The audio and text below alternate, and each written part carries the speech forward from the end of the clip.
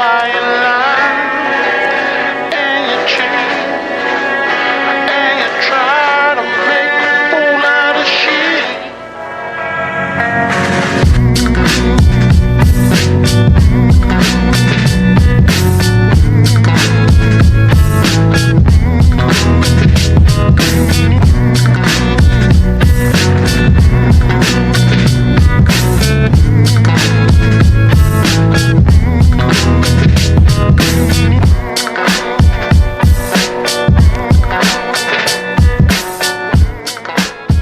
So in recent years, the X-Men have become a global power in Marvel Comics, and in fact, there are mutants that now live on Mars. So for the non-comic book reader, this can be incredibly confusing to try to get into, especially with Fall of X coming out. A lot of people, I think, are intrigued and trying to find a way into the X-Men. So we're gonna make sense of all this stuff in this video. So the way that Marvel handled the X-Men in recent years, it's kind of done in like 3 phases. So phase 1 was basically the relaunch. That was House and Powers of X. And that focused on a woman named Moira McTaggart. So for decades in Marvel, Moira was just a mutant geneticist. Now, what Marvel did with House and Powers of X is they actually changed her character up, and they revealed that Moira McTaggart actually has powers, that whenever she dies, the timeline resets. Now, it doesn't reset the whole universe back to its very beginnings. What it does is it resets the timeline back to when she was born. So everything that took place between the time that she was conceived and the time she died all gets reset back to 0. Now, of course, she had no idea this was her power until the first time she died. But when she came back with her second life, she remembered everything from her first life. And that's the way her character worked. When she died the third time, she remembered everything from the first life and the second life. And that keeps going on and on and on. Now, Moira McTaggart has died and reset the timeline and been born again a total of 10 times.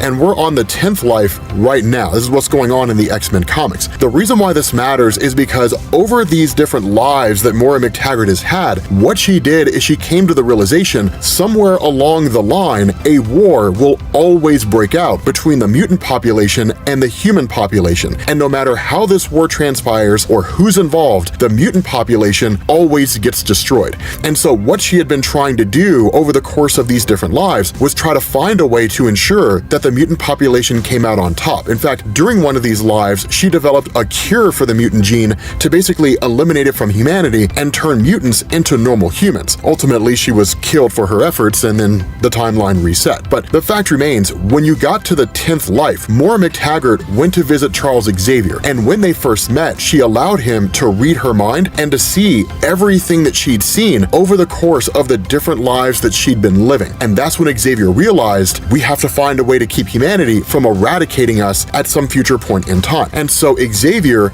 met with Magneto, and between Magneto, Xavier, and Moira McTaggart, they decided to basically create their own island nation. And this is when they took up residence on Krakoa. Now, once Krakoa was chosen to be the safe haven of the mutant population, Xavier, Moira McTaggart, and Magneto did 4 things. The first thing they did is they opened the doors of Krakoa to every mutant across the world, whether they had traditionally been a villain or a hero. The fact was, they were all mutants, so they were all united. Now, of course, this would lead to rivalries, it would lead to villains fighting heroes, things along those lines. So to solve that problem, the second thing they did is they created the Quiet Council and a set of laws. One of those laws was that mutants could not harm other mutants lest they be confined to what was called the Pit, which was basically just a giant hole in the center of Krakoa where you would remain for eternity. And in fact, that was what happened to Sabretooth for a time. The third thing they did is they developed technologies that could cure any mental illness, schizophrenia, dementia, Alzheimer's, as well as medicines that could extend the lifespan of the average person. The only way these medicines could be attained is if any one particular country chose to recognize the sovereignty of Krakoa and then allow all mutants from their country to leave and travel to Krakoa. But the fourth thing they did is they created what was called resurrection. And what this basically meant was that the mutant population found a way to cheat death, that they had a group that was called the Five. These were 5 different mutants, also known as Omega level mutants, meaning they're some of the most powerful mutants in existence, but between the 5 of them and the powers they had, they could do things like bring Wolverine back from the dead and then use their reality warping powers to create adamantium and bond it to his skeleton. Whenever a mutant was on Krakoa, at all times, their mind was constantly being backed up to into a database so that if a mutant suddenly killed over from a brain aneurysm, they could be resurrected, and all the memories they had up until the moment they died would be put back in their head. What's funny about this is the resurrection protocols actually became a major focus of an event called Judgment Day, which was a war between the Avengers, the X-Men, and the Eternals, but that's neither here nor there. Now this takes us into what's basically the second phase of the X-Men era, and this was the era of Krakoa, Orako, and Okara. These three things genuinely confuse people, so I will make it all make sense. What Marvel tells us is that at some point in the distant past of Earth, running up to about 5 to 10,000 years ago, there was a giant landmass that was called Okara. Now, the reason why I say 5 to 10,000 years ago is because during that time period, Apocalypse, one of the oldest mutants in existence, alongside his wife Genesis, had basically turned Okara into a giant safe haven where all mutants resided. The kicker about all this is that about 5 to 10,000 years ago, someone used the Twilight Sword of Surtur and cut a literal rift in the very fabric of reality at Okara, which allowed all these different demonic beings from another dimension to come pouring into Earth. And so Apocalypse and his wife Genesis rallied all the mutants across the world at that point in time and launched an attack to try to counter the invading forces. But during this war, what Apocalypse and his wife started to realize is the only way for this conflict to end was for someone or a group of people to go to the other side of the rift and to seal it shut. And that's what Apocalypse's wife Genesis and most mutants on Earth at that time did. And so Apocalypse was really the only mutant left on Earth. There were a few, but for the most part, he was the only one. Now, when the forces of Genesis transitioned from Earth into this other dimension and they sealed the breach, it cut Okara in half. The half of Okara that stayed on Earth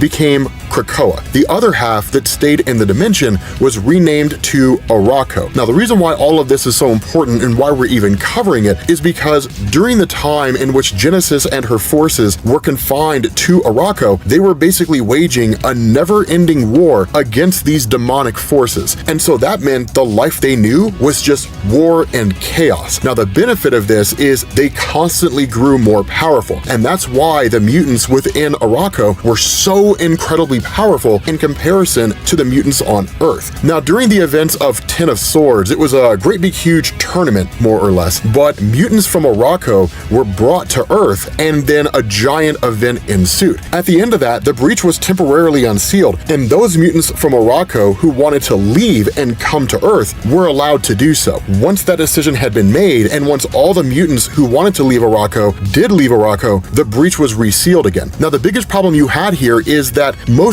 all mutants who lived in Krakoa were essentially peaceful. They didn't really chase conflict and war if they didn't have to, but the mutants from Orako knew nothing but war, and so that meant that these two groups could not coexist. So what ended up happening is that the mutants from Orako who initially went to Krakoa left, and they basically took up residence on Mars and then renamed Mars to New Orako, or just Orako. So that's why you have mutants on Mars right now. Now, the big thing that came out of like the third phase was the revelation of Moira McTaggart, that where she had initially met with Xavier and initially met with Magneto and pitched herself as this person that was just trying to find a way to save the mutant population. What she was trying to do was eliminate the mutant population, because over the course of her lives, she'd come to the realization there was no way for the mutant population to win. Nothing that could be done would save the mutant population from complete and utter destruction. The only way to get around that was by virtue of basically inventing the resurrection process, and that what would happen over however many years before that event took place is that if 1,000 mutants died over the course of a year, 1,000 mutants would be resurrected, but one of those mutants would be resurrected without their powers. But because only mutants are allowed on the nation of Krakoa, that mutant that came back with no powers would be sent away. And that was the goal of Moira McTaggart, to slowly eliminate the mutant gene over time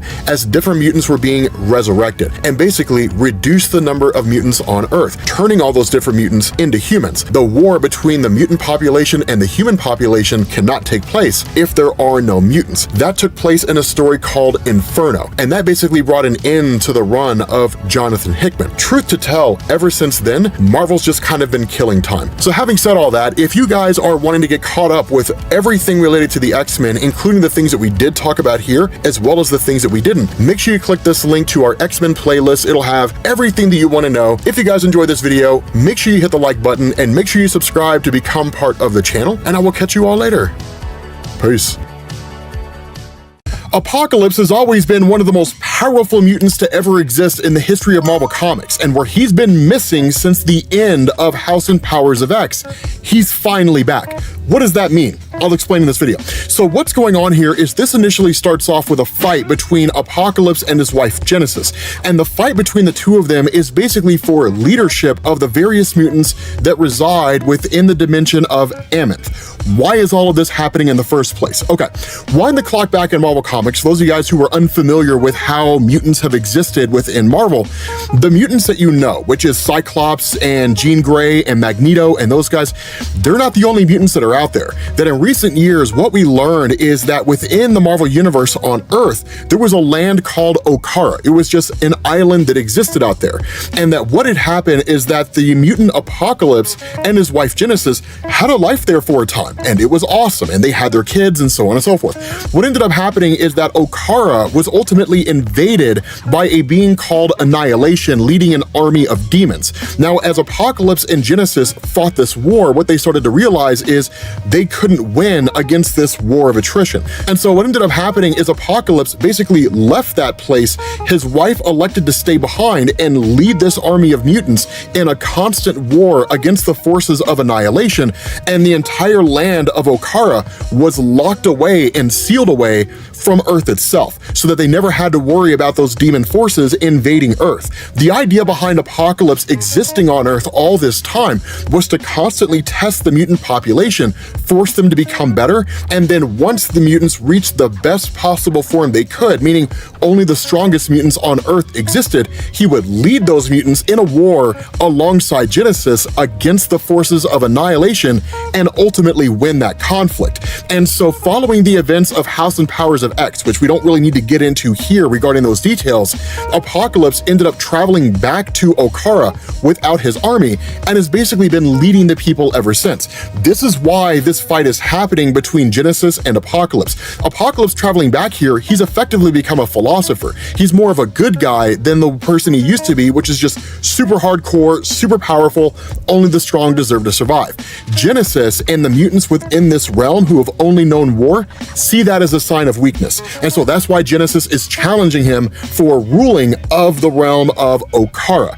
And so what's so cool about this is that as the two of them fight, what Genesis reveals is this long-lost secret that she had never told her husband, that at a past point in time, Annihilation approached her, the leader of these crazy demons and whatnot. Apocalypse was there when it happened, but when a conversation between Genesis and Annihilation took place, it took place within Genesis' mind. And Annihilation offered her a possible outcome, right? Offered her a kind of deal. Genesis ultimately turned it down, but Apocalypse had always been led to believe the deal was not in their favor, that it was effectively surrender, and so he just went along with whatever it was that she had told him. What had actually happened is that Annihilation had brokered a peace deal, that it was going to be the end of the war. Genesis turned it down because all the people in the realm of Okara had known was war and conflict. And so in her mind, that made them better. It made them stronger. It made them more powerful. She had basically become obsessed with war. She had become obsessed with conflict. The result of this is that when Apocalypse learns the truth, he effectively lashes out. He gets incredibly angry and starts attacking her with even more fervor than he did before. And that's when she basically reveals to him, this is your inherent weakness. One, you let your emotions get the better of you. And two, the Apocalypse I knew, the Apocalypse that I fell in love with, would never become a philosopher. He would never become a person that would preach whether or not doing whatever needs to be done is the right mode of action. No, he would say, if you are not strong enough to survive, you don't deserve to live. There's no arguing that, no ifs, ands, or buts. That's just the way things are. And so what Apocalypse does in one of the coolest moments here is he actually ends up taking these two swords that Genesis had stabbed him with, and he pulls them out, and he tells her, you fail to understand me. I am a mutant of the highest order. I can control every atom in my body. That's my mutant gift. Now, that's an important statement. And the reason why is because within Marvel Comics, the real powers of Apocalypse have always kind of been ambiguous. Is he immortal? Does he have the ability to grow to any size? We never really knew definitively what his actual powers were because Marvel had never really given us a definitive statement to flesh them out. This fixes all that. It basically says that Apocalypse can control the atoms in his body. It explains why he can give himself any superhuman ability outside of reality warping. It explains why it is he can grow or shrink to any size, why he can presumably teleport, although that's more due to technology than anything else. And it also explains his immortality and his ability to heal from virtually anything. The fact that he can just control what his body does or does not do. And so what ends up going on here is that word reaches the ears of Genesis that those mutants who have resided on Earth itself have now basically created Orako. Here's the reason why that matters. At the end of Tens of Swords, not every mutant within the realm of Okara stayed there. Some left, but understand, every single mutant in this land is an Omega level mutant. For those of you guys who don't know what that means, it means they're some of the strongest mutants in existence. Each and every one of them are incredibly powerful. But those mutants who left the land of Okara and chose to travel to basically Earth, their goal initially was to blend in and make a life with all the other mutants that you know and love. Magneto, Professor Xavier, and so on and so forth. Ultimately, because those mutants had known nothing but war, and the goal of the X-Men and other mutants on Krakoa was to basically create peace on Earth for the mutant population, those two groups could not coexist. And so those mutants who left Okara traveled to Mars and then set up their own land called Orako. And so what's happening here is this Genesis learning that seemingly mutants have conquered the world. Now Apocalypse comes along and he makes this statement and saying, no, that's not necessarily true, but our mutant population is constantly being tested. That's the differing viewpoint between these two. In the eyes of Genesis, those mutants who had left Okara and traveled to Mars to basically form Orako, they are, by virtue of not consistently facing war, becoming weaker. In her mind, they are kind of betrayers of the ideology of what mutants are supposed to be, constantly facing wars, constantly improving themselves, being tested over and over and over again, and proving themselves better each and every time. This realization that these mutants out there on Mars are becoming weaker comes by way of a woman named Mariana Stern showing up to effectively Genesis in a kind of astral form and revealing to her the events of Avengers versus X-Men versus Eternals. Now, for those of you guys who aren't familiar with that story, we covered it. You'll find a link to it down below the like button. This was basically a war where literally the Eternals went to war against the Avengers and the X-Men. It was a pretty amazing story. But what ended up happening in that story is that an Eternal who had been around for a very long time named Uranos was sent to Mars and wiped out something like 90% of the mutants who lived there. And so the fact that they had been defeated by such a foe is an indication to Genesis that they are weak, that they're not as strong as they're supposed to be. And that Apocalypse, in his statement of saying, I watched them from a distance, they're constantly being tested, they're not becoming weaker, they're becoming stronger. In the eyes of Genesis, it's a lie. None of that is true. That the mutants on Earth, so the X-Men that you're aware of, they're becoming weaker. That the mutants who left Okara and traveled to Orako when 90% of their population were destroyed by Uranos, that shows that they're becoming weaker. Because if that fight were to happen immediately after they left Okara, they would have taken out Uranos like that. They would have eliminated that guy, no questions asked.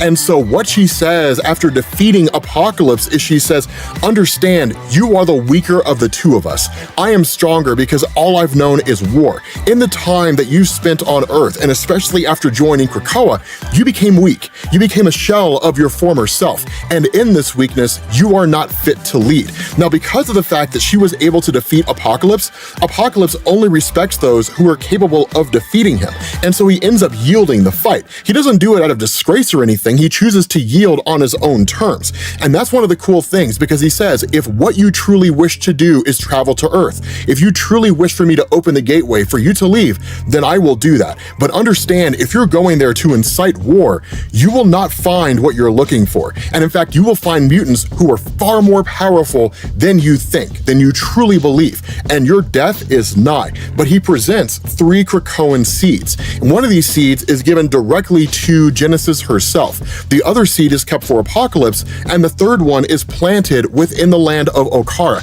These seeds are basically gates. They're doorways, right? Genesis having one of these seeds means she can open a doorway wherever it is that she's at. She plants it in the ground, it sprouts up, the doorway opens, she passes through, and she'll end up back here in Okara. Apocalypse having the seed basically allows him to do the same thing.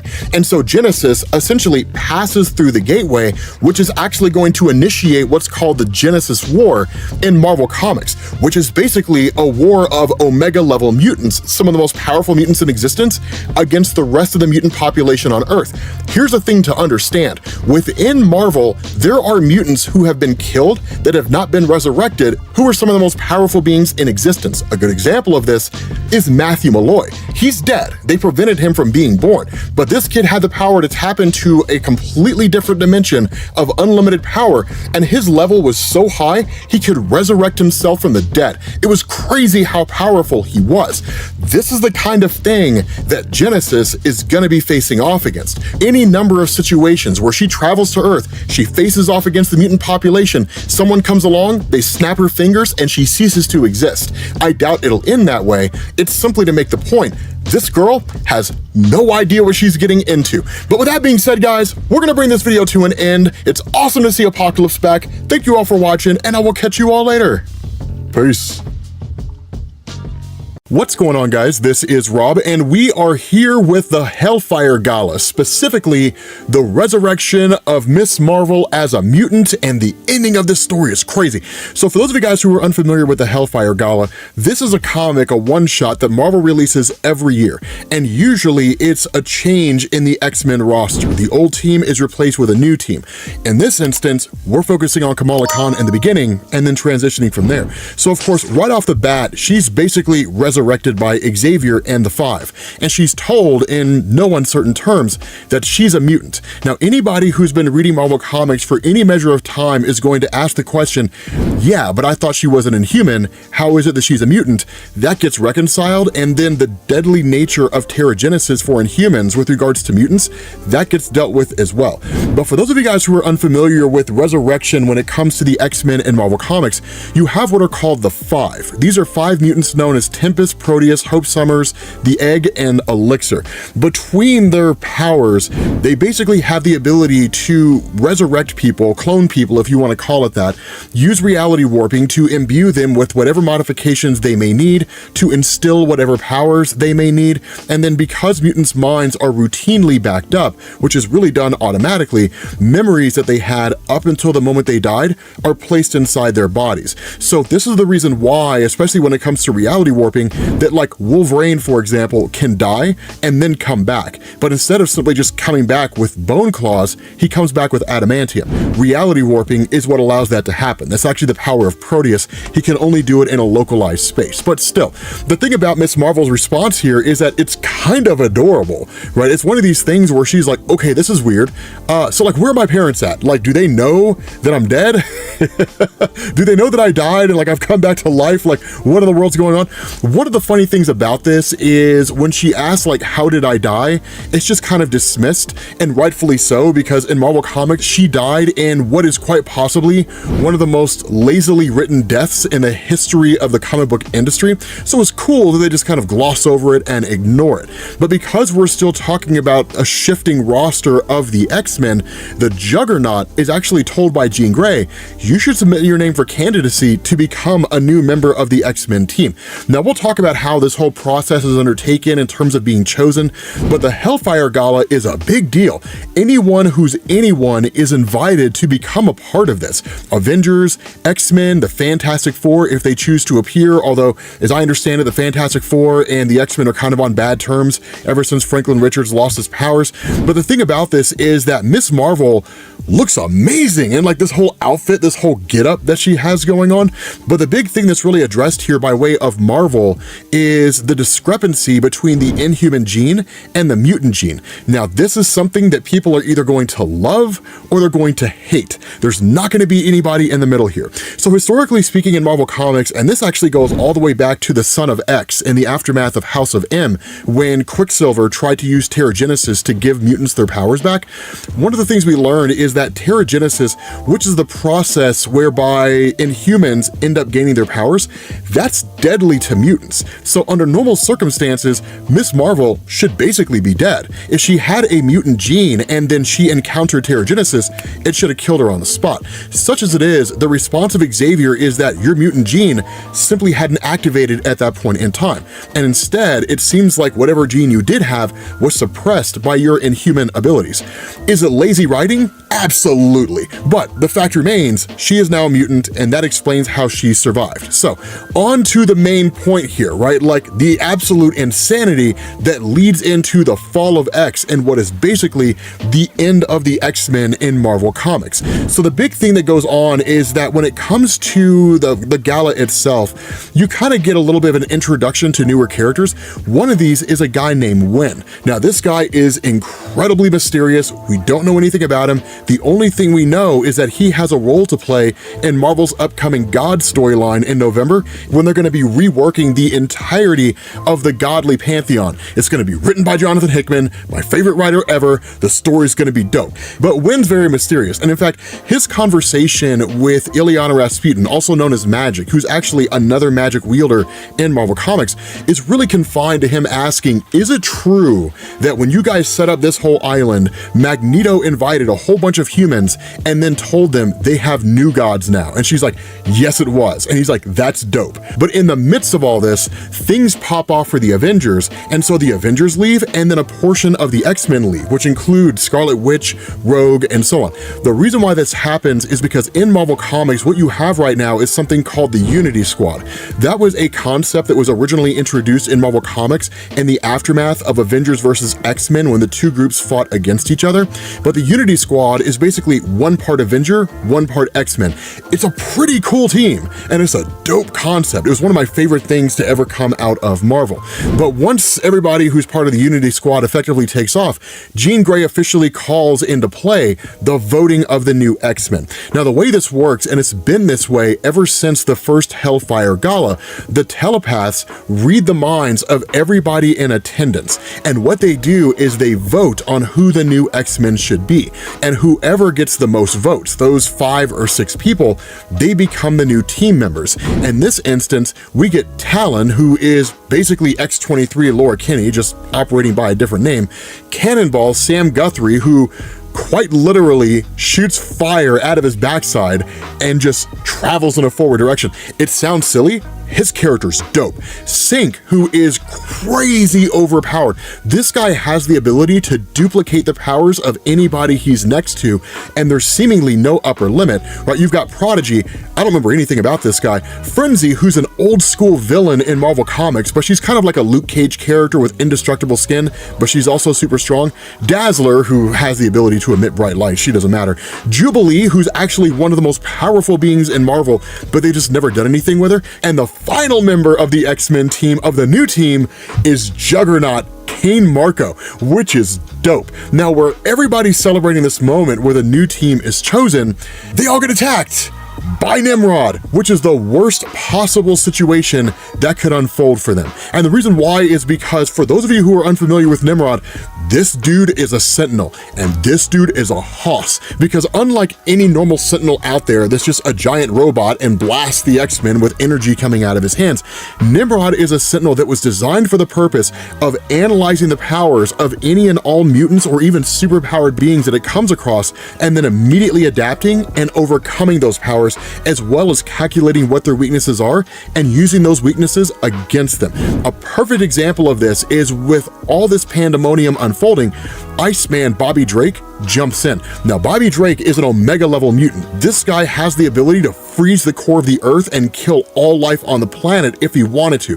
This guy gets dominated. I mean, it's not even close. In fact, the attack of Nimrod is designed in such a way to where it basically neutralizes the powers of Iceman and quite literally melts him. And that's the goal that they're striving for. It's why Nimrod was sent in first. Take out the Omega level mutants as fast as you possibly can. And so in response to this, Jean Grey basically fastball specials Juggernaut, which essentially means that she uses her powers and just throws him directly at Nimrod. Now, a fight between Juggernaut and Nimrod is something that we've never seen before, because remember, Juggernaut is not truly a mutant. He's actually just a guy who possesses what's called the Crimson Gem of Sidorak, basically a gem that grants him power from an other dimensional being of immense power, right? Sidorak is crazy overpowered.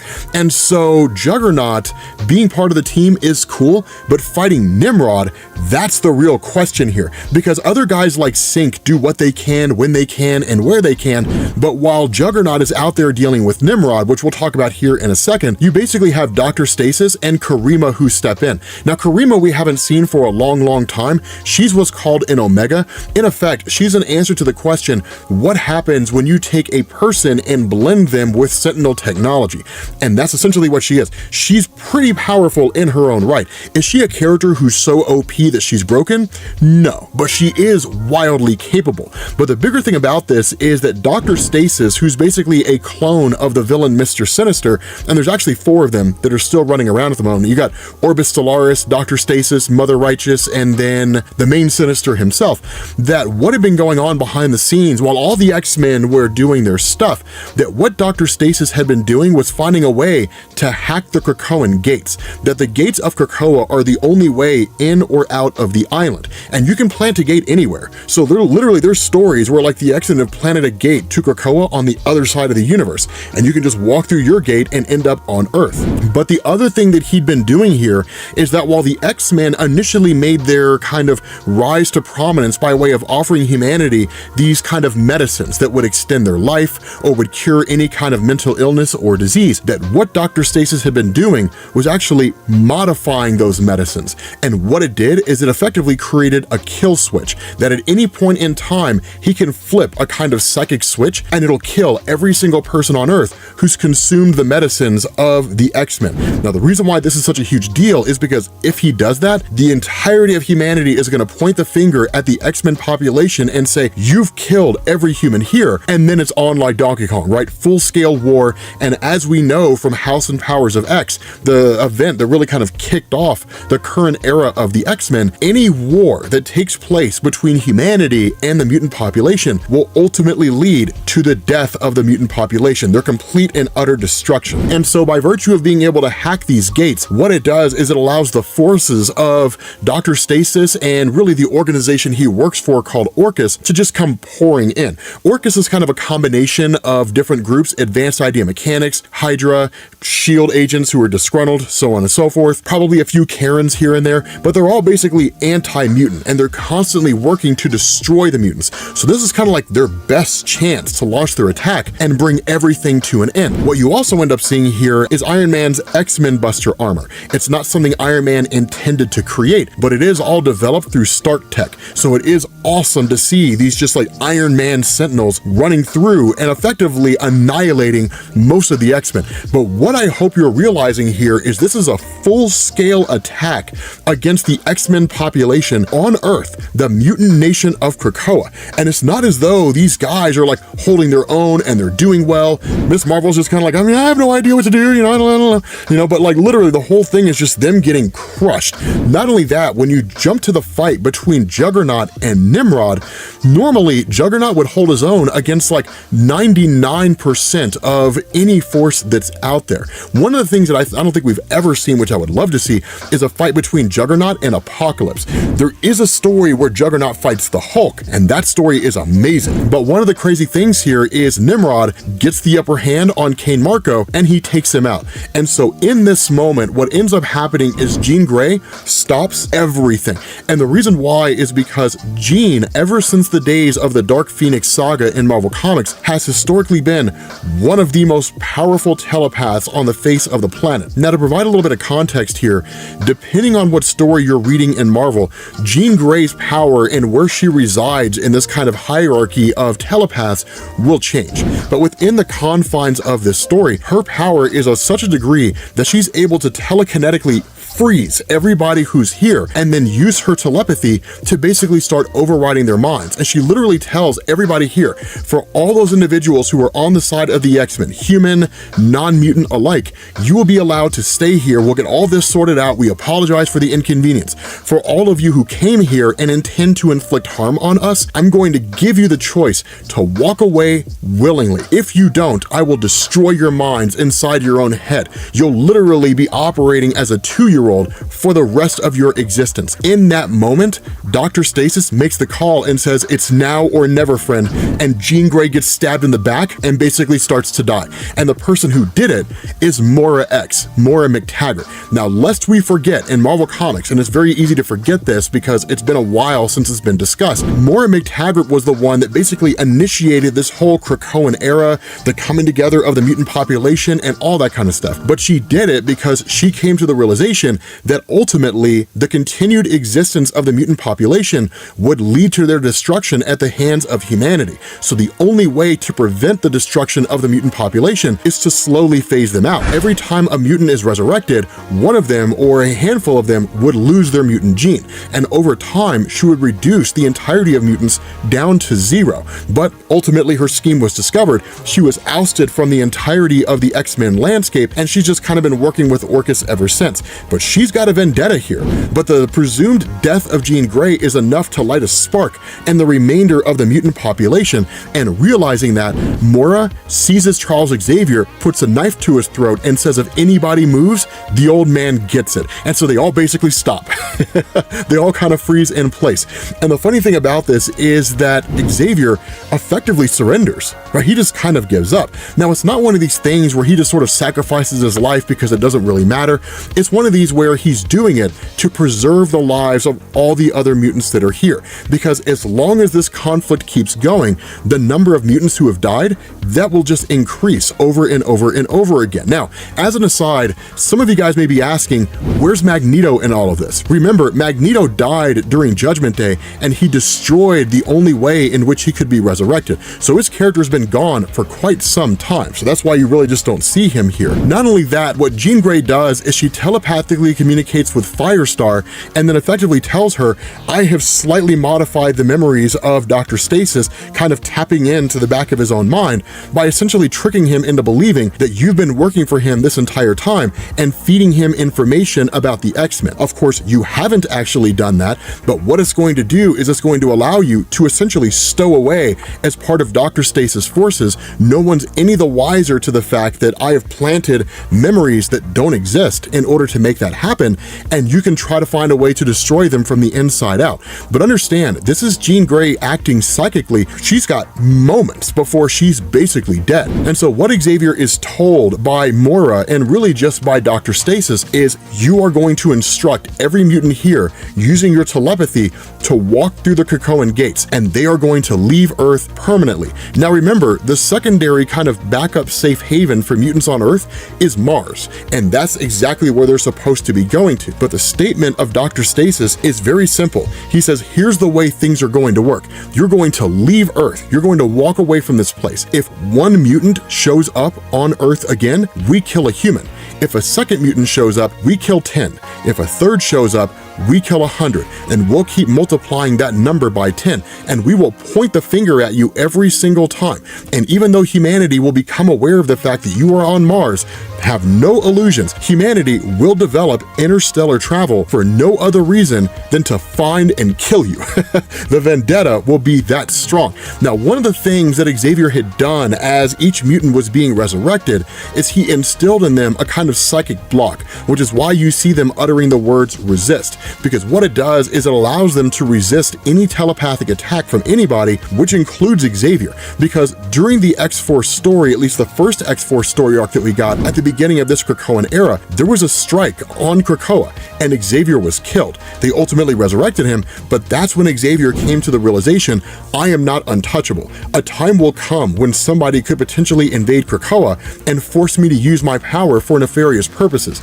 And if that happens, there needs to be safeguards in place, i.e. giving a means to every mutant on Krakoa that can allow them to override these telepathic attacks from anybody, anywhere. And so for those mutants who don't walk through the gates and who are capable of resisting, they actually stand fast. But what's so funny about this is a teleporter whisks them away. Now, the reason why this matters is because no one would know where they went to. They would just disappear off somewhere. When you have Dr. Orchis and Moira who are telling all the X-Men, go to Mars, it puts them in a location where they can easily be monitored, where they can easily be tracked, right? It's a parent telling their child, go to your room, as opposed to a parent telling their child, go away. And then who knows where they end up.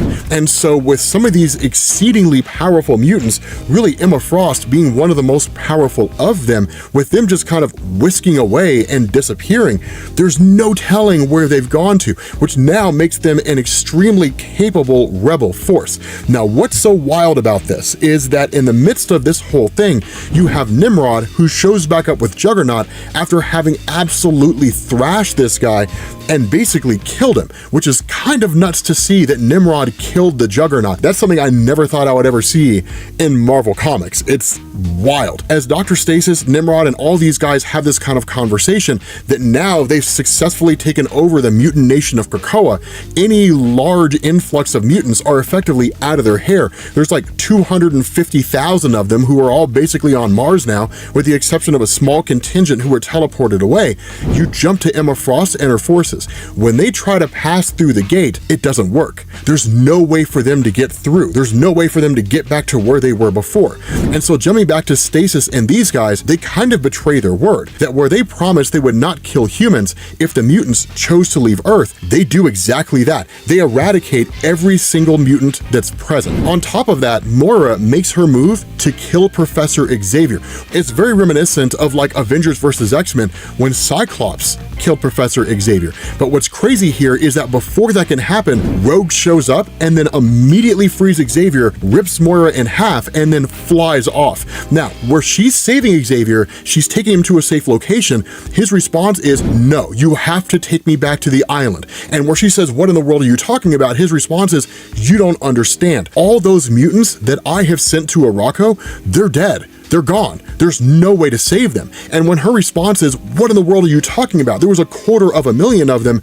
His response is, no, they're all dead and gone. Now, the reason for this, while it's not explicitly shown here, largely seems to be the Genesis War that's taking place on Mars.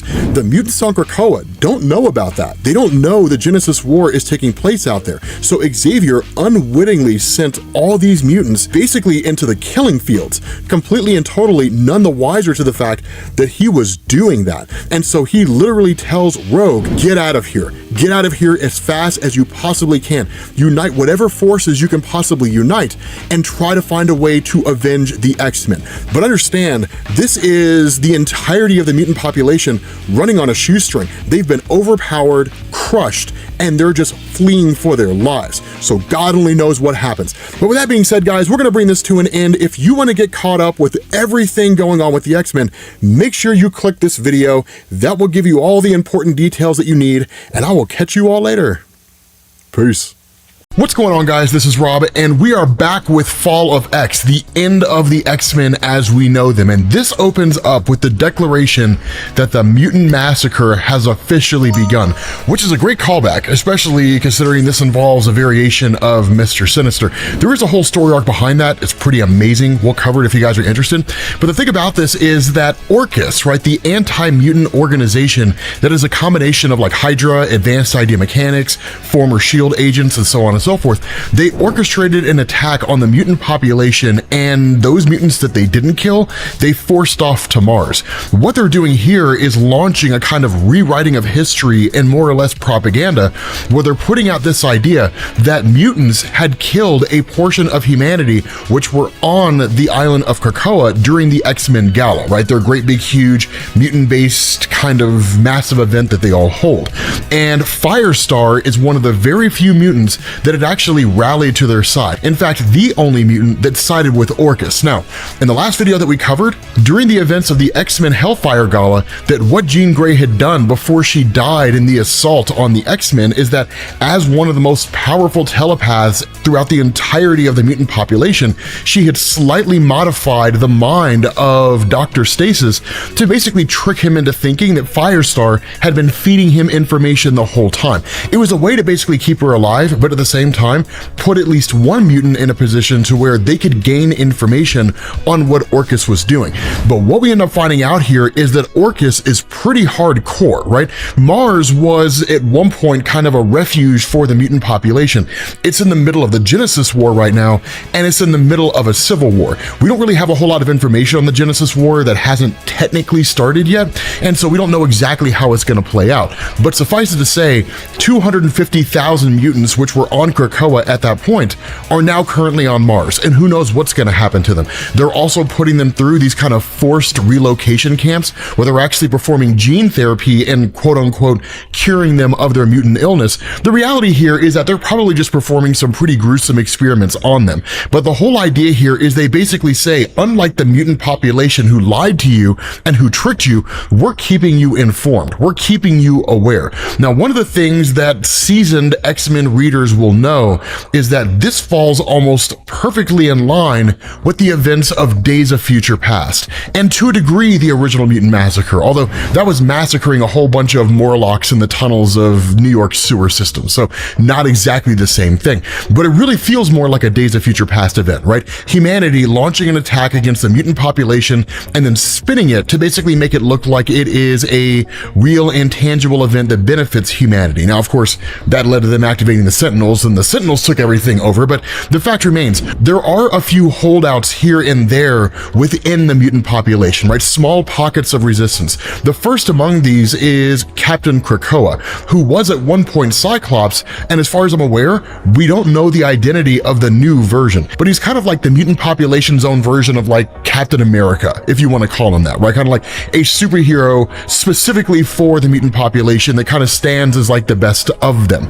But the other thing about this is that Fei Long ends up meeting with the President of the United States. Now, Fei Long is this guy who is staunchly anti-mutant, and as you guys will notice from these giant sentinels, these look like they're made from Stark tech. That is an accurate statement. That did happen. We will cover that because basically Iron Man more or less unwittingly ended up developing sentinels using Stark tech that are designed to hunt down the mutant population. But Fei Long kind of puts this idea off, right? As a member of Orchis and kind of this anti-mutant group, he puts this idea out there that they've done a few different things. First and foremost, these sentinels are stationed throughout different places around the world, specifically areas where mutants are most likely to congregate. Of course, Krakoa being a perfect example, because what better place to try to rally what few forces they have left than within the mutant nation of Krakoa itself, despite the fact that it's inaccessible. Now, while they have moved a whole bunch of mutants, right, forced relocated them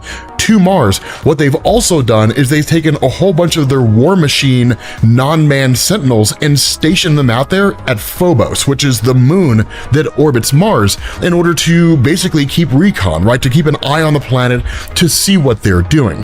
And so what we end up doing is transitioning to Dr. Stasis when he's at one of the prison facilities where these different mutants are being held, right? The Henry Gyrick Center for Behavioral Studies, which is on Randall's Island. The reason why it's called the Henry Gyrick Center for Behavioral Studies is that back during the Chris Claremont days in X-Men, Henry Gyrick was very much an anti-mutant guy, and in fact, he was a major focal point in Project Wide Awake, which was basically a government-sanctioned anti-mutant task force that stretched from the highest levels of government, right? The president, senators, congressmen, congresswomen, state police, local sheriff's offices, the FBI, the CIA. I mean, it was everything, right? Just this massive anti-mutant government organization that actually kind of operated in the dark, that it was very cloak and dagger. But when Dr. Stasis is here, he ends up going into a room that's holding quote-unquote prisoner number 10. And as he's talking to this guy, what he's basically doing is telling him, like, everything is done, like it's over. The mutants are defeated. The X-Men are gone. Most mutants that are on Earth are basically out, and the ones who remain here are these little small pockets of resistance, and oh lordy me, they may come after us one day, boo-hoo. Like, it's just one of these things where it's kind of like, game over, you lost, we won. Join our side, put forward our anti-mutant rhetoric, support the statement that you guys attacked humanity, and we'll do you a courtesy, right? You'll be treated better than everybody else.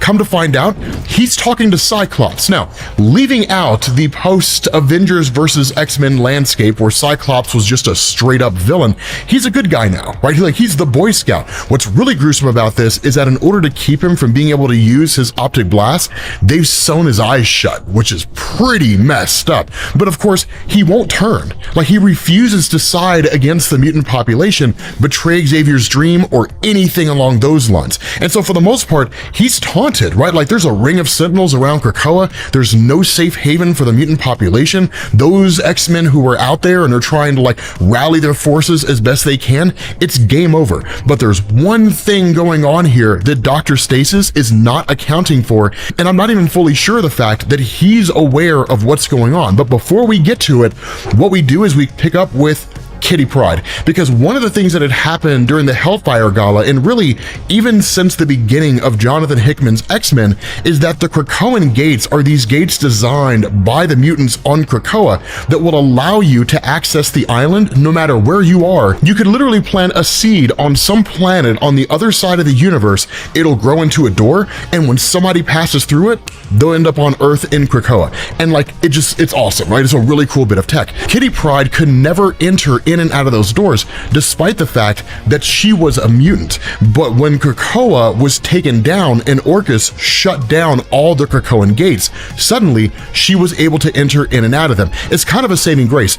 I don't really think this was the intention of Marvel. We never got an answer for why she couldn't use the gates before, but it's kind of a cool way to give her a unique ability here, because as the only person who can access the Krakoan gates, she's described as a kind of ghost in the machine. She can segue in and out of these gates, and no one's any other wiser to the fact that she can do it. Because as far as Orchis and all these organizations are concerned, no mutant can enter in and out of Krakoa using Krakoan gates. So she really is their ace in the hole. And in fact, Sync, an Omega level mutant with the power to duplicate the powers of anybody else, even he cannot enter in and out of the gates despite his ability to duplicate the powers of Kitty Pryde. And so that's why he tells her, you're our ace in the hole, you're our secret weapon, you can get into places that people should not be able to get into.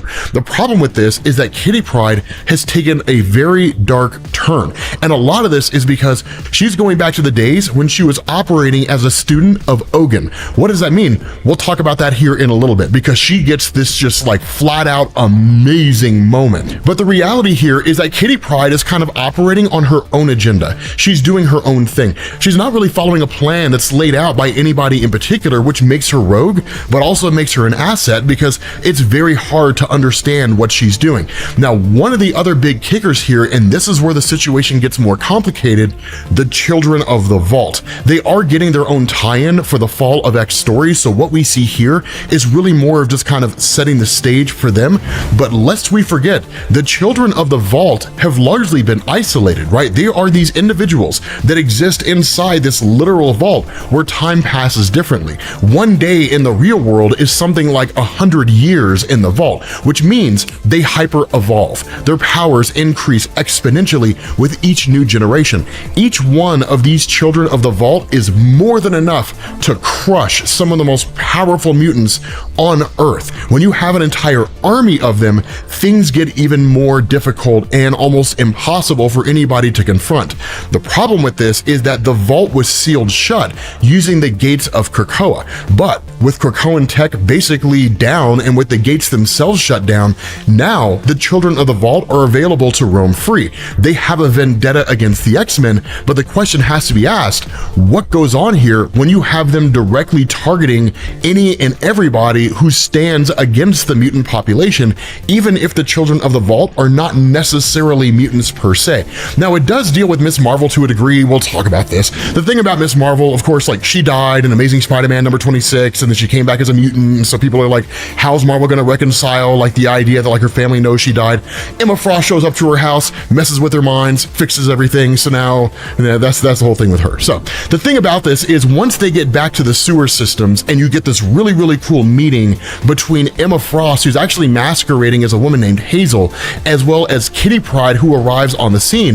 The thing that I was talking about when I was referring to this sort of secret situation that Orchis doesn't really seem to be aware of is Captain America's Unity Squad. So for those of you guys who don't know about this, the Unity Squad was formed in Marvel Comics in the aftermath of Avengers vs. X-Men. The two groups fought each other over the return of the Phoenix. Captain America came to the realization that they're actually greater than the sum of their parts. So in order to kind of bridge this rift between the two of them, they decided to basically merge mutants and Avengers onto a singular team. And the Unity Squad was dope. It was one of the coolest things that Marvel had for the longest time, and now you have it again, which is why you have Iron Man, you've got Deadpool. Of course, Iron Man's here because he was more or less tricked, and it wasn't really even him building it per se, but Stark Tech was used to build the Sentinels. But it's one of these things where Captain America and the remnants of the mutant population on Earth basically meet in different locations. It's never in the same place twice, and they never meet for long. They exchange information, and it really is in effect Captain America putting on the front face that like he's an Avenger and the Avengers are dealing with threats that don't involve the mutant population, but all the while keeping his ear to the ground and feeding information to the mutant resistance group to basically keep them aware of what's going on out there in the world, because they can't just like go out there and do their thing. But what happens, and this is where we get into this discussion about like Kitty Pryde's amazing moment, Ogun, that whole thing, which is dope, Wolverine's training, all that stuff.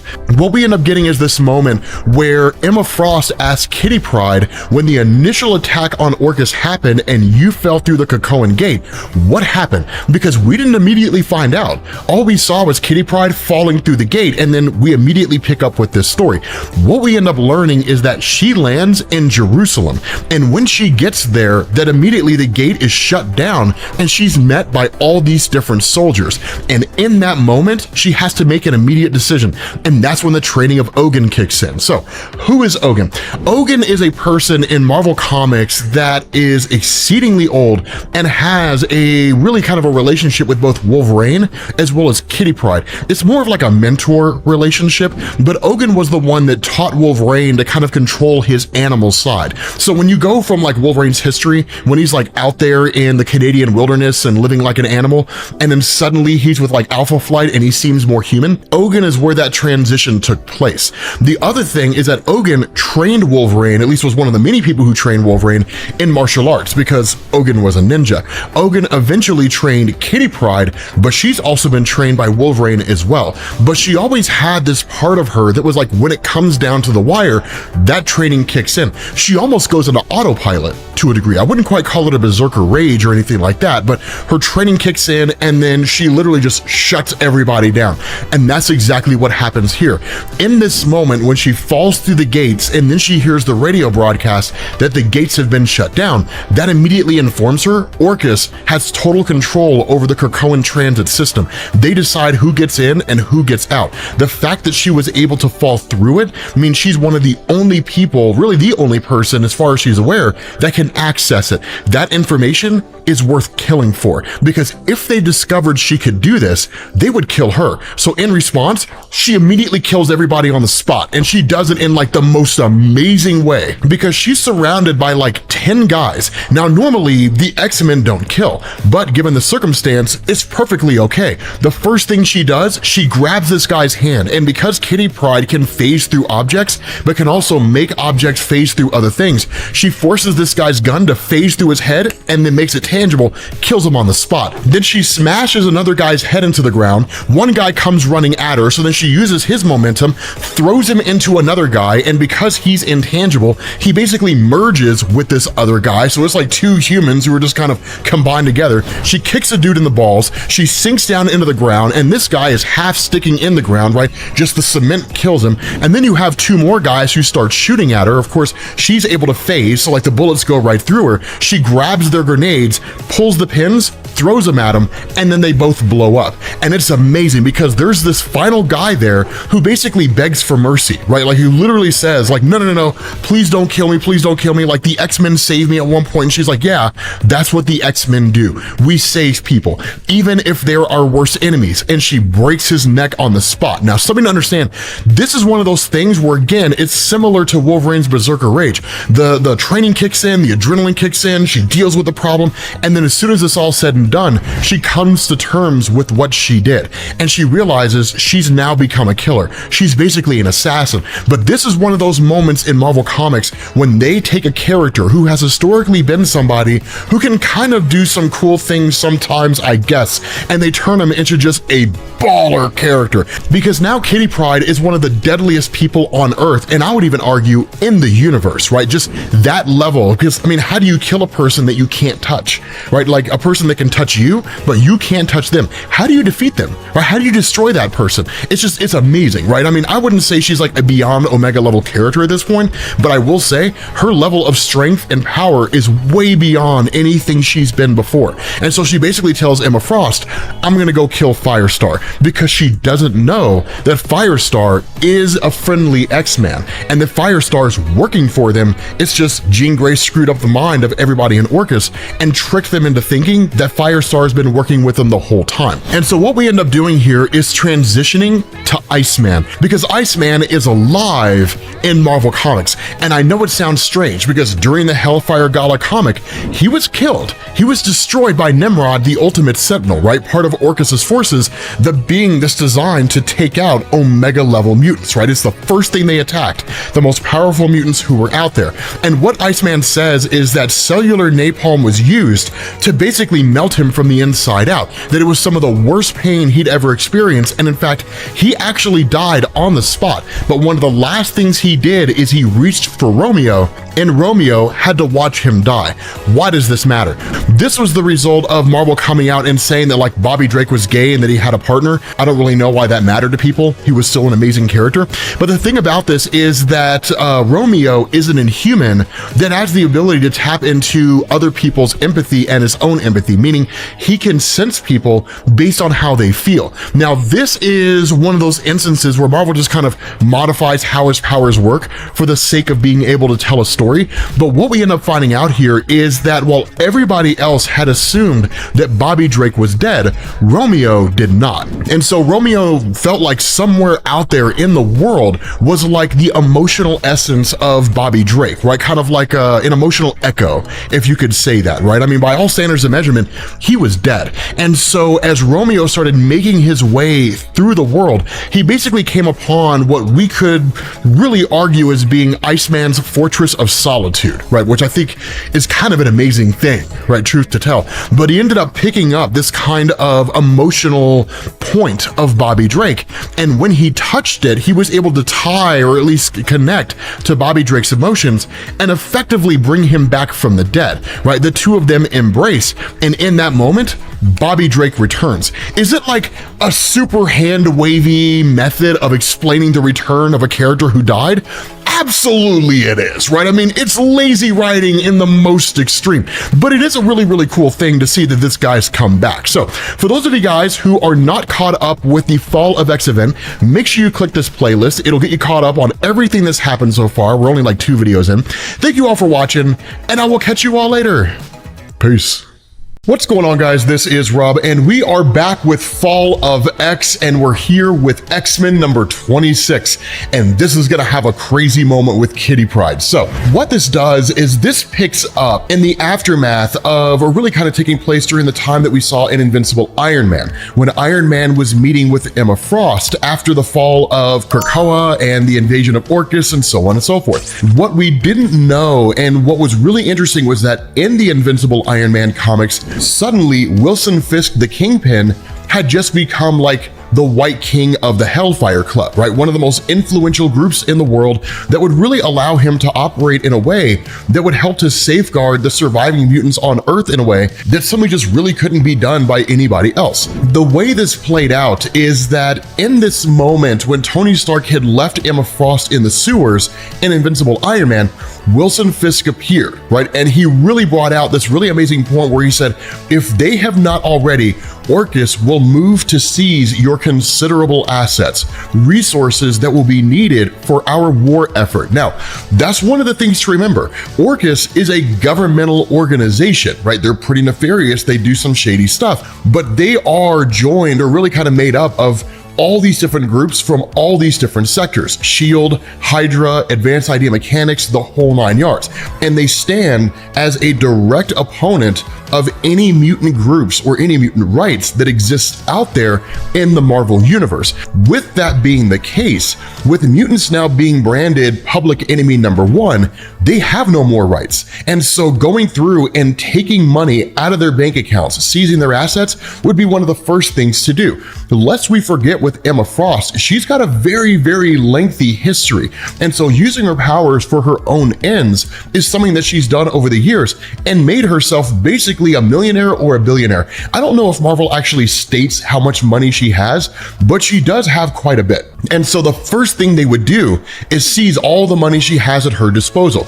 This is one of the reasons, or really kind of how Wilson Fisk became the Black King of the Hellfire Club, because what he would be able to do is effectively move her money from her accounts into accounts that are owned by the Hellfire Club. And now it's their money, not her money. And the Hellfire Club is not a target of Orchis, and there's no way they would be able to get a warrant to seize those assets in the first place. So it's putting her money in a safe place. It's one of the ways in which he demonstrated himself as being exceedingly important to the forces of the mutants who survive on Earth. The other part of this, and unless you read Secret Empire, you wouldn't know about this, but it's one of the coolest elements of Kingpin, that when Secret Empire took place, Captain America conquered the United States and so on and so forth, New York was kind of sent away to like some dark dimension where it was very difficult for anybody to stay alive. But Wilson Fisk basically kept crime at bay. But he told people in the city, in exchange for keeping you safe here, all I ask is that when the time comes, you vote for me. So that when he ran to become the mayor of New York City, that guy ended up winning because of all the people who saw him as someone that was in their corner. And so despite the fact that he's not really the mayor anymore, he still has a vast amount of influence. The biggest role he has in influence is bending the courts to his favor. That's the coolest thing, right? Because now they have a guy that can control, or at least help to control, government on a local level that can stand in the way of Orchis, basically making a hassle for mutants within the city of New York. It's not all encompassing. He can't just turn New York City into a safe haven for mutants, but he can do a lot to get in the way of Orchis. Now, the other part of this is Tony Stark. While yes, at the moment, Tony Stark is flat broke, right? The guy has no money. And of course, you can find out about that at the playlist at the end of this video. The fact is, he's still an Avenger, and the Avengers are still working on behalf of the X-Men, albeit in secret and taking pot shots. Because if the Avengers come out and they say we side with the mutant population, public opinion is so against the mutant population, it would turn on the Avengers. So it would literally make their life harder. And so in response to this, Tony Stark is just kind of like the Black King of the Hellfire Club. And so he's kind of the Avengers liaison to the X-Men. Now, the other part of this is, of course, Miss Kendall. That's the fake persona of Emma Frost, right? It's the identity she uses along with the ring she wears. Because remember, there is technology that exists out there, and we still don't know who created it as far as I'm aware. Unless I missed something, we still don't know who it was that did it. But effectively, there's little pieces of jewelry you can wear, little trinkets, things like that, that will mask your mutant identity so that the Sentinels that are out there, or any artificial intelligence technology, will not be able to detect the mutant gene. And so Tony Stark, as he's here, is the playboy. He's the guy who isn't really the billionaire anymore, but people still see him with the devil may care, you know, drunk kind of attitude, that sort of thing. And that when he gets into a room with Miss Kendall, he's like, thanks for the save, Emma. This is dope. It's really, really cool. The reason why is because Tony Stark is putting on the act. The world sees him as the irresponsible billionaire guy who masquerades as Iron Man, doesn't really care about anything other than himself. Behind the scenes, Tony Stark is a wholly different person than the guy that he was back then. Society doesn't realize it, and even if they did, they probably wouldn't acknowledge it. But him working alongside Emma shows the guy he really is, which is basically this notion that he's aware of Firestar in Orchis. Now, for those of you guys who don't know what that means, Firestar is a mutant, and at the very beginning of Fall of X, when Orchis launched their strike against Krakoa, before Jean Grey died, she basically modified the memories of everybody in Orchis who believed that Firestar was the one that turned against the X-Men. Now, the good thing about this is that it allowed Firestar to basically exist within Orchis and gather intel, with Orchis being none the wiser to Jean Grey's modifications. The downside to this is every mutant in existence thinks she's a traitor. They think that she turned on the whole mutant population and ratted them out. And so Miss Kendall, right, Emma Frost's meeting with Tony is her asking the question, is Firestar in the Orchis facilities, right? Is that your quote unquote optics, right? The sources of intel that you have within Orchis. And while he won't necessarily come clean, her response is, if she's your mole, tell her she's been targeted by a rogue mutant assassin who she has no hope of surviving. If she's not your mole, then I'll go fetch an urn from the basement. And so this literally tells Tony Stark, let her know what's happening, because if you don't, she's gonna die, right? She needs to be able to prepare. Now, there is a whole thing with Miss Marvel, right, Kamala Khan, where she continues to do virtually nothing within the Fall of X stories, right? She's literally just been useless the entire time, right? And I don't say that because I hate her character, I say it because, like, she's literally been doing nothing the entire time, like, literally just doing nothing at all. And so what we end up doing is we jump to what's called the Bloom, right? Orchis' space station above Earth.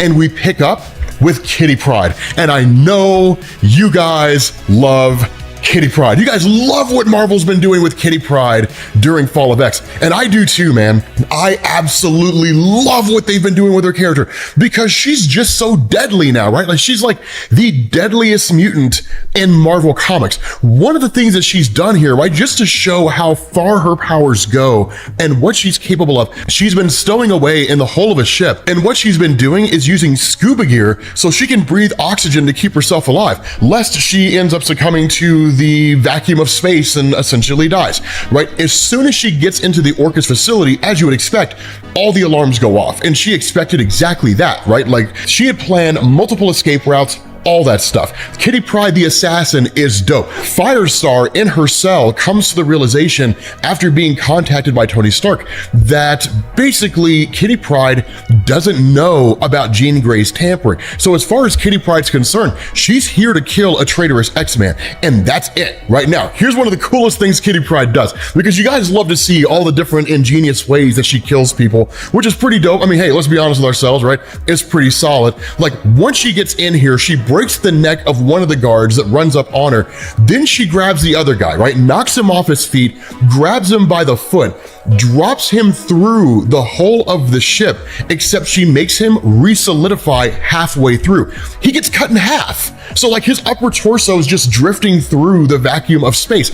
It's hardcore, man. I'll be honest with you guys, when we get Kitty Pryde in the Marvel Cinematic Universe, this is the one that I kind of want to see, right? I want to see just like the assassin, murderous Kitty Pryde. You never really get to see her all that often in Marvel Comics, and it's so awesome to see her here. And so with her standing outside the cell of Firestar, Firestar initially addresses her, right? Like, Kitty Pryde, like, if you're outside that door, I need to talk. I have a crazy story to tell you.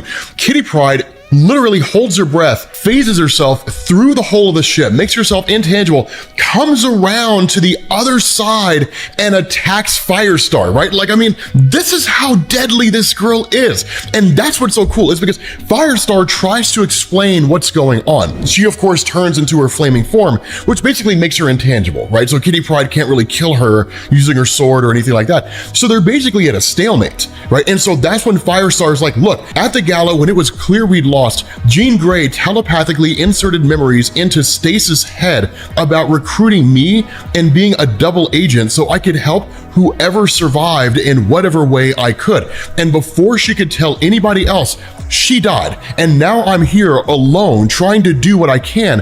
And I didn't ask for this, but Jean did it anyway and said I had to volunteer. But I didn't really even volunteer. And I didn't even want to be an X-Man, but now I am. I know that I can be important. I can be of service. I am a mutant and I'm proud. I resist, right? It's some straight up John Wick stuff. I will serve, I will be of service. Like, it's a really cool thing. And so in response to this, you have her asking the question of Kitty Pryde, I know you don't believe me, but you have to believe that all of this is true. Kitty Pryde's response, that's the most Jean Grey thing that Jean Grey would ever do.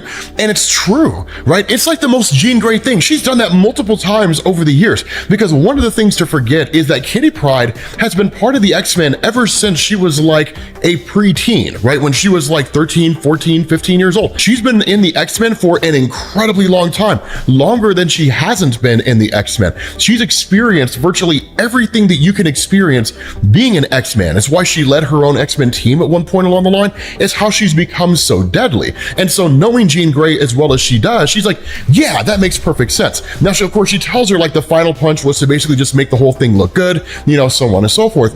But where Firestar asked the question, who else survived?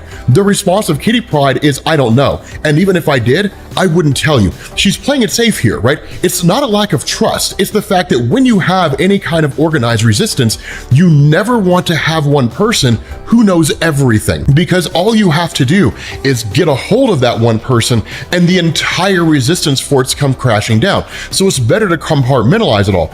Iron Man knows some stuff. Emma Frost knows some stuff. Kingpin knows some stuff. Kitty Pryde knows some stuff, and that's it, right? Like, no one knows everything. It's like what Nick Fury said in The Winter Soldier, right? Like, no one has all the pieces. And so it's really, really awesome to see her functioning in this way, because she's just one piece of a much bigger system. She even goes so far as to tell Firestar, don't take it personally, right? It's just the way that you run an effective resistance. But even when Firestar asked the question, like, will you tell everybody else out there that I'm on their side? The response of Kitty Pryde, yet again, predicting the most intelligent route, is to say, no, because the best thing for your cover is to have X-Men trying to take pot shots at you and trying to kill you. And she says, because lest you forget, you're considered a traitor by every X-Man in existence, right? Every mutant that survived in existence. How strange would it be if in the midst of all of this, no one who was a mutant tried to kill you for your traitorous actions? Orchis would start asking questions, because they're not dumb. They're incredibly intelligent, and they would figure out that something was off. Then they start doing mental scans, then they start realizing their memories have been meddled with, right? So the safest thing for you to do is to basically just stay here and treat every instance where an X-Man or any mutant out there that tries to kill you is basically just part of your training, because, you know, that's just what you're gonna have to contend with. And so following that, you have a meetup between Kitty Pryde and Emma Frost. Now, this is incredibly important here. And the reason why is because when the alert was sent to Firestar by Tony Stark, the concern of Emma Frost was that basically it wouldn't get there soon enough, and that Kitty Pryde would end up killing Firestar. Kitty Pryde showing up here and basically saying, no, like, everything's cool, everything's copacetic. Tony Stark's information coming from Firestar and Orchis will remain intact, because that's its source, right? That's his mole in Orchis, is Firestar. She's the one that feeds him information, right? I understand what's going on now. I get everything that's happening. I won't try to kill her again. The next question that Emma Frost has is, what's going on with Cyclops? Because for those of you guys who don't remember, Cyclops is alive, but he was taken by Orchis. His eyes were sewn shut in a pretty gruesome way, so he can't fire his optic blast, but we don't fully know what they intend to do with him. Presumably, they intend to, like, harvest his DNA, make different duplicates out of him. If Sinister's motivation, or at least Dr. Stasis' motivation being a clone of Sinister, if it's the same as it always was, his goal is to use the genetic material of Cyclops to produce some kind of uber mutant that he could use to wipe out all the other mutants in existence, right? That was the nature of Nate Gray, X-Man in Marvel Comics back in the 90s. Sure, he wasn't designed to kill every mutant in existence, but he was astronomically powerful. One of the most powerful mutants to ever exist in the history of Marvel Comics, right? So again, there's a lot of possibility here, but the issue is that Emma Frost wants to know where Cyclops is. And so because of that, she agrees to team up with Kitty Pryde, the two of them will go on a mission together and they will try to find Cyclops and kill whoever's in their path. And I'll be honest with you guys, Kitty Pryde, with what she's capable of, teaming up with one of the most powerful telepaths in existence, an Omega level telepath, they would take all comers, right? They would annihilate anybody who stands in their way. What's crazy about this is that when Emma Frost goes back into the Hellfire Club to meet with Tony Stark to tell him what she intends to do, she sees Fei Long, right? Why does Fei Long matter? Because he's the guy that basically took over Stark Industries and turned the Iron Man armor suits into Sentinels that were tasked with tracking down mutants. She hates this guy. She despises this guy, right? She sees this guy as really the most hated enemy she has in the here and now. There's more hated enemies than him, but it's the guy that she seemingly hates the most at the moment. Tony Stark snatches her up, pulls her to the side and says, look, I totally get that you seeing this guy here is a shock, but here's the thing. That guy's got information that I need, and you are a telepath. He doesn't know that you're a telepath. The ring on your finger simply blocks them from being able to track your mutant signature. It does not take away your powers. So what I need you to do is go out there as your normal self, scan that guy's mind, right? Break through any mental blocks that he may have, and give me the information that I need. Because what Tony Stark is doing secretly behind the scenes is building a ridiculously overpowered Iron Man suit that would allow him to take on pretty much all of these Sentinels. But it takes time, and he needs to know the ins and outs of how the Sentinels function in order to build his Iron Man suit in a way that can overcome the power of the Sentinels and Fei Long. The problem here is that she goes to take off her ring, she needs Iron Man in the gut, and then when Fei Long happens to walk in, it looks like he's proposing to her. And so in response to this, Emma Frost contacts Kitty Pryde and says, hey, something came up. I'm sorry, I'm not going to be able to join you. The response of Kitty Pryde is, me too. Because for Kitty Pryde, this is a feeling of betrayal, right? It's another instance where she's just kind of left out there on her own. And so it's a huge moment for her character because now potentially Emma Frost and Tony Stark have made themselves enemies of Kitty Pryde, and God help their souls if she decides to come after them.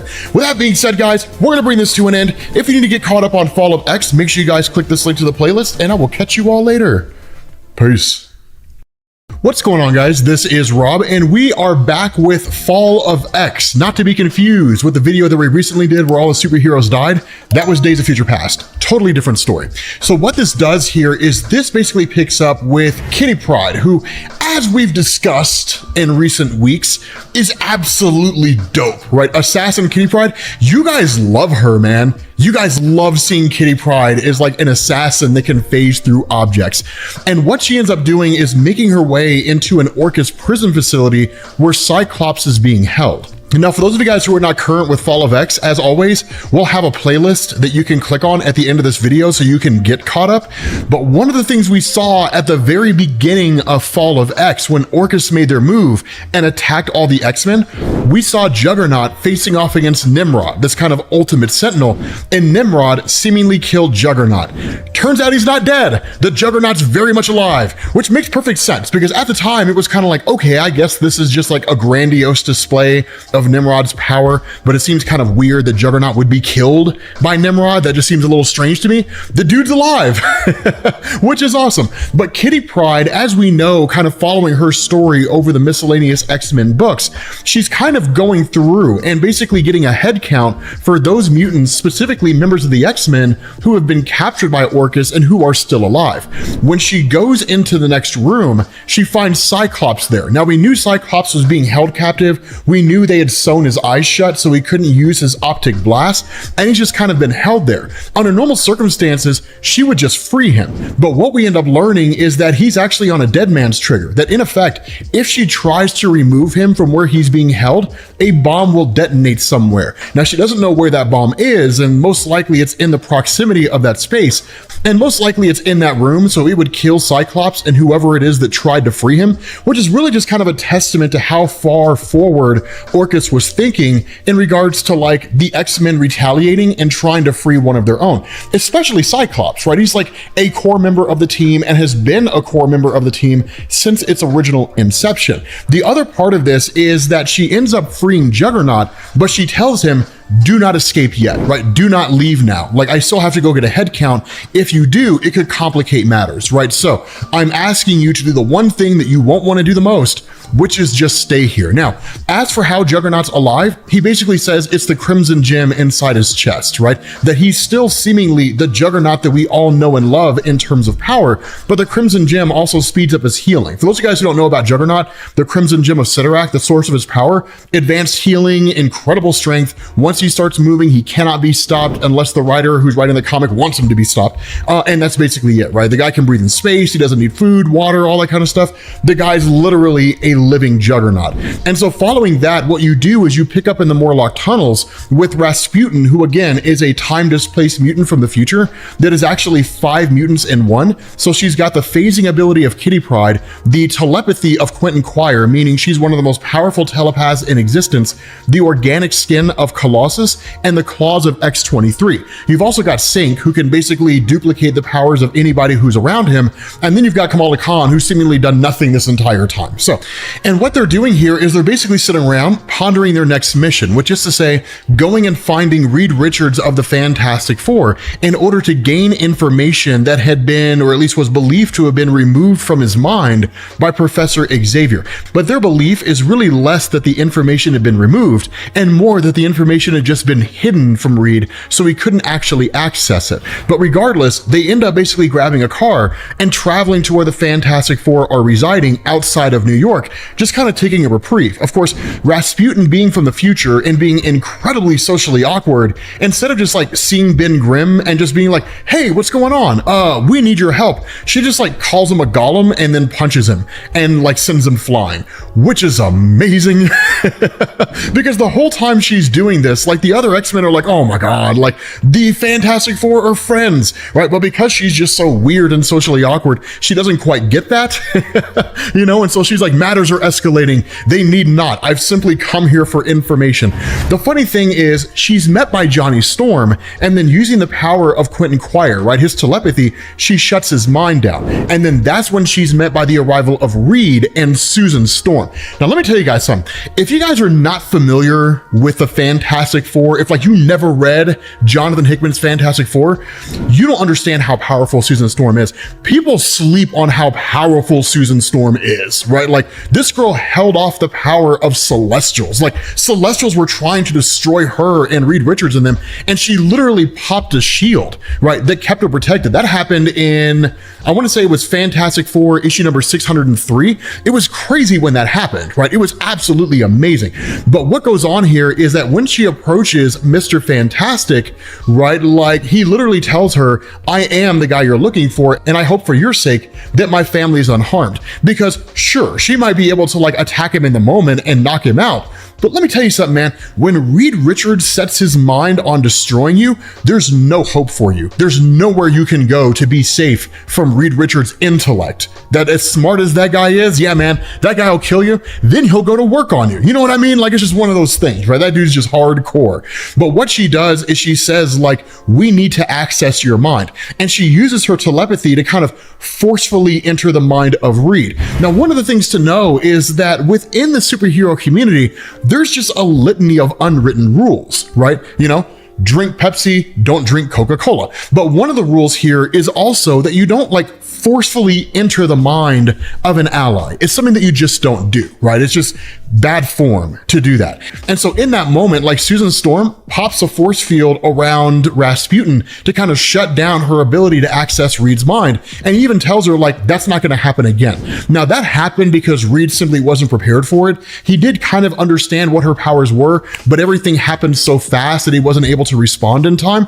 But Reed is perfectly capable of instilling mental blocks or maintaining mental blocks in his own head that would prevent somebody with really any level of telepathy from entering into his mind forcefully. And a lot of that just comes by way of his experience with the X-Men, the fact that the Fantastic Four fought the X-Men and Marvel, his dealings with Galactus, and seemingly any and other cosmic entities in between. But of course, Rasputin, having the phasing ability of Kitty Pryde, just walks right through the force field. But once everything calms down and Ben Grimm gets punched again, you actually end up having starring Miss Marvel, who meets Reed Richards, which is cool, right? It's kind of cool to like see them encounter one another and kind of like talk for a moment and sort of like high five because their powers are very similar. And Reed, because Marvel's kind of forcing it on all of us, is just like, oh yeah, you know, like you got your powers from the Terrigen Mist, which under normal circumstances would kill a mutant, but because the plot demanded it, you survived because the Marvel Cinematic Universe made you a mutant, and now Marvel Comics has to do it, even though no one asked for it or wants it. So the thing about this is once they enter into the mind of Reed, you get this really interesting moment where they realized that what Professor Xavier had done is he had hollowed the knowledge out of Reed Richards' mind. Now there is a lot of kind of discussion here, right? Reed says like, as I suspected, the brain can mend and it can change. It's malleable. I will work around this. I'll find a way to gain the information that you need, but we don't definitively really even know if that's possible, right? Because Professor Xavier is such an incredible telepath, it's very difficult to actually pull that off. It's almost impossible to do, right? Like once he removes knowledge from your brain, there's seemingly no way for you to really get it back. They would actually have to go find Professor Xavier and get the information, but they don't know the status of Professor Xavier. They don't know that he's sitting on the mutant nation of Krakoa, right? The island of Krakoa, and is out there doing his own thing, right? And kind of fighting off anybody who tries to invade the island. They think he's dead, right? And so what ends up happening is that once the X-Men basically leave, right? And Reed just kind of continues to work on his own mind, trying to find this information if it even can be found, that there is a bit of musing by the Fantastic Four, who really kind of talk about how Orchis is a problem for everybody, because Orchis going after the mutant population, it's not going to end there, right? Like superheroes in general will rally against Orchis in favor of the mutant population. Yes, they want to maintain public support, and public opinion is so against the mutant population. If the Avengers seemingly came out publicly in favor of the X-Men, humanity might turn against them. With the Fantastic Four, it could very well be the same thing.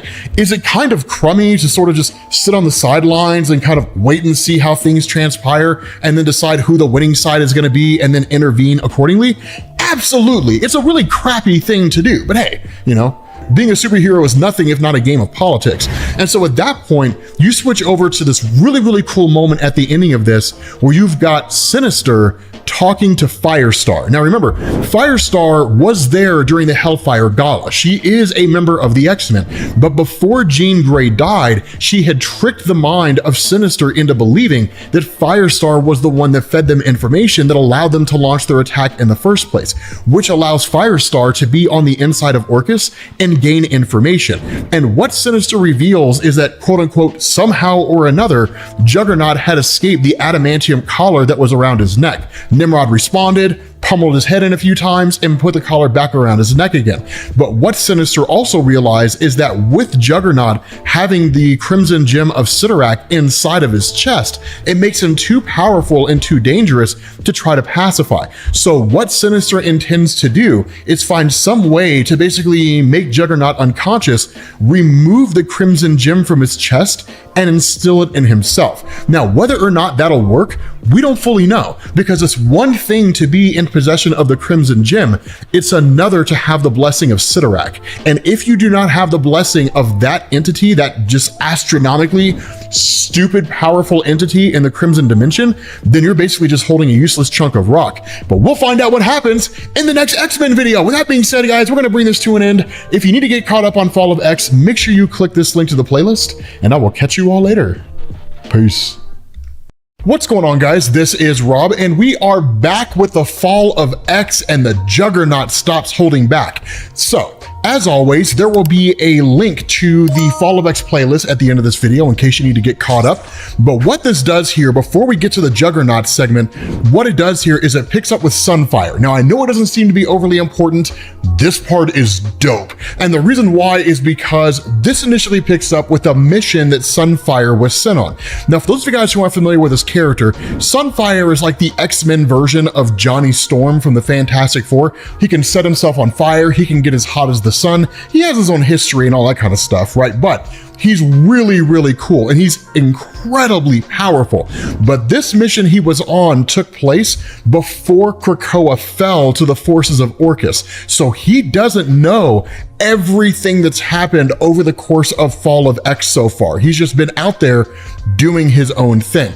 And so what ends up happening is he was sent on this mission to basically grab what was called Red Root the Forest. Now, if you're not familiar with Red Root the Forest, it's not overly important here. It's just one of those things where Red Root is part of the mutant population, a relatively important character, but the reality here is that Red Root was needed for what will likely be a plot device over the course of this story at some point in time. The kicker about all this is that Sunfire grabs Red Root, puts it close to his chest, and then it allows Red Root to kind of stay warm, travel, so on and so forth. But when he gets to kind of the destination, which is to say where he's going to be traveling to for the next leg of his journey, what he does is he comes across this being or this mutant that he had basically paid to give him the location, right, to take him where he was supposed to be. When he crawls through like this giant mouth, effectively, right, it's just one of these weird things, he passes into what's called the void, right, meaning he goes into this place where he has no clue where he's at.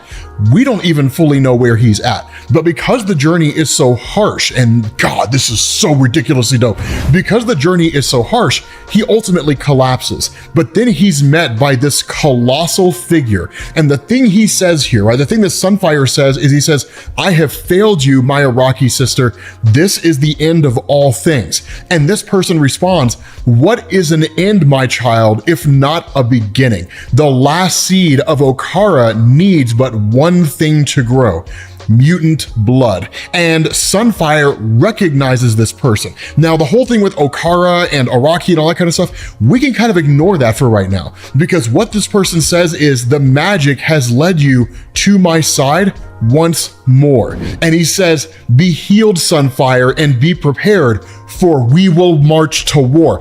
It's Apocalypse, right? Now, the last we saw with Apocalypse, he had left this other dimension and had basically come back to Earth, or at least to the main Marvel universe, and he's just been traveling around. What it looks like he's doing here is he's going to turn Sunfire into one of his horsemen. And for anybody out there who knows anything about Apocalypse and his horsemen, you guys know when that happens, your powers get augmented and you usually become vastly more powerful. Sunfire, as a herald of Apocalypse, between these two, could take all comers, right? There's no reason to believe they couldn't take down Orchis by themselves. So the question has to be asked, what happens when he builds his army up? Now, for the Juggernaut portion, the reason you guys clicked on this video. So what this does is this basically picks up at the main Orchis facility itself. Again, for those of you guys getting caught up, Orchis is an organization that's been attacking all the mutants and basically wiped out Krakoa, the home of the mutant population, and so on and so forth. And what we get here is a conversation between Dr. Stasis, Firestar, and Fei Long. Now, a little bit of catch up here for those of you guys who are unfamiliar with everything going on. Dr. Stasis is basically a clone of the original Nathaniel Essex, Mr. Sinister. That guy's long since been dead. And all the versions of Sinister, really the main version with the diamond on his head that we've seen all this time, was a clone, right? It wasn't until recently that we learned there were three others, right? Dr. Stasis, Orbis Solaris, and then Mother Righteous, the female clone of Mr. Sinister. But in essence, Dr. Stasis is kind of like the mutant, and I say that in quotation marks, who's kind of like helping Orchis take down other mutants. Fei Long is a guy who effectively took over Stark Industries, so he's got all the access to Tony Stark's technology, and Firestar is a mutant who's actually on the side of the X-Men, but Jean Grey of the X-Men before she died put a telepathic thought in the mind of Dr. Stasis, tricking him into believing Firestar's been working with them the entire time. So she's basically a spy.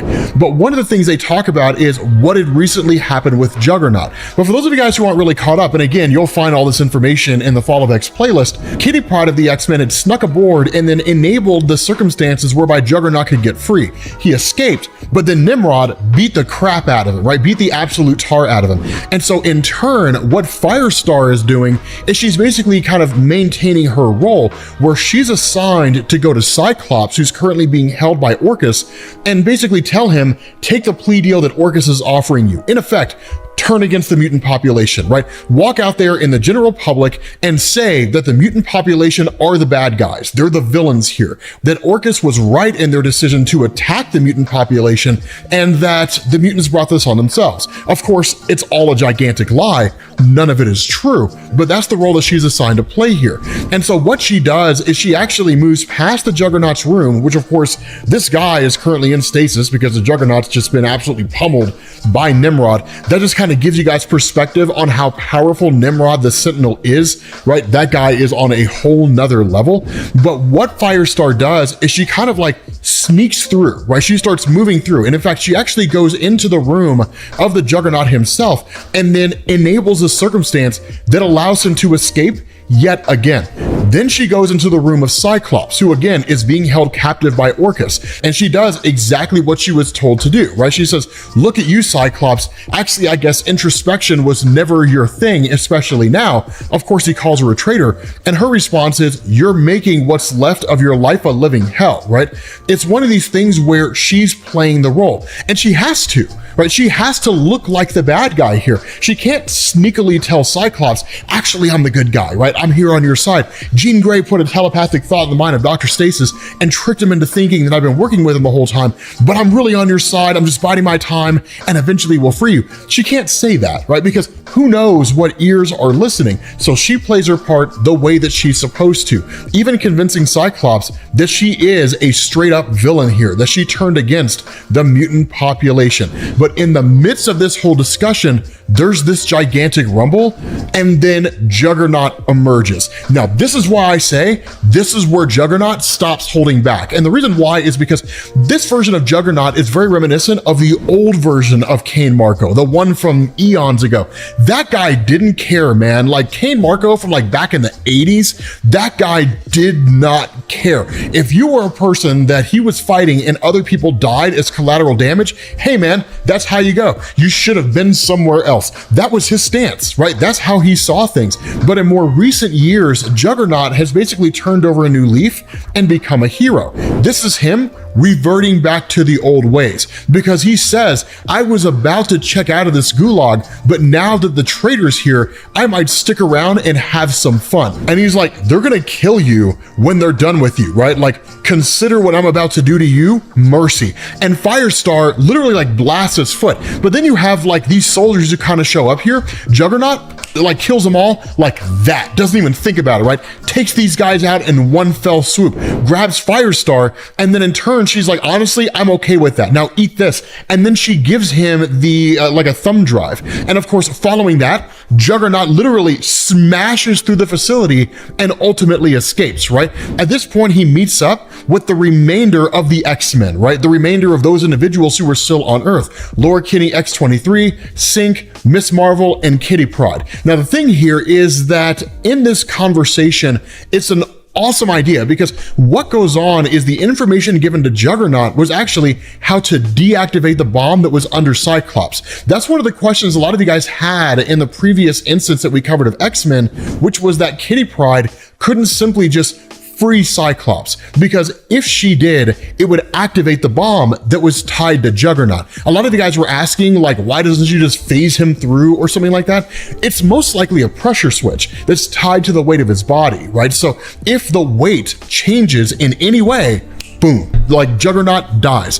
And it would have been a foolish maneuver to do because Juggernaut, despite the fact that this guy is clearly not the sharpest tool in the shed, he's a guy you want on your side. Juggernaut is a guy that you want in your corner when things pop off. And so trying to preserve the life of Juggernaut and the life of Cyclops was no easy task. I figured we kind of nipped that in the bud in this video as opposed to doing it in like a different video. And so what ends up going on is they say, okay, cool, this gives us the ability to effectively free Cyclops. The question is, how do we do it, right? Because they say Orchis detected a group of mutants who registered the push into the gates of Xavier, right? When Xavier forced all the mutants to leave Earth under the direction of Orchis, they all ended up basically outside of all space and time, which is kind of a crazy situation. But the question of Miss Marvel is, where are we going? She's probably asking that question so she can do the same thing she's been doing, which is nothing.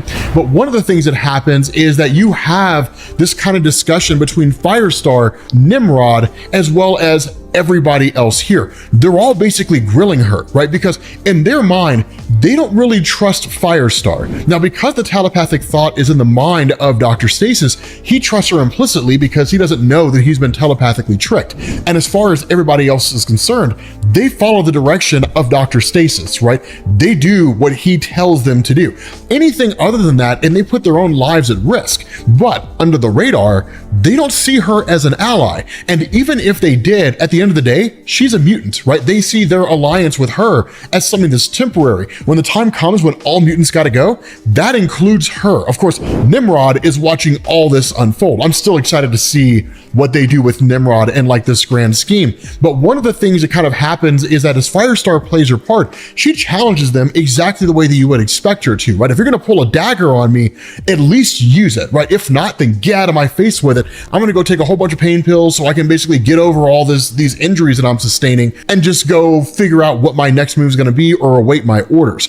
But their stance here is this girl's outweighed her usefulness, right? It's like she's outlived her usefulness. It's time for her to go. And so what we end up doing, and this is a crazy ending. What we end up doing here is switching over to Kitty Pryde and Miss Marvel, who have gone on this mission. Now, Kitty Pryde makes the most sense just because of the fact that she's like the deadliest X-Man in Marvel Comics right now, right? I mean, like Kitty Pryde as an assassin is probably the greatest thing I never knew I needed in the X-Men comics. It's dope, but they end up meeting with Wolverine because with Miss Marvel being here, I assume she's here either as a training mission or so that Marvel Comics can expose us to her as often as they can among the X-Men so we get used to it. I don't know. I have no idea what their intention is. But the kicker here is that as they're talking, right, her statement, the statement of Miss Marvel is, maybe we should talk later, right? Let's go find our mutant friends. Where is this? Germany? Austria? And the response of Wolverine is, you didn't tell her, right? Like that's literally the question he asks Kitty Pryde. And her statement is, I didn't even want her here,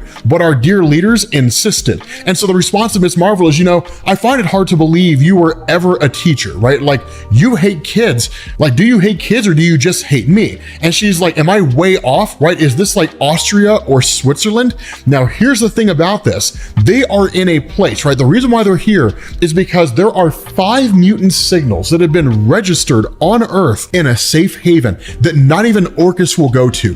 Orchis will not go to this location. And the reason for that is because to do so is a fool's errand. Why is it a fool's errand, you say? Why would it be foolish to go to this location? Because, my dear friends, as the 3 of them are talking, a voice chimes in and says, some good news, child. We're not in Europe at all. This is Latveria. That's right, ladies and gentlemen. Dr. Doom has officially entered the fall of X. And I know you guys love Dr. Doom. With that being said, guys, we're gonna bring this video to an end. As always, make sure you click this link to the playlist in order to get caught up, and I will catch you all later. Peace. What's going on, guys? This is Rob, and you read that right. Dr. Doom's X-Men dominate the X-Men. I know it sounds crazy. It's amazing. Check this out. So this opens up in the very early days of Jonathan Hickman's House and Powers of X, which is to say, when you had Charles Xavier and Magneto and Moira McTaggart, a character that Marvel fumbled worse than a high school guy trying to ask out a college girl, right? When they're all together, and you initially have Xavier who broadcasts to the world, right? At the beginning of all this, for those of you guys who didn't follow House of Powers of X, when Krakoa was originally formed as a safe haven for the mutant population, Xavier made this broadcast to the world and was like, allow all your mutants to leave or there's going to be consequences, right? It was really, really cool. But one of the things that happened that we didn't know about is that in the midst of this, right, Xavier says, humans of planet Earth, I am the mutant Charles Xavier, and I bring you a message of hope. And then this voice comes out of nowhere and says, I've been waiting for you to announce yourself, right? You're not powerful enough to speak to the world at once. So I'm positing that you're using Cerebro. And frankly, you're not that confident. So I'm going to make another supposition that you're standing beside our old friend, Eric. And when you have Moira who asks, like, is something wrong? And this guy responds and says, I am not nothing, I am Doom. And it's really cool because there's this kind of like back and forth conversation. Now, I think it also needs to be said, Dr. Doom has his own version of Cerebro. How far reaching this is, I don't know. Traditionally in Marvel Comics, Cerebro was used by Xavier, and even Cerebra, right, with an A, it was used by Xavier to either scan the world of the mutant population, influence all the minds of all the mutants across the world, but it had like vast applications. It even became sentient once in one of the weirdest storylines that Marvel ever had. But I don't know what Doctor Doom's version of Cerebro can do, but it does allow him to seemingly override the telepathic abilities of Charles Xavier, which does make sense, right? Considering how intelligent Doctor Doom is, as well as how powerful he is, it was really only a matter of time before he overrode the telepathic abilities of Xavier. And so the thing here is that, like, literally Xavier's like, I'm about to address the entire world, Doom, right? Not just you. So as impressed as I am that you can talk back, and then there's a little bit of banter that kind of goes back and forth. And what Doom really just kind of says here is this whole grand scheme you have of like the mutant population residing on Krakoa and all that kind of stuff, it's born from a desire to achieve greater good. But the reality here is it's going to end in fire and death. There's no way this comes out well for the mutant population for any number of reasons. But your tenuous alliances with the various nations that exist out there will be just that, tenuous. And when the time comes, humanity will make a move. They will strike against the mutant population, and that'll be it. Now, the cool thing here is that much like other nations like the United States and Russia and so on and so forth, that Latveria does have mutants within its own nation. But Doctor Doom, while he doesn't necessarily control them with an iron fist, and in fact, you'll see what kind of manipulations he does in order to sort of keep them under control, that he's just like, they're not going to leave. One, because they don't want to. And two, even if they did, I wouldn't let them, right? That's not going to happen. And so you basically fast track to what's going on in Marvel Comics right now with like the whole Fall of X event, humanity making its move against the mutant population, right? Hosts of mutants just being killed off all over the place. And we get this kind of adjustment here, right? Like week 1, month 1, year 1. And so seemingly it's been about a year since like the beginnings of House and Powers of X, right? All that stuff that had gone down.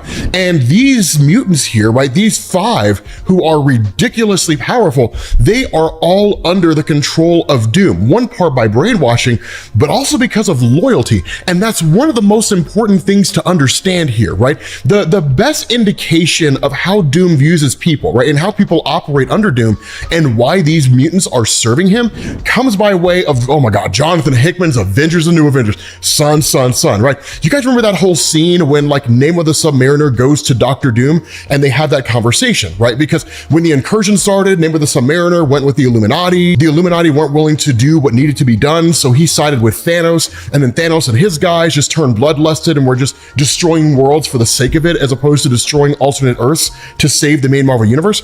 There's this point when Namor and Doom are having this conversation, and literally Doom says like, do you believe that the citizens of this country couldn't kill me if they chose to, right? But I keep them protected. I keep them safe. And he says, so before they go to bed at night and pray to whatever God they believe in, they give thanks to me. And that's true. It's the most arrogant thing to say ever, and probably the greatest Doctor Doom line that's ever been, with the exception of what came after that, which I think was even better, right? It was absolutely amazing.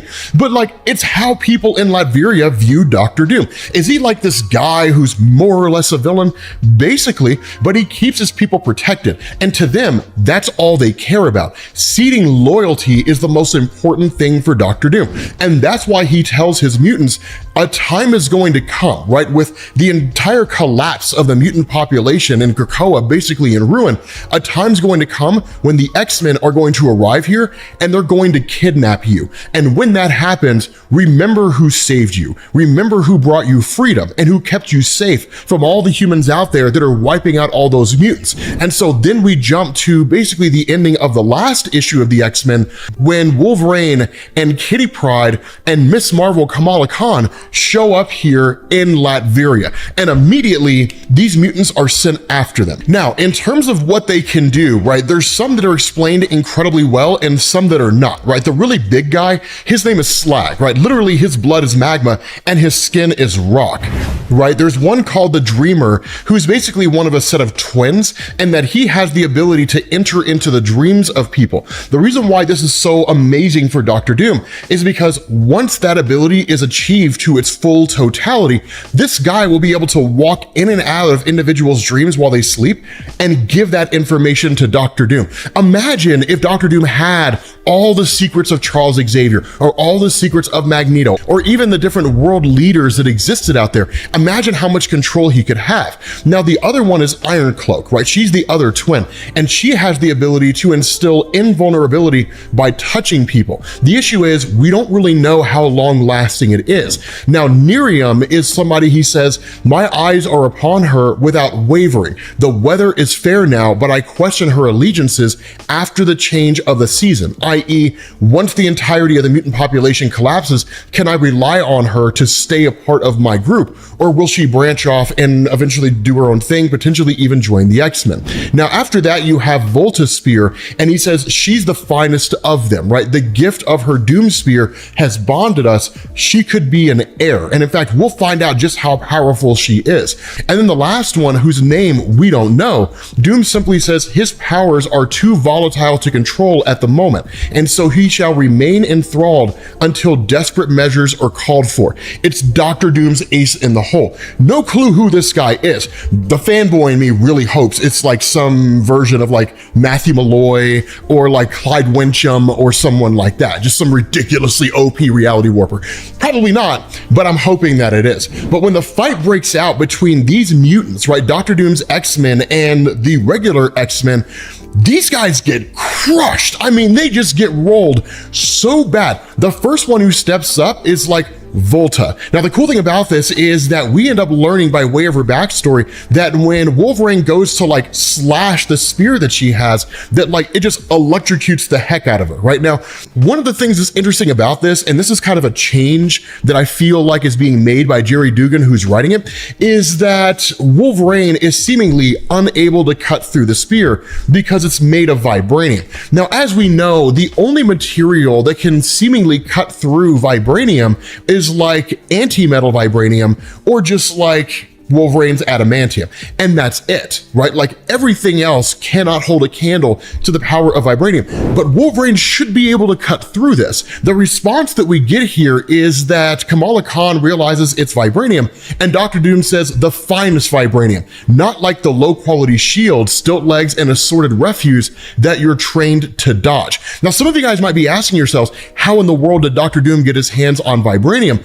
One of the things to know here is that it seems like Jerry Dugan is tapping into the events of Doom War. But one of the cool things about this, and I don't remember whether or not Doom War was undone by Secret Invasion in 2015. I'm not current on Black Panther, full transparency here, so I don't know what all's happening in that comic, but at the end of Doom War, all vibranium across the earth was rendered inert. It was just useless chunks of rock, right? Because Dr. Doom used all that vibranium to basically make himself God temporarily, and it was the only way to defeat him.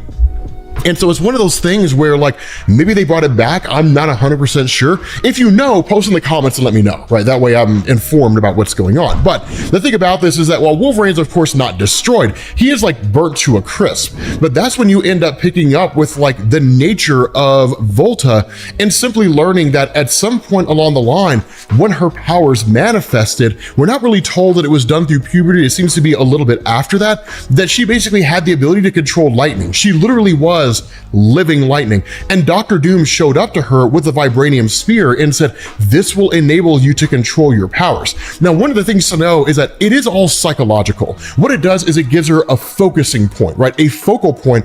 And with that focal point, she can now control her abilities. With enough training, she wouldn't need it, right? She would just be able to control them, however it is that she wants to. But for the time being, Dr. Doom appears here as a kind of leader of sorts, right? Like a mentor, and then brings her into the fold.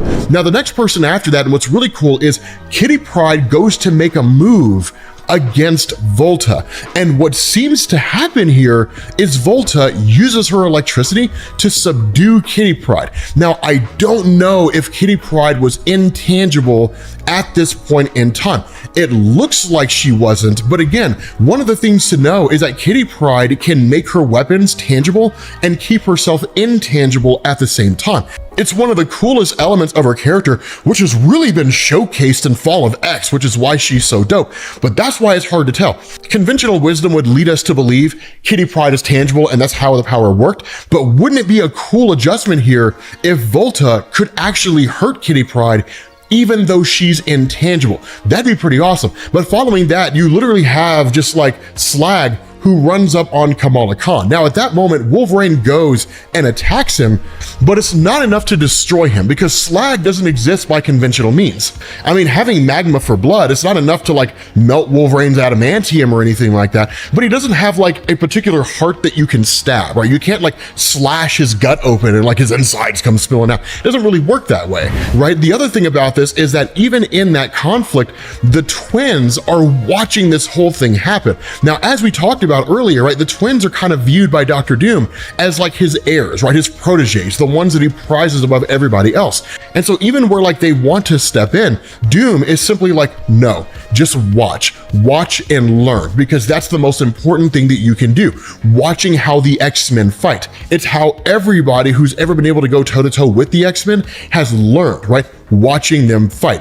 And so following that, like Nerium shows up and then attacks him. Now, Nerium is kind of like Dr. Doom's version of like Black Tom Cassidy, basically meaning she can control plant life. And she is literally, quote unquote, as she refers to it, the life of Latveria, right? Like basically she's a spirit of the land. She can control the very land itself. So her vines can be used to heal. They can be used to take people's powers away. Anything that you can imagine plant life being used for, she can do it. Even probably creating all kinds of pheromones and things that are not naturally occurring, but it's enough to subdue Wolverine and take Wolverine out, and then Kitty Pryde as well. And so what ends up happening is that there's a kind of ceasefire that ends up taking place, right? Where Wolverine's like, okay, like this is it, right? Like this team's literally dominated us. Let's talk, right? And so it's one of those things where like the mutants tell him like, we're free here, right? Like we don't have to worry about sentinels and things like that, but like we are free in this place. And the response of Wolverine is, okay, fine, then we'll leave you with your ruler and be on our way. And the response of Doom is, I'm afraid you cannot leave until you've dined with Doom, because Dr. Doom is the guy who will absolutely thrash you, right? Like when you face Dr. Doom, you are going to be petrified, terrified, horrified, humidified, but then he'll turn around and invite you to dinner. He'll turn around, like he will beat the crap out of you and invite you for pancakes, right? Straight up Prince playing basketball from Chappelle's Show. That's literally what this is. And the cool thing about this is that this basically grants them a parlay. It's a way for these two groups to communicate and find what the other's intentions are. And one of the things that like Slag brings up and even Volta brings up here is the fact that the reality of what's going on out there is, yes, humanity is attacking the mutant population, but humanity and even Orchis isn't foolish enough to invade Latveria, because Dr. Doom by himself, given the amount of power that he has at his disposal, to say nothing of all the Doom bots, which are arguably equally powerful to him, depending on who's right in the story, they would more than hold their own against the Sentinels of Orchis. Orchis would have to bring out an army of Nimrods, and even then there's no guarantee that they would win. What I'm saying here is that it would be a fool's errand, right? They may come out on top, but at what cost? So they simply just don't launch an attack against Dr. Doom because it's the smart thing to do. Because of that, these mutants are safe here. And even Dr. Doom kind of posits himself and his forces posit themselves as like, maybe you guys should come here. Consider this place to be your safe haven, right? Ask Dr. Doom for asylum. But the thing about this is that in the midst of this conversation, Doom simply says, Krakoa was destined to fail, right? Charles was not ready for the crown upon his head. I knew my Latverians who shared your genetic lineage were in danger, so I closed my borders to you. Now they are alive when your people, where are they, right? They're not anywhere. They're not here. The answer to what happens next is a gift I'm not ready to give. But if you have lived good lives, then perhaps you can call your friends to your side before you are destroyed. And he says, as for the last Krakoan, Xavier is in jail of his own making. Either he will destroy himself or he'll emerge as a much more interesting person. And so he says, be gone by dawn, doom bids you good evening. And so it's one of these things where like all that's really left here are the X-Men and Doom's X-Men. And that's where they say like, maybe you can ask for asylum here, right? I mean, we're not leaving, but maybe you can ask for asylum. But one of the things that did take place here, and this is one of the things that's cool, the X-Men have earned the respect of Doom's forces. And so while they say, we are not going to leave this place, right? This is a safe haven. And honestly, there's no reason for us to leave. If the time comes when a full-scale war between the human population and the mutant population happens, which is to say, all you mutants are over here and all the humans are over there, and you guys are just charging at each other towards some center line, we will be on your side. You can count on us to join your cause. And that's it, right? Because literally like the X-Men leave, they go back to New York City to their base of operations where they look for Sync and the other members of the team, only to find out the whole place is just a bloodbath, right? It's been ransacked and who knows what happened to their teammates. With that being said, guys, we're gonna bring this to an end. If you need to get caught up on Fall of X, make sure you click this link to the playlist and I will catch you all later. Peace. Wolverine and Ghost Rider team up, and then they fight, and then they team up again. They're like a high school couple, but this story is amazing. Now, this initially picks up with kind of a recap to a degree that we don't need to go super in-depth into. Suffice it to say, in the Ghost Rider stories, Ghost Rider and Wolverine have kind of been teaming up a little bit. And when I say team up, I simply mean that Wolverine ripped a demon out of Ghost Rider's head. But one of the things that we're told here is that the two of them have a lot of history together. And what this does is this goes way back to the early days of really Wolverine's career with the X-Men over at the Xavier Institute and the arrival of a kid named Bram. Now, here's a cool thing. This kid is like, he's like the kid from The Omen, right? Like something's just a little off about him. And it's one of these things where no one knows exactly what it is that's going on. But he is brought to the Xavier Institute by a woman named Ada. Now, of course, this leads to Wolverine showing up, popping his claws, you know, being all intimidating and all that kind of cool stuff. This is back in the day when Wolverine was like Old Testament, so like death and destruction, wrath of God, that kind of thing. But of course, almost immediately Xavier appears and then tells Wolverine to leave and sits down and starts talking with Ada. Now, what happens here is as they have this conversation, she's not bringing him here because she basically is going on the assumption that he's a mutant. She is, but she isn't. It's really more that she just doesn't understand what's happening with him. And she saw on TV how Xavier seemed to be an expert in mutants, and so in turn she's asking him for some measure of help. Now, the reason why this is important is this actually gives us a time frame, and this tells us it happens around the time of Days of Future Past, which is to say when Xavier was making the rounds on national television trying to publicize the peaceful coexistence between humans and mutants, that kind of thing. But what Ada says is that she's a social worker who's been assigned to Bram's case, and all the other ones had basically quit. And she said that he'd been in like a dozen foster homes, but things never seemed to work out. And she says that there's just something about him that scares other people. Things happen around him, they say. Pets die, people disappear. Some say they hear strange noises, a voice that doesn't sound like his own, that doesn't sound human. And of course, she asks, are you able to help? And one of the cool things that kind of happens here, and this is actually a great throwback, you end up seeing like Nightcrawler teleport in, grab some ice cream, and then like teleport away. Kitty Pryde shows up and she's kind of upset about it, and then she leaves.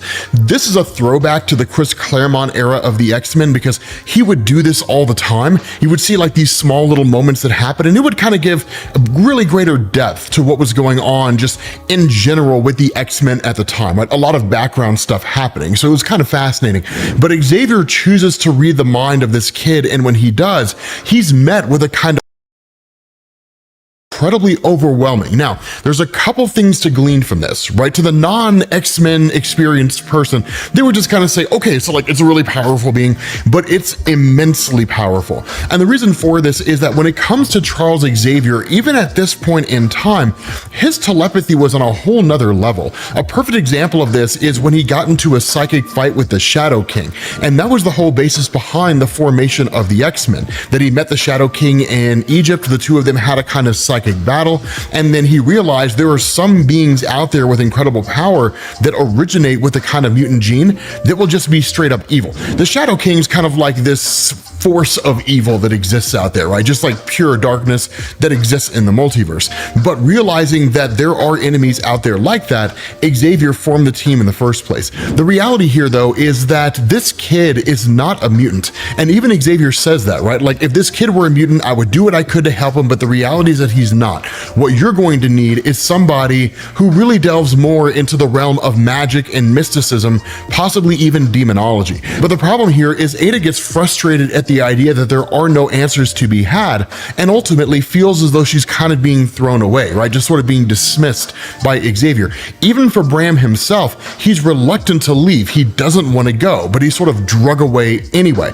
Now, this is a very dangerous precedent when it comes to the X-Men comics, because anybody who knows anything about mutants knows that when it comes to this kind of thing, this is when you start getting into like Clyde Wincham territory, right? Just like the Marquis of Death, this guy who was able to wipe out universes with a wave of his hand, different things along those lines. Cue every new comic book YouTuber making a video about that guy. It is inevitably going to happen. But the thing about this is that it switches over to Johnny Blaze in the early days of his career, which is to say, when he was basically just like a stuntman going out there and performing these crazy feats. And of course, as we know, or at least as most people are generally aware of when it comes to Johnny Blaze, that he goes flying through the whole stunt, things go awry, he ends up basically finding himself in a position where he's about to die, he sells his soul to the devil, and then of course, he ends up becoming the new Ghost Rider. The caveat to all of this is that with this being the early days of these two characters, their paths ultimately meet, but not right away. Instead, what we actually end up doing is picking up at the orphanage where the director basically tells Dr. Ada to just get rid of Bram because the other kids are terrified of him. And having him here is putting the other kids in a situation of high duress. He knows that it's not like the best thing to do, but the reality is that he just doesn't really seem to care all that much. And so in the midst of all this, really when there's like the discussion of getting rid of him and the other kids start waking up and really seem intent on like doing Bram harm, blood starts dripping onto Ada's shoulder. And when they look up and they get into the room, they end up finding that Bram has just like twisted and mutilated all these kids into like this just monstrosity of a creature, and they don't even know how to interpret what it is that they're seeing. But that's why things are popping off here, is because this cycle is repeating itself, right? Bram is doing this yet again. And so what happens is that where you have, you know, Wolverine and Colossus and Storm and all these characters gathered together in the X-Men mansion, again, this is taking place in the past, that of course you end up having Bram who arrives on the scene. Now, again, there is this kind of offhanded remark by Kitty Pryde where she asks Storm, like, why don't you do anything about this rain and just make it like clear skies? And she's like, am I some kind of a meteorologist? And the answer is like, yes, Storm, you control the weather. If I were you, everywhere I went would be 75 degrees with a cool breeze, right? That's what I would do if I could control the weather, right? I'd make it nice everywhere I went. But when Kitty Pryde gets outside to check out kind of what's going on, especially with the power going out, that Bram is just kind of standing there. And initially it freaks her out. And in fact, when Wolverine goes to the basement to get candles and comes back upstairs, Colossus is taken out, Kitty Pryde is taken out, right? And literally it's just Bram out there in this demonic form.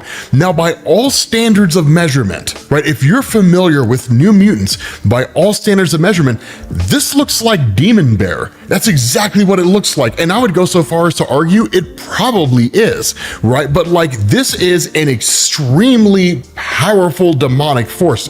Demon Bear is nothing to be trifled with. And in fact, it can overwhelm and overpower Charles Xavier. It's one of the most powerful forces in existence.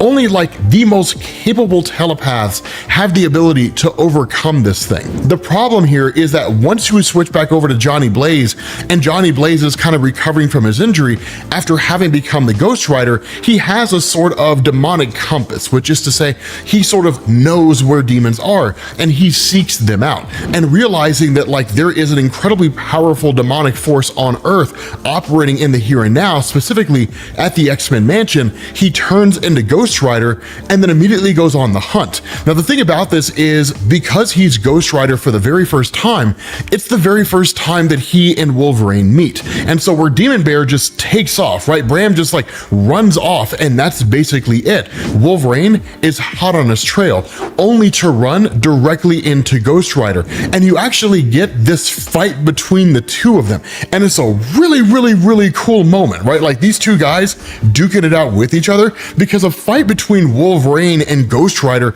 is really a great question of like, who would actually win? So I want to know down in the comments section, right? If there was like a knockdown, drag out, no holds barred fight, just based strictly on their feats and what they're capable of, who wins in a fight between Ghost Rider and Wolverine? Because technically Wolverine does get overpowered here, right? Like the flaming chains and all that kind of stuff show up, you know, Ghost Rider's like, I have such sights to show you, right? It's that kind of a thing, right? Like he overpowers the guy. And so I want to know who you all think would actually come out on top in like a fight to the death between these two guys. But following this, you basically pick up with Ada, where she ends up finding Bram just kind of walking down the road. And Ada ultimately takes him in. That where he talks about how all he wanted was a family, he didn't want to be left alone, and she realizes that the director of the orphanage is just going to get rid of Bram at the first opportunity that he gets. The only person that really seems to care about him is Ada, because she's emotionally invested.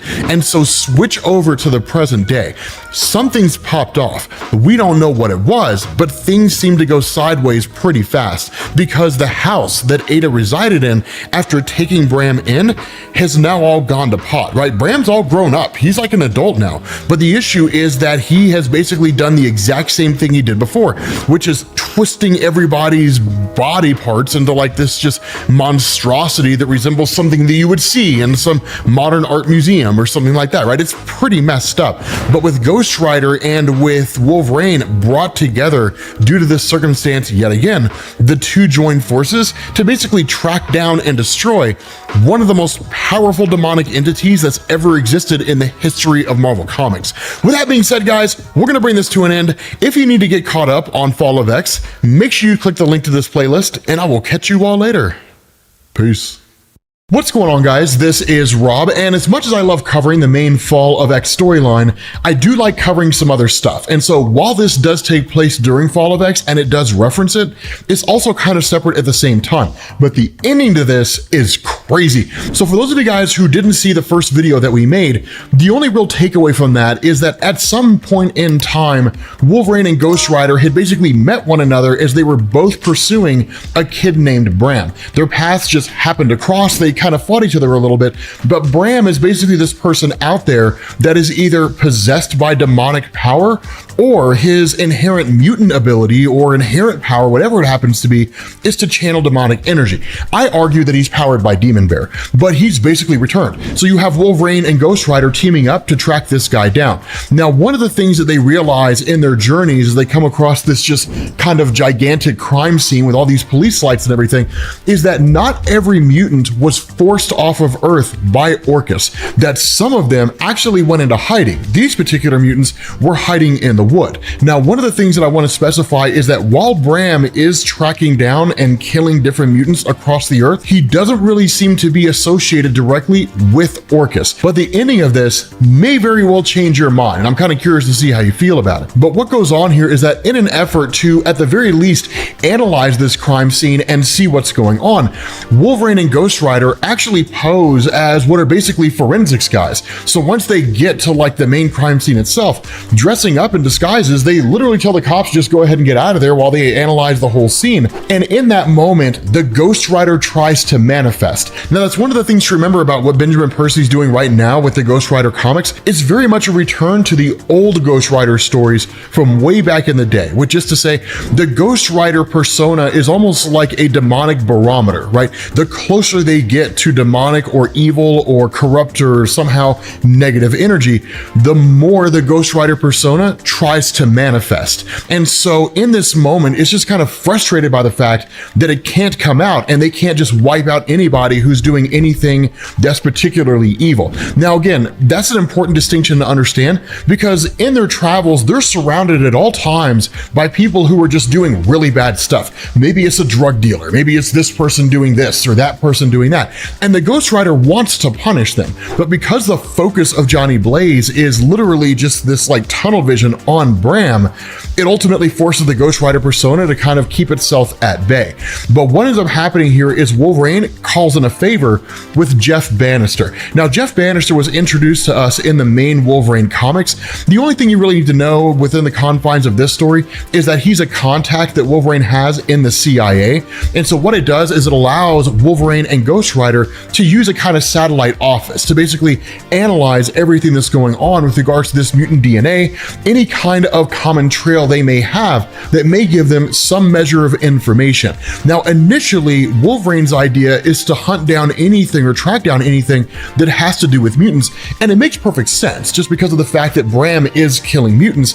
It's the best place to start. But from Johnny Blaze's perspective, this guy just reeks of demonic energy. So the best thing they can do is to actually analyze anything out there that has to do with demonology, right? That's the best route that they can go, because while following the mutant trail would inevitably lead them to Bram, the idea of Johnny Blaze is following this trail will basically get us there faster. Now, the information that they're able to glean is somewhat helpful, but it doesn't give them like a direct beeline. Instead, it basically sends them on the path to the orphanage that Bram was at when he was a younger kid. Because remember, when they initially encountered Bram in their younger years, they didn't really know anything about him, right? Like Wolverine met the little kid at some point, but because of the fight that took place between Wolverine and Ghost Rider, Bram had basically gotten away, right? He was removed from the whole situation, and there was no conceivable way to locate him again. So the best place they could possibly do was get to this orphanage and then just kind of go from there. What ends up happening is that once they get in there, the guy who runs the orphanage initially thinks like they're cops or they're like reporters or something along those lines, because they're asking questions about the quote-unquote orphan murders from back in the day, a very well publicized event when it originally happened. But as Johnny Blaze is walking through there, the Ghost Rider persona tells him to open a door that he comes across, which has all these different locks on the outside. When he does, like when he actually opens this door, there's a kid inside who's basically stuck in one half of an Iron Maiden. And he basically tells him like he puts us in here when we're bad. And in this moment, Johnny Blaze plays the game of yes, but maybe. Yes, it's important to keep the Ghost Rider persona under control, but maybe, maybe this is the time to just let it out. So he tells the kid, like, run, you need to leave. You don't want to see what's about to happen next. And that's when the Ghost Rider persona pops out, because this guy is in effect tormenting orphans. And so Wolverine's response here is, okay, something you got to understand, man, this room has now become what we call the truth room. And this is your chance to tell the truth, lest you spend the rest of your days in agonizing pain and suffering. Now, what we see here is something that we actually haven't seen in the Ghost Rider comics recently. And a lot of you guys have asked about that. A lot of you guys have asked, when are we going to see the Ghost Rider do the penance stare? And that's exactly what we get. It's this amazing moment, right, where he says the way to extract information is through pain and penance. And he gives this guy the penance stare. Now, for those of you guys who don't know what the penance stare is, it's basically an ability of the Ghost Rider to force a person to feel all the pain they've ever inflicted anybody all at one time. Now, the penance stare is used in different ways. Sometimes it's used as a form of punishment, and literally it just kind of leaves the person in a catatonic state. Sometimes it'll kill them, sometimes they'll go insane, but in this instance, it's being used for information. So I would go so far as to argue it may very well not be the full-on penance stare with the 100% potency that you normally see, because this guy's still conscious. He's still living, right? Like, I mean, he hasn't been driven to the point of insanity and is like clawing his eyes out of his head, you know, out of just complete and total madness. But what he does is he simply says, somebody was here a month ago, someone asking the same questions.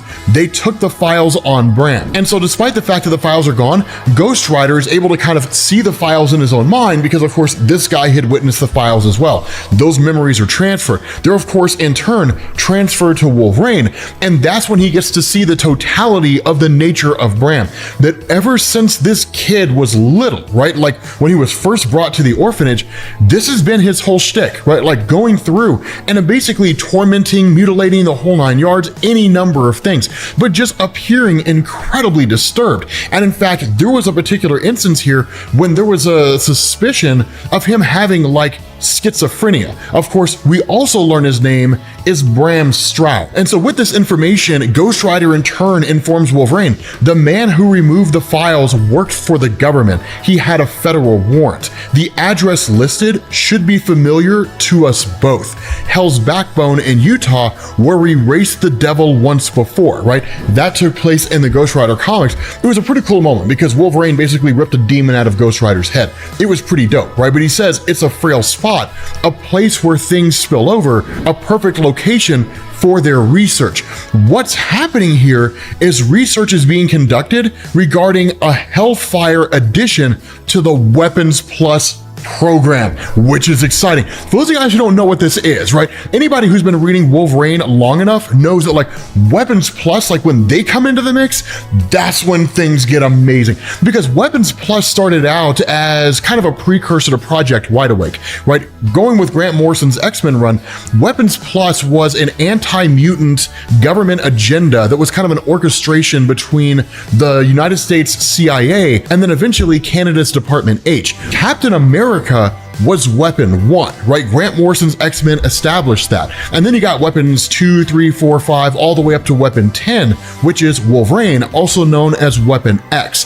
The whole idea behind Weapons Plus is to basically just create super soldiers. And if they're able to find a way to harness a being with demonic power that can in turn be used for their own purposes, I mean, it would dwarf anything and everything that came before. There's no telling what could come out of this. So with that being said, guys, normally we link to the Fall of X. If you guys want to get caught up on Weapons of Vengeance as well as Ghost Rider and Wolverine, make sure you click this link to the playlist and I will catch you all later. Peace.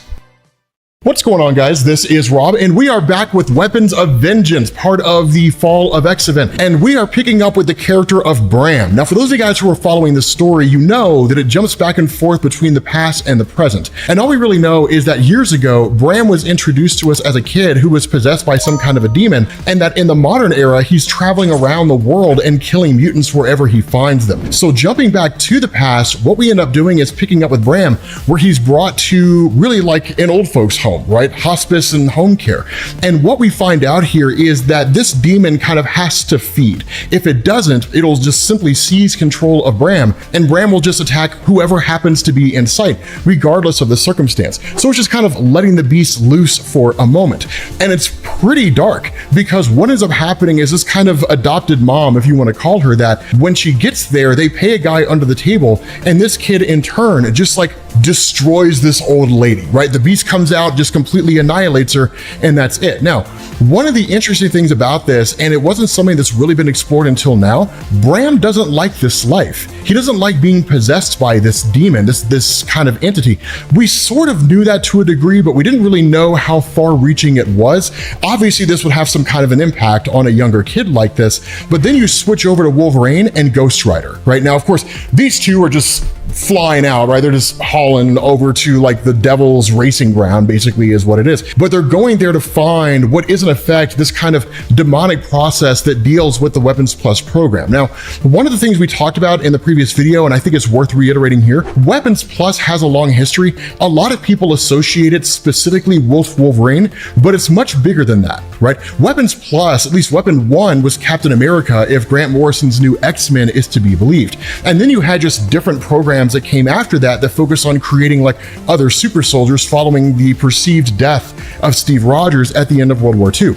Wolverine was just the 10th iteration of that, but you've also got Frank Simpson, right? Then you've got like the Stepford Cuckoos, who are like clones of Emma Frost. You've got Phantom X. You have all these different characters that are out there. The recreation or the restructuring of Weapons Plus, at least as it's is being used here is combining demonic energy with beings who are out there that can be used to basically create super soldiers that have demonic power. But like so many organizations out there, this one is again out for the mutant population. And that's one of the things that was largely built on with the work of really Jonathan Hickman and like the introduction of Orchis, the anti-mutant organization, the X-Men taking off to Krakoa. They made a lot of enemies, and there's a lot of groups out there that have been biding their time and waiting for a chance to basically destroy the mutant population. And while Orchis is responsible for the brunt of their seeming annihilation, although again, they're not all dead, that it's really kind of cleanup duty for the smaller organizations that are out there, right? They see it as their time to shine. And so at that point, this focuses on the learned arrival that Wolverine and Johnny Blaze are coming. And what you have here is a guy named Father Pike. And literally, it's just kind of like these guys are on their way. Father Pike doesn't care too much about Johnny Blaze. The person he's after is Wolverine. So again, we don't really know how far reaching this goes with this guy, but it is cool. And so at that point, you switch over to Jeff Bannister, who was introduced in the Wolverine comics as being what's basically Wolverine's contact in the CIA, as well as a great friend. The issue is he's been doing some kind of recon work on the side, focusing a lot on like demonic stories and information and so on and so forth. But what he was warned about by Johnny Blaze and really the Ghost Rider was, if you stare into the abyss will stare back. Do not get too deep into all of this research because you're talking about demonic stuff, right? It doesn't just require you to be messing with tarot cards in the real life, right? This transfers its energy and its essence through a variety of different methods, different mediums. And one of these can be through computers. And so staring into this stuff too much, suddenly he's met by not really possession, but he's influenced by the powers of hell. Now, it's one of the things I love about how this is done, because when you look at Marvel, much like DC, there are two sides of it, right? You have like the X-Men, the Avengers, Fantastic Four, the crazy adventure, wonky stories, Spider-Man that you normally get with like traditional superhero stuff. Once you start getting into Ghost Rider, right? Once you start getting into Man-Thing, you start getting into Doctor Strange to a degree, and Wolverine, depending on who's writing the story, you get into this whole other mythos, right? Where you deal with guys like Mephisto and so on and so forth, just like Damon Hellstrom, these demonic beings and the power they possess. And so where Jeff Bannister is infected by this and is in fact actually driven to like stab himself, right, by all these different things, that Talia Warroad breaks into the scene. Now, Talia was introduced in the Ghost Rider comic books, and she was at least an agent for the FBI, kind of working for like their supernatural division. Ultimately, they parted ways, but she has kind of been like the sidekick, so to speak, and I use that term loosely for lack of a better word, but she's been a kind of sidekick for Johnny Blaze, joining him on his journey as he's trying to destroy all the different demons that exist out there in the world that basically rose up during his absence. But it is cool to see that she's involved here. And in fact, she even gives Jeff Bannister a little bit of a kind of concoction that helps to keep these demonic forces at bay, basically push him back, prevent him from being possessed. And then she kind of warns him, like, do not delve too deep into this stuff, right? You're like an amateur here. You don't know what you're getting into. Who knows what you could unleash out here into the world? It's not for the faint of heart, right? So you don't really get a whole lot with her. It's really her just kind of issuing a warning and then seemingly sticking around. But you transition to Wolverine and Johnny Blaze once they get into the facility itself. And what they find here is that unlike in years past, when Weapons Plus just would modify human beings, or they would turn somebody like Wade Wilson into what would basically become Deadpool, you know, so on and so forth, that what you have going on is, again, them trying to create demon beings, right? Demonic monsters by basically restructuring human DNA and so on and so forth.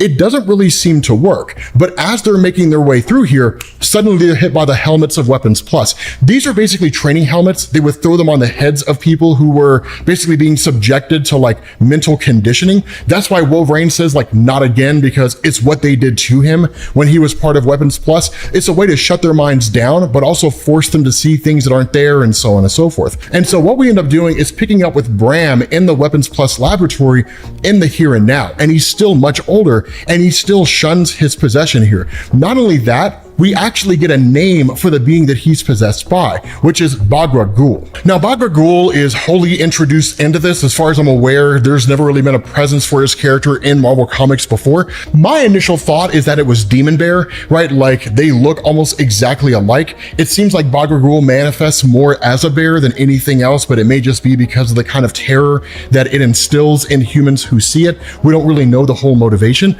but Father Pike, in speaking to Bram, kind of refers to this as a bit of a gift, right? Bram refers to it as a curse and has for the longest time.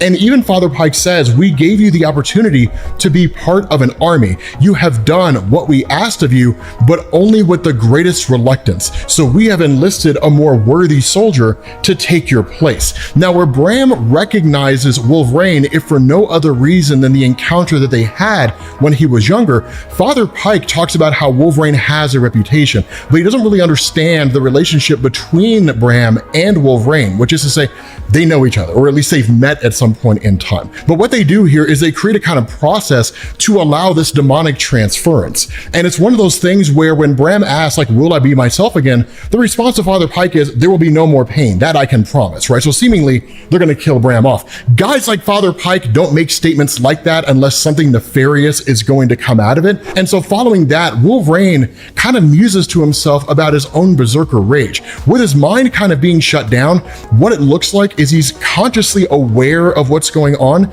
but he's there and not there at the same time. And so he says, like, Johnny talked to me about what it feels like when the Ghost Rider takes over. He says it's like watching a horror movie on a top volume TV that's plugged into your skull. I can relate. When rage finds me, I become someone else. Sometimes breathing heavy, I'll take in the wreckage all around me, the blood dripping from my claws, and hardly know how it happened. I feel the same potential for unchained violence now. I'm here, but I'm not here. They're controlling me, and soon that demon, that Stitcher, that Bagra Ghul, or whatever the hell it's called, will control me. So what Wolverine is talking about here is he's talking about his berserker rage, right? That whenever Wolverine finds himself in a heightened state of duress and loses control, quote unquote, his madness takes over. He becomes an animal. And it's the reason why whenever Wolverine goes into a berserker rage and the X-Men realize what's happening, unless someone like Xavier or Jean Grey's there that can use their telepathy to like calm him down, everybody gives him a wide berth because he does not differentiate between friend or foe. And so following this, Father Pike basically commences with the merging of these two guys, right? Or at least passing the demon entity from one to the other.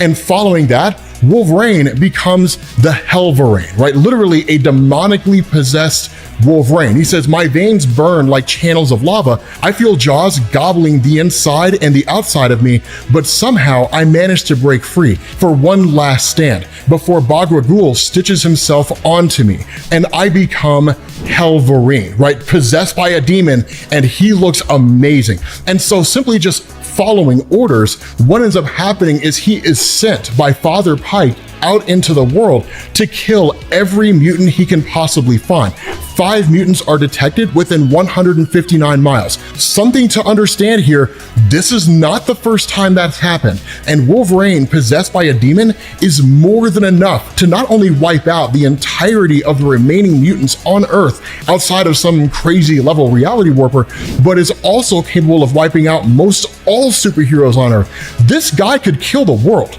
We know because he did it at one point in time in Marvel Comics. With that being said, guys, we're gonna bring this to an end. If you need to get caught up on Weapons of Vengeance, make sure you click this link to the playlist, and I will catch you all later. Peace. What's going on, guys? This is Rob, and we are back with Wolverine and Ghost Rider Weapons of Vengeance. Now, for those of you guys who are just catching up with us, the long and short of this is that Wolverine's possessed by a demon called Bagra Ghul, and we don't really know a whole lot about this guy, but he's basically set upon the path of finding whatever mutants he can find across the world, and really the United States, if we're being honest with ourselves, and kill them where he can. Now, there is a whole motivation behind that. We'll talk a little bit more about that as we get through this story, but this initially actually picks up at Cedar City, Utah, which is almost in the immediate vicinity of Project Hellfire. And again, we'll discuss the nature of Project Hellfire because it's really cool. But like him going on this warpath is really more the result of these mutants who are basically blowing up this house because the house was taken from them. Now, that's one of the things that I do want to make you guys aware of. This is why I say what's going on with Fall of X right now is very similar to what we saw with Chris Claremont's X-Men run with Uncanny X-Men and like Project Wide Awake and all that kind of stuff. Because much in the same way that you saw the mutant population fighting back for their own rights, really, in like the old Chris Claremont X-Men stories, you're seeing that here. And what's going on is there are a couple of mutants that are just riding around from neighborhood to neighborhood, blowing up people's entire homes. They're kind of taking like hot shots at humanity, guerrilla warfare tactics, if you want to call it that, right? The human race took our homes, they took away our right to exist. We're going to take their homes and their lives, right? We're just going to blow the whole place up with them in it. And so this ultimately brings the attention of Hellfire. Now, depending on your perspective, this is a terrible decision for these guys to be doing, because the best thing the mutant population could be doing right now is laying low, marshaling their forces and biding their time. Because if humanity truly believes that they are dead and gone, it's only a matter of time before they begin to lower their guard. And when that happens, you strike, right? Like when they're at their weakest point, when they believe that everything is safe, that's when you strike, because you catch them completely and totally unaware. Now, for Hellfire himself, showing up here and attacking these guys, he kills them on the spot. And then he basically starts restructuring their bodies into this really grotesque form of art, only to discover that there's actually a baby in the car. And this is when he's given instruction by Father Pike, which is take it out, right? Like eliminate it. And that's where you start to see this kind of inner turmoil with Wolverine. Now, for his part, Johnny Blaze, the Ghost Rider, tries to step in, but like we covered in the last video, both he and Wolverine had already been captured. And Johnny Blaze has this kind of mind control helmet put over his head that prevents the Ghost Rider from manifesting. More so than that, this is how the demon was bonded to Wolverine, just because of the fact that with Wolverine under their control, they can seemingly do anything they want with him, which includes bonding a demon to him and sending him out as a kind of force of nature into the world.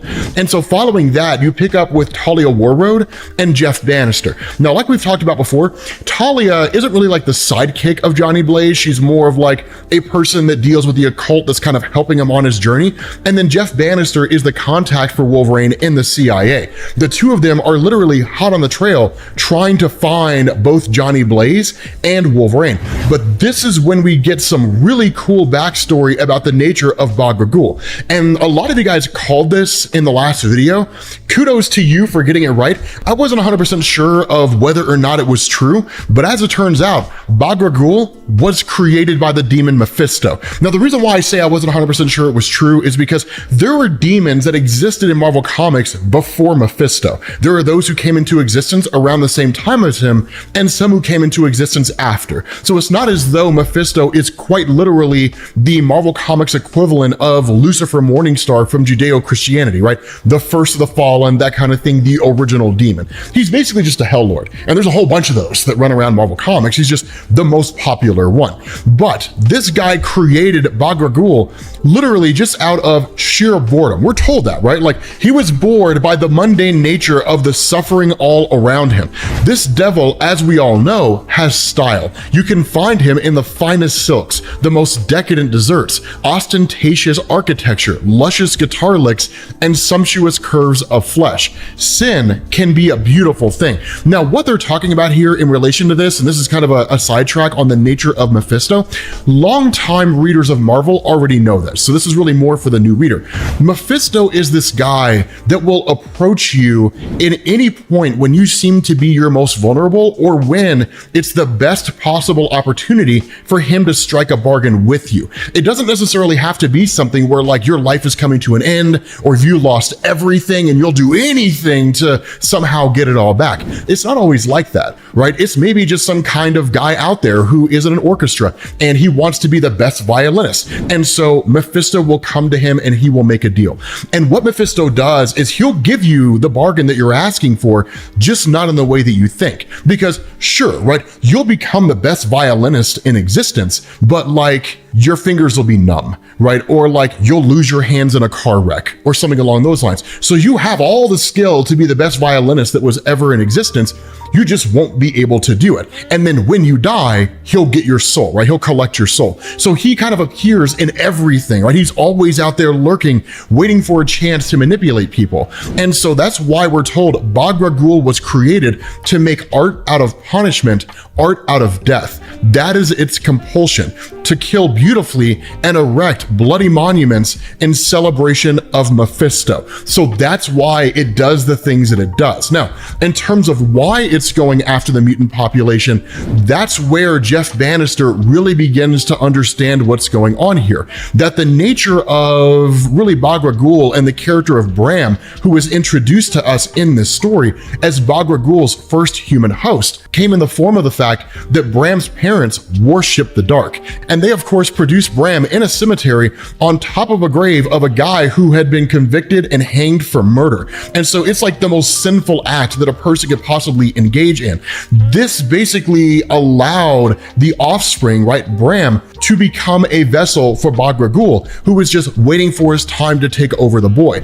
Once they get to Project Hellfire, it all starts to click for Jeff, and he starts to realize this is just a government program, that what the government is looking to do once they became aware of Bram is basically harness demonic energy. Now, that's not uncommon for the government to do, and that's the nature of the side projects, right? Weapons Plus, and then all the weapons that came under it, weapons 1, 2, 3, all the way up to weapon 10 and beyond, right? Weapon 10 being Wolverine.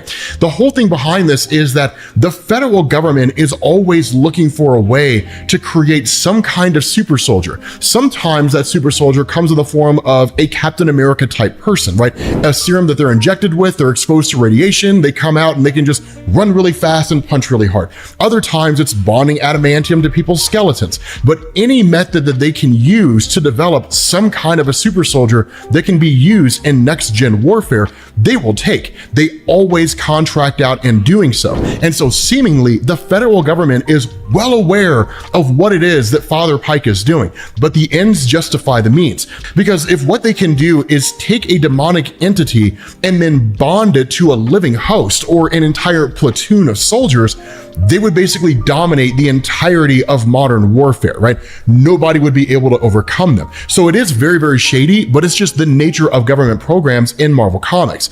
And so Wolverine, who's still kind of wrestling with this demonic side and being ordered to take this kid out, he ultimately rejects it, right? Like he says, no, that's not going to happen. And he stabs himself in order to kind of try to bring himself back to a degree. Because remember, the way in which Wolverine is able to regain his senses, at least as best he can, is by inflicting pain on himself. And so where he's told by Father Pike, you serve Mephisto, you serve the United States government, and you serve me, ultimately Wolverine seems to be able to overcome this, if just only by a small measure. And so this leads to Father Pike basically teleporting out and then in turn traveling directly to Wolverine himself. Now, once he's gone and out of the picture, that's when Talia and Jeff Bannister show up here and then free Johnny Blaze from his control. And this goes exactly the way that you would expect, and it's amazing because where Wolverine is back on the prowl with control being retaken by Bagra Ghul and Father Pike, he heads towards this town that has 97 mutants in it. And understand, he will lay waste to the entire place. There will be no discerning between innocent and guilty in his eyes. Everyone will die if that's what ends up happening. And so what ends up going on is that because this is all done by way of the mind control helmet, Jeff Bannister destroys the helmet, which basically takes away any mind control that Father Pike has over Wolverine, albeit he's still possessed by the demon entity. And then Talia Warroad removes the helmet from Johnny Blaze and says, free the Ghost Rider, right? Like, this is the only thing that's going to be able to stop Bagra Ghul. Nothing else is going to be able to end this guy. Because remember, the nature of the Ghost Rider is that it was also created by Mephisto, but it was created by Mephisto to have just unrivaled levels of power. It's one of the reasons why Ghost Rider is so astronomically capable. He can go against the Hulk, he can stand against Galactus. I mean, it's crazy how much power this guy has. So Ghost Rider, immediately manifests and then takes off after Wolverine. The kicker about all this is that with Bram being the original host and Bagra Ghul being taken away from Bram, Bram doesn't want to lose it anymore. And in fact, he wants it back. And Father Pike actually kind of agrees to allow it to happen, because what Father Pike starts to realize is that where Wolverine is kind of like the perfect killing machine, and under an ideal circumstance, he's the best person to be bonded to this, Wolverine has his own moral compass. And whether it's through telepathic conditioning from his time with the X-Men, Jean Grey, Professor Xavier, perhaps even Emma Frost to a degree, or just his experience in dealing with these kinds of things, he's not allowing himself to fully bond, right? Like, they can control him, but they can't fully dominate him, if that makes any sense. But Bram, on the other hand, is a willing host, and he'll do whatever it is they tell him to do. And the reason for this is that ever since Bagra Ghul was taken away from him, he is just having an incredibly difficult time coping. He's having an incredibly difficult time feeling whole. He wants the demon back. And so once he reaches out and tries to collect it unto himself, Ghost Rider shows up, crashes into Wolverine, and is just like, so we've been hunting this demon for so many years. Tonight, we're sending him back to hell. And it's like the coolest thing ever, because now it's literally just straight up Ghost Rider fighting against this ridiculously powerful demonic force. And Bagra Ghul knows exactly who Ghost Rider is, right? It's not as though he had no idea or no knowledge about Ghost Rider or anything. He doesn't really express a whole lot of fear here, like, oh my God, it's Ghost Rider, what am I gonna do? It's not really anything like that, but it's like, you failed Mephisto. Your job was to be a force of reckoning on Earth for Mephisto, and you turned against him, and you basically became a force that sends his forces back to hell. And so he's like, I will make a monument of your bones for every demon in hell to piss on. And the response of Ghost Rider is, you cannot punish me because I exist in a state of constant punishment, and I am no one's servant, right? And so he says, wake up, Wolverine. Just because you carry chains does not mean you are a slave to Mephisto. Which is true, because Johnny Blaze was supposed to be a slave to Mephisto. He escaped that fate, and then he became a guy who traveled around the world and sent demons back to hell. And so while Father Pike is watching all of this, he's just kind of astonished by it all, because Wolverine, as the Hellverine possessed by Bagra Ghul, actually starts to overcome Ghost Rider and doesn't really kill him, but he seemingly overpowers him. And so Father Pike says, like, come with us, right? But the response of Wolverine is, no, like, I'm done with all of this. And so Father Pike pulls Bagra Ghul directly out of Wolverine and starts to reinsert the entity back into Bram. And the funny thing here is that Wolverine is kind of able to pull it back unto himself, right? And just say, no, like, that's not going to happen. So what this does is it really introduces the idea that despite all the power that Bagra Ghul has as a demonic entity, he's still beholden to the will of whatever host he's bonded to, which is a great caveat here. It's a great way to explain why it doesn't just jump from one host to the next, wreaking havoc around the entirety of the world. I do love that, right? And in fact, that's been an on-running theme in the Ghost Rider comics for quite some time. And so what ends up happening is that using this one last bit of power that he has at his disposal, Hellverine stabs Father Pike, right? Kills him on the spot using his claws, and then in turn throws him into the fire pits that are going to send him to hell. Because what had happened is he had opened a kind of portal of sorts, beseeching Mephisto, asking for Mephisto's aid in harnessing and controlling the power of Bagra Ghul. Well, now Father Pike gets exactly what he's looking for, right? Like, you called down the thunder, my friend, and now you got it. You wanted to see Mephisto?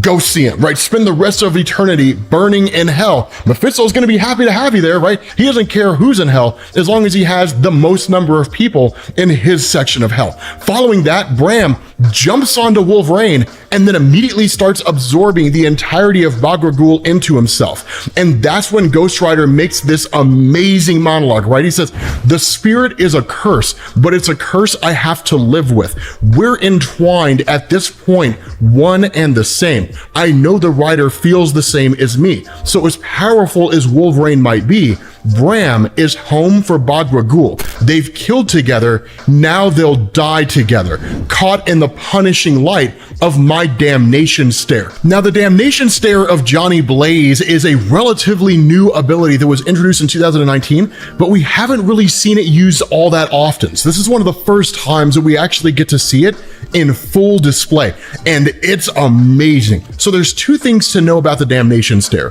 One is that it is unique to Johnny Blaze. Seemingly no other Ghost Riders have it, and this just largely seems to come out of the point in Marvel Comics when Johnny Blaze became the King of Hell. The other thing here is the difference between the damnation stare and the penance stare. So the penance stare only works on people that have two eyes, and it forces them to endure all the pain and suffering that they've caused.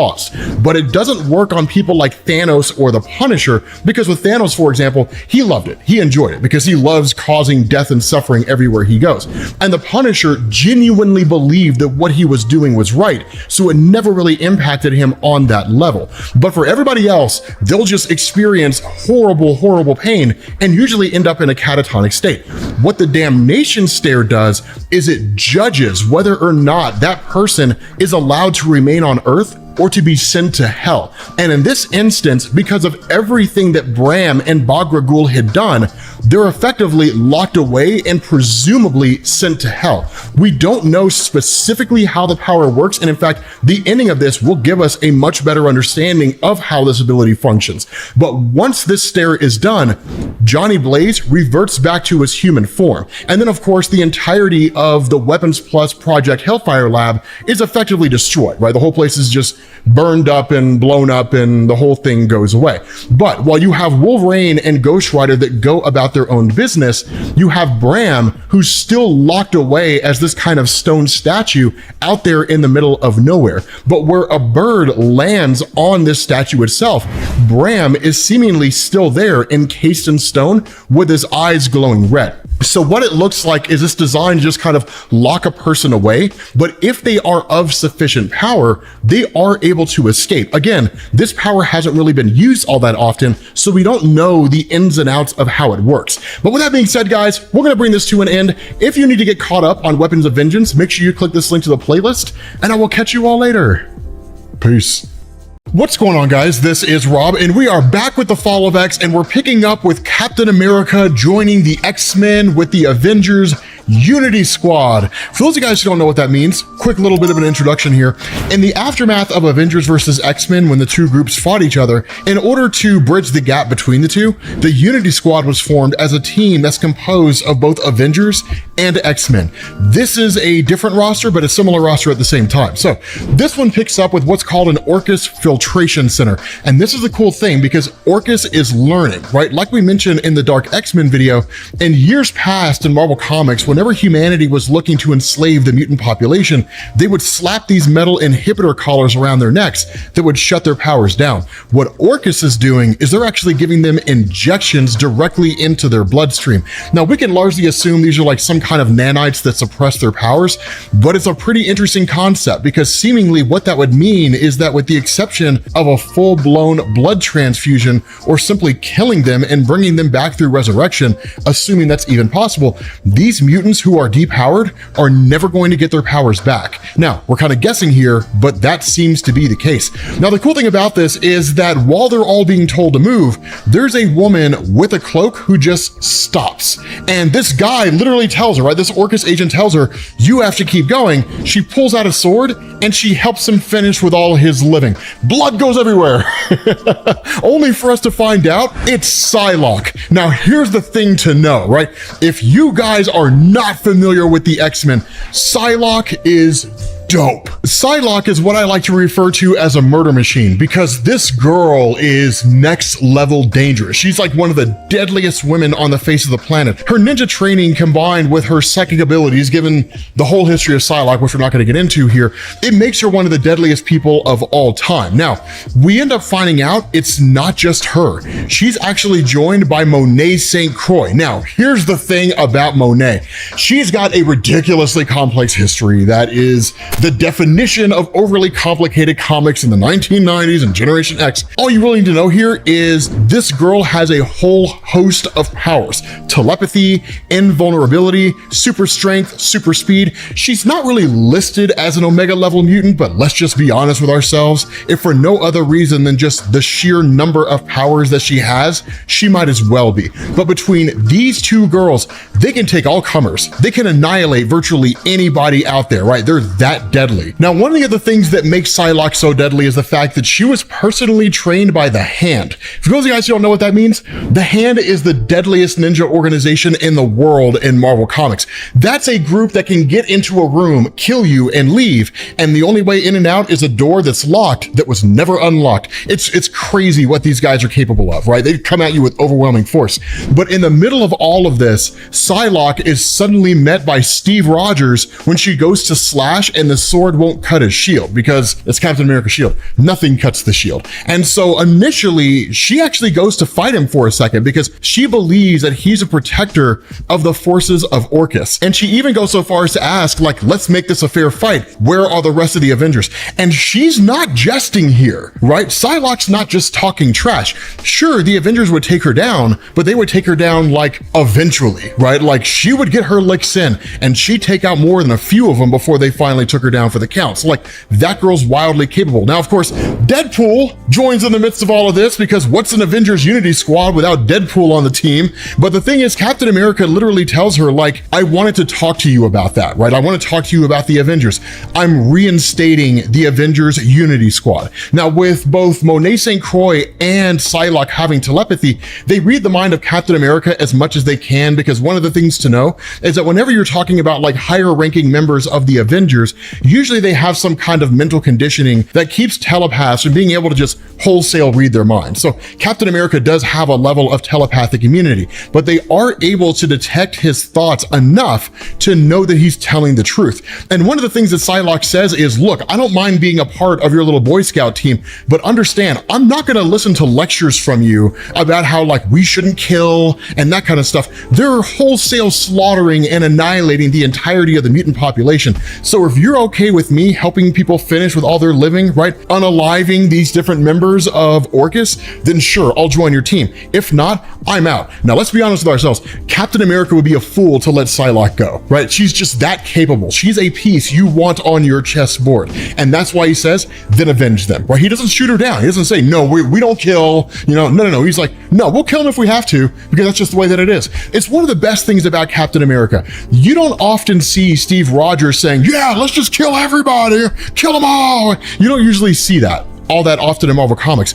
But when you do see that, that's when you know things are popping off. Secret Empire was a great example of when that happened, right? Captain America conquers the Marvel Universe. It was nuts. But what ends up happening, of course, Deadpool tells him, like, we basically have all the explosives that are set. Quicksilver appears because he's part of the team, and they effectively bail out of there and then blow the place to pieces. Now, Quicksilver was able to get those who had not been injected with the nanites as far away as possible, right? Literally whisking them away using his super speed. But the other part of this is Rogue, because that's the question that a lot of you all have had ever since we covered Avengers 25 and the start of Fall of X. When Rogue showed up, whisked Xavier away, and then he told her, you have to get out of here, try to find survivors, try to do whatever you can to overcome the power of Orchis. A lot of you guys have been wondering, where's she been at? This is it. She joined the Unity Squad, and it makes perfect sense because she was part of the original Unity Squad. Now, what she's doing is really more like recon work than anything else, which is flying up to Orchis bases and seeing how close they can get before their early surveillance system detects them, which she realizes it's about 200 yards, right? So she ends up traveling back to Captain America to report the information, and then you pick up with Captain Krakoa alongside the Blob and Wildchild. Now, Blob and Wildchild don't matter, and they never did, but Captain Krakoa does. So Captain Krakoa, when he initially appeared in Marvel Comics, which he's a very new creation, it was just Cyclops, basically kind of like the mutant population's own Captain America type character, if you want to call him that. But with Cyclops being held captive by really Dr. Stasis, Sinister, whatever, and his eyes being sewn shut, we know it's not him. So someone else is masquerading as Captain Krakoa, and we don't know who it is. But what he's doing is he's actually infiltrating to the island of Krakoa in order to find mutants, at least a couple of mutants in particular, who are being held captive there that will join his cause. Now, one of the things that we're told told about Captain Krakoa is that this is a man of lies, that with the exception of very few people, most surviving mutants out there still believe he's Cyclops because they don't know that Cyclops was captured. There are some who know it's not him, but really he just kind of allows the ruse to continue on, because in reality, it's better that people believe he's someone he's not and cheer on the idea of Captain Krakoa than to tell people the truth and then they become disillusioned in him. But it's also him lying about being detected by like the forces of the Sentinels and so on and so forth. Now, what's also kind of wild about this is when he actually gets to the island of Krakoa, the island's crying because this witness, and it really is kind of watching the complete and total, what appears to be the extinction of the mutant population. But once Captain Krakoa gets to the center of the island, down into the pit, he ends up coming across Fenris, also known as the Von Strucker twins, right? Andrea and Andreas. Now, these two are not like overly powerful, but they are cool, right? They're kind of like Marvel's version of the Wonder Twins from DC Comics. They can fire like these ridiculously powerful and super hot plasma bursts, but they have to be holding hands while they do it. But Captain Krakoa shows up here, and with them just kind of buying into the idea that he's Cyclops, he doesn't really dismiss it. He doesn't really say like, I'm not Cyclops. He just says, that name is dead. I'm Captain Krakoa now and forever. So he's just kind of like, I mean, maybe I am, maybe I'm not, but I'm Captain Krakoa. That's all you need to worry about.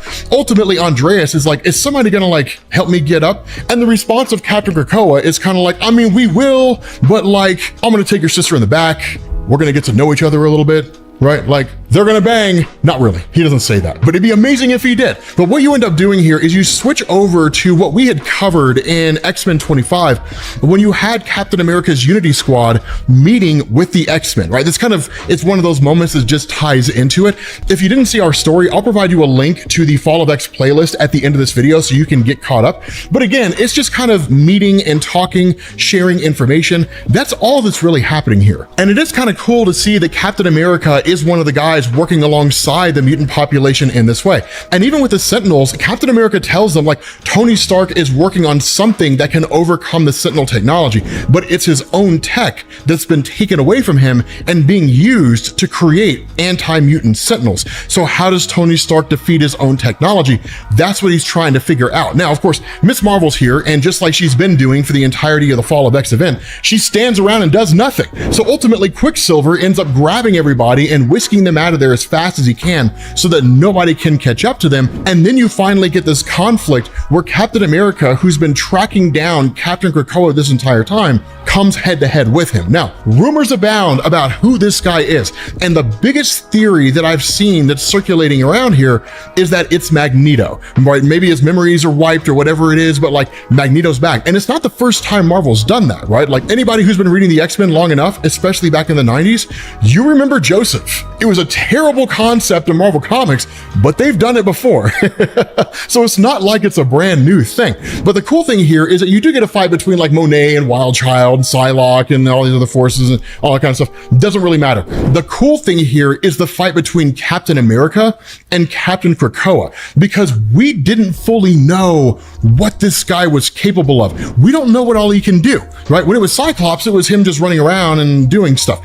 We don't know what this guy's abilities are. This guy overpowers Captain America, and we get this like amazing kind of monologue, right? Like the Krakoan battlesuit was designed to amplify the strength of ordinary non-combatants, giving them an edge during an extinction level event. Whoever this new Captain Krakoa was, he was much stronger than any ordinary human. And in fact, he taunts Steve Rogers, right? He says, Tisk, your attacks are so obvious and predictable. Now allow me to break you of that habit. And he snaps Captain America's arm on the spot. This guy overpowers Steve Rogers, and that's no small thing. With that being said, guys, we're gonna bring this to an end. If you guys need to get caught up on Fall of X, make sure you click this link to the playlist, and I will catch you all later. Peace. What's going on, guys? This is Rob, and we are back with Captain America's X-Men team, or the Unity Squad, Uncanny Avengers, whatever you want to call it. And coming out of the last video, right, Captain America and his team intercepted the Mutant Liberation Front, which by all standards of measurement is just kind of like a rechristened Brotherhood of Evil Mutants, if we want to call it that. But instead of Mystique or Magneto leading the team, it's Captain Krakoa. Now, one of the things that we established in the last video we do not know who Captain Krakoa is. The original was Cyclops, but Cyclops is currently tied up in an Orchis facility with his eyeballs sewn shut. So it's obviously not him, so we have no clue who it is. But again, there's all kinds of fan theories that are circulating around out there. Some people are saying they think that it is Steve, right? Captain America from Secret Empire. Other people think that it's like Joseph, the clone of Magneto, so on and so forth. We don't really know, but what we do know is that by virtue of this suit that this guy's wearing, he was able to break Captain America's arm, right? Literally snap his arm. But the bigger question they have here is, why is Captain Krakoa at a nuclear facility? Well, obviously it's to steal a nuclear weapon, and what do they want with it? Now, one thing to understand, this terrifies Captain America and the Unity Squad, even if it's not obvious, right? It's like that line from the movie Peacemaker. I'm not worried about the guy who wants 10 nuclear weapons. I'm worried about the guy who just wants one, because who in the world knows where he's going to put it, but he's going to pick the place that will do the most damage. So it's a very terrifying prospect here. Now, of course, Quicksilver and these guys do what they can, where they can, and they kind of manage to get the upper hand, but not really for their skill set. It's really more because once the mission's accomplished and the nuclear warhead is taken away, right, Captain Krakoa and those guys are like, let's go. So they basically teleport out and they essentially leave. Now, the other part of this is that they've stolen an X-Men Quinjet, and the X-Men Quinjet is well known to the people of Earth, right? They're well aware of the fact that this belongs to them. So seeing some kind of like anti-mutant force that may presumably have a nuclear weapon, although the general public's not aware of it yet, it could present a massive issue for the X-Men themselves.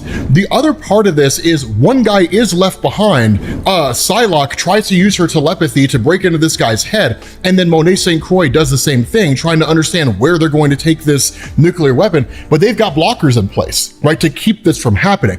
And so as a result, the team basically retreats to Ellis Island, and this is where stuff gets cool, because Deadpool just like shuts down the X-Men here, and he makes them look like idiots. It's one of the funniest things.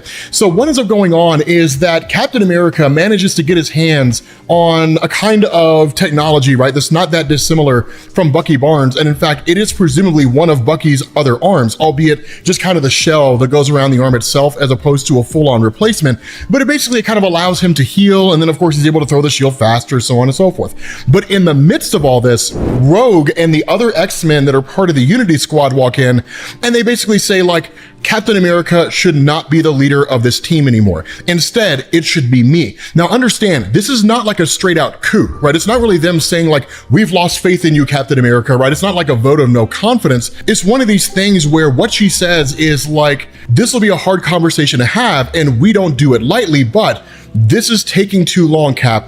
We don't think you should lead this team. And where everybody else is kind of shocked, her response is, I'm taking over the Unity Squad. We want you around, but positioning you as the tip of the spear is a mistake. The logic behind this is one part reasonable, but Deadpool calls them out immediately, right? Because Psylocke steps up and says, so many mutants are already dead or missing.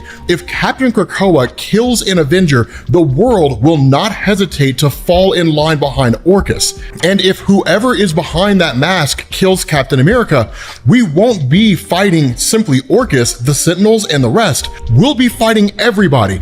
That's actually a fantastic observation because it's an accurate statement, right? Captain America is viewed by human society as just kind of like this incorruptible force. That was the whole basis behind Secret Empire, right? That like Captain America was like the guy. He's always been the guy. Sure, he's not like ultra powerful. He can't alter reality or anything like that, but he's the one everybody rallies around. Hence the reason why during Secret Empire, it was so easy for him to take out the superhero community because he was the last one that you would expect. And so with the X-Men approaching this and saying, look, yes, you're the leader of the team, but the fact that Captain Krakoa broke your arm like this, and the fact that he could have killed you and would have, right, had like things not gone the way that they had done, it's a direct indication that if you are the leader of this team and this team has X-Men on it and a mutant group out there that's the Liberation Front, right, basically a radical group trying to like overthrow humanity that's composed of mutants, kills you, humanity is going to look at this and they're not going to say Captain America died on a team that was composed of Avengers and X-Men, so not all X-Men are bad, right? They're going to take the Twitter approach. They're going to take the Reddit approach. They're going to say like,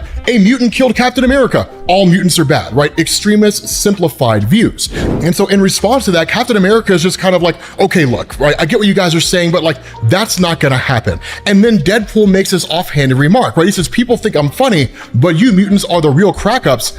All you do is lose, right? Like, what in the world makes you think that you are in a position to effectively lead a team and come out on top? And initially Rogue thinks he's joking, but he's like, who's joking here, right?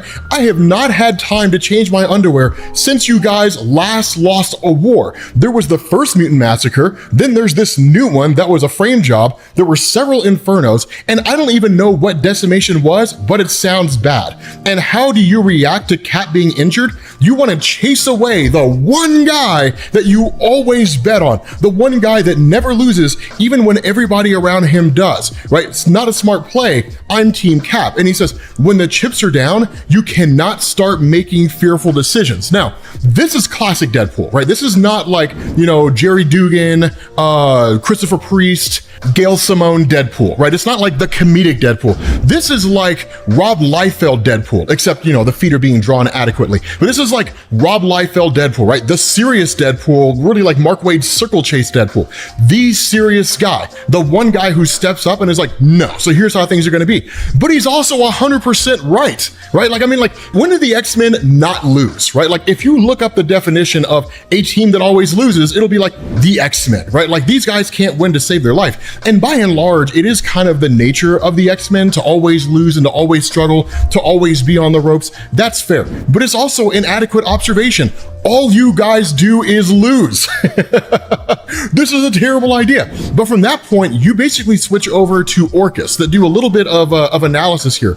And one of the things we find is that by virtue of Orchis and really just the news in general, that it's been broadcast to the world in a variety of different ways, newspapers and so on, that the Mutant Liberation Front, right, a radical team consisting of mutants that are looking to take down humanity, have stolen a nuclear warhead. So now public sentiment stands against the mutant population more so than it ever did before. But even with Dr. Stasis and MODOK, that quote unquote woke up this guy who became Captain Krakoa and like brought him out of a stasis tube and whatnot, even they're a little uncertain about what's going on here, right? Because the whole scheme with Captain Krakoa is to create, or really to put together, a radical mutant team that will target humanity and will further Orchis' perception or Orchis' idea that mutants stand against the human population, right? It's literally just kind of a backdoor job. But even they're uncertain here, like, what in the world is going on? Like, why is this guy trying to get a nuclear warhead? So again, it's really interesting. Now, of course, at that point, you pick up with Captain Krakoa with what I told you guys was going to happen,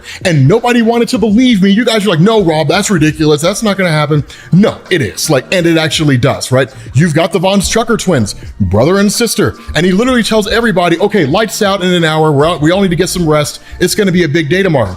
And then Captain Krakoa walks into the bathroom where the sister's taking a shower, and her brother's like, hey man, my sister's in there. And he's like, yeah, dude, why do you think I'm going in here, man? I'm about to clap some cheeks. And that's exactly what he does, right? Like, the brother's just sitting there on the bed listening to it all go down, which is kind of creepy and a little weird. But yeah, man, the Von Strucker sister, she's getting them cheeks clapped like you wouldn't believe. I told you guys it was gonna happen, right? Like, some boots were absolutely, unequivocally gonna get knocked. Like, that's just the way that it was. That's just the way it is, man. I've read comics for far too long to not see that coming from a mile away. But the other part of this, and this is one of the genius moves by Captain America, he meets with Ben Urich. Now, Ben Urich has been around in Marvel Comics for a long, long time. Truth to tell, Civil War was the comic that really elevated his profile just because of how popular Civil War was and how many non-comic readers had gotten into Marvel Comics with Civil War, right? It was just a landmark story when it came out in the mid-2000s. But the thing about this is that Ben Urich goes so far as to tell Captain America, I don't know everything that's going on, but I can try to be your eyes and ears, right? You give me information, I'll give you information. One hand will shake the other, and we'll literally just kind of operate in secret by feeding each other intel. So it's a really, really cool moment there. But the big kicker about all this is for the nuclear warhead itself, we end up finding out, man, this thing has been taken to Empire State University. These guys are gonna detonate a warhead at a science fair sponsored by Orchis. Now, the question has to be asked, why? Because there are much better targets to choose than like a science fair at a university, right? They could nuke like Washington, DC, right? They could go after like New York, Los Angeles, San Francisco, just like a place that would instill the most possible fear. Instead, they decide to host it at a science fair. No clue why they're doing this, but I'm excited to find out. With that being said, guys, we're gonna bring this to an end. If you need to get caught up on Fall of X, make sure you click this link to the playlist, and I will catch you all later. Peace. What's going on, guys? This is Rob, and Marvel's greatest villain returns, and the ending of the story is insane. Okay, check this out. So this opens up initially with Captain Krakoa. Now, for those of you guys who are getting caught up, yes, in the main Fall of X event, mutants are being hunted, all that kind of stuff, and you have the main Fall of X story going on. Captain Krakoa was at one point Cyclops. We know it's not Cyclops because of the main Fall of X event, but someone else is dressed as his character. And he's basically leading a kind of guerrilla warfare strategy against the human population by any means necessary mentality, right? Do whatever you have to do, take out humanity, it doesn't matter. And so what he does as he's talking to like the rest of his team, right, the Mutant Liberation Front, is he literally says, you all have your orders. If I don't rendezvous with you, it's because I was killed taking out Orchis's space station. It's been an honor to serve with you all. Of course, Orchis being the organization that's attacking the mutant population in Fall of X right now.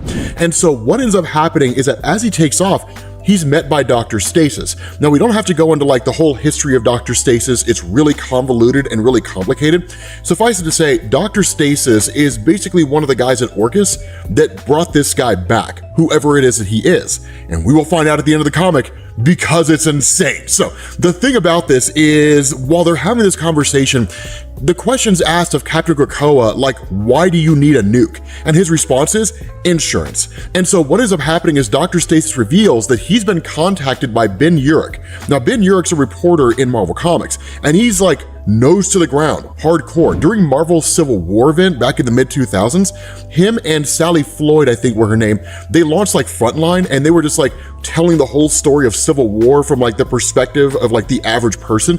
It was an amazing tie-in to that comic, and he's been one of my favorite characters ever since. But he's basically been digging around to see whether or not Orchis is lying in saying that like the mutant population attacked first, which is why Orchis and their forces launched their attack against the mutants on the island of Krakoa, kicking off the whole Fall of X event.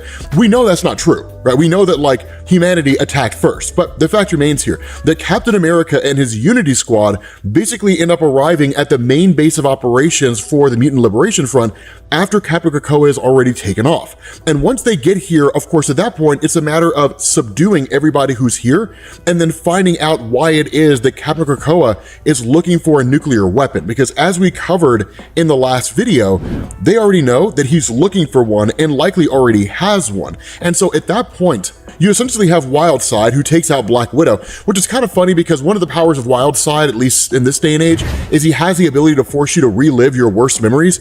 None of it matters because for Black Widow, right, for Natasha, she's seen much worse than this, and she's learned how to kind of like overcome her past. So at this point, it's just reliving arbitrary memories, and that's it. But of course, you end up having the rest of the team that take out like the Von Strucker twins. We know that Captain Krakoa was just like taking it to the Von Strucker sister, right? Like, we know that from the last video. We saw that coming from a mile away. But they ultimately end up going after Dukes. Now, here's the thing.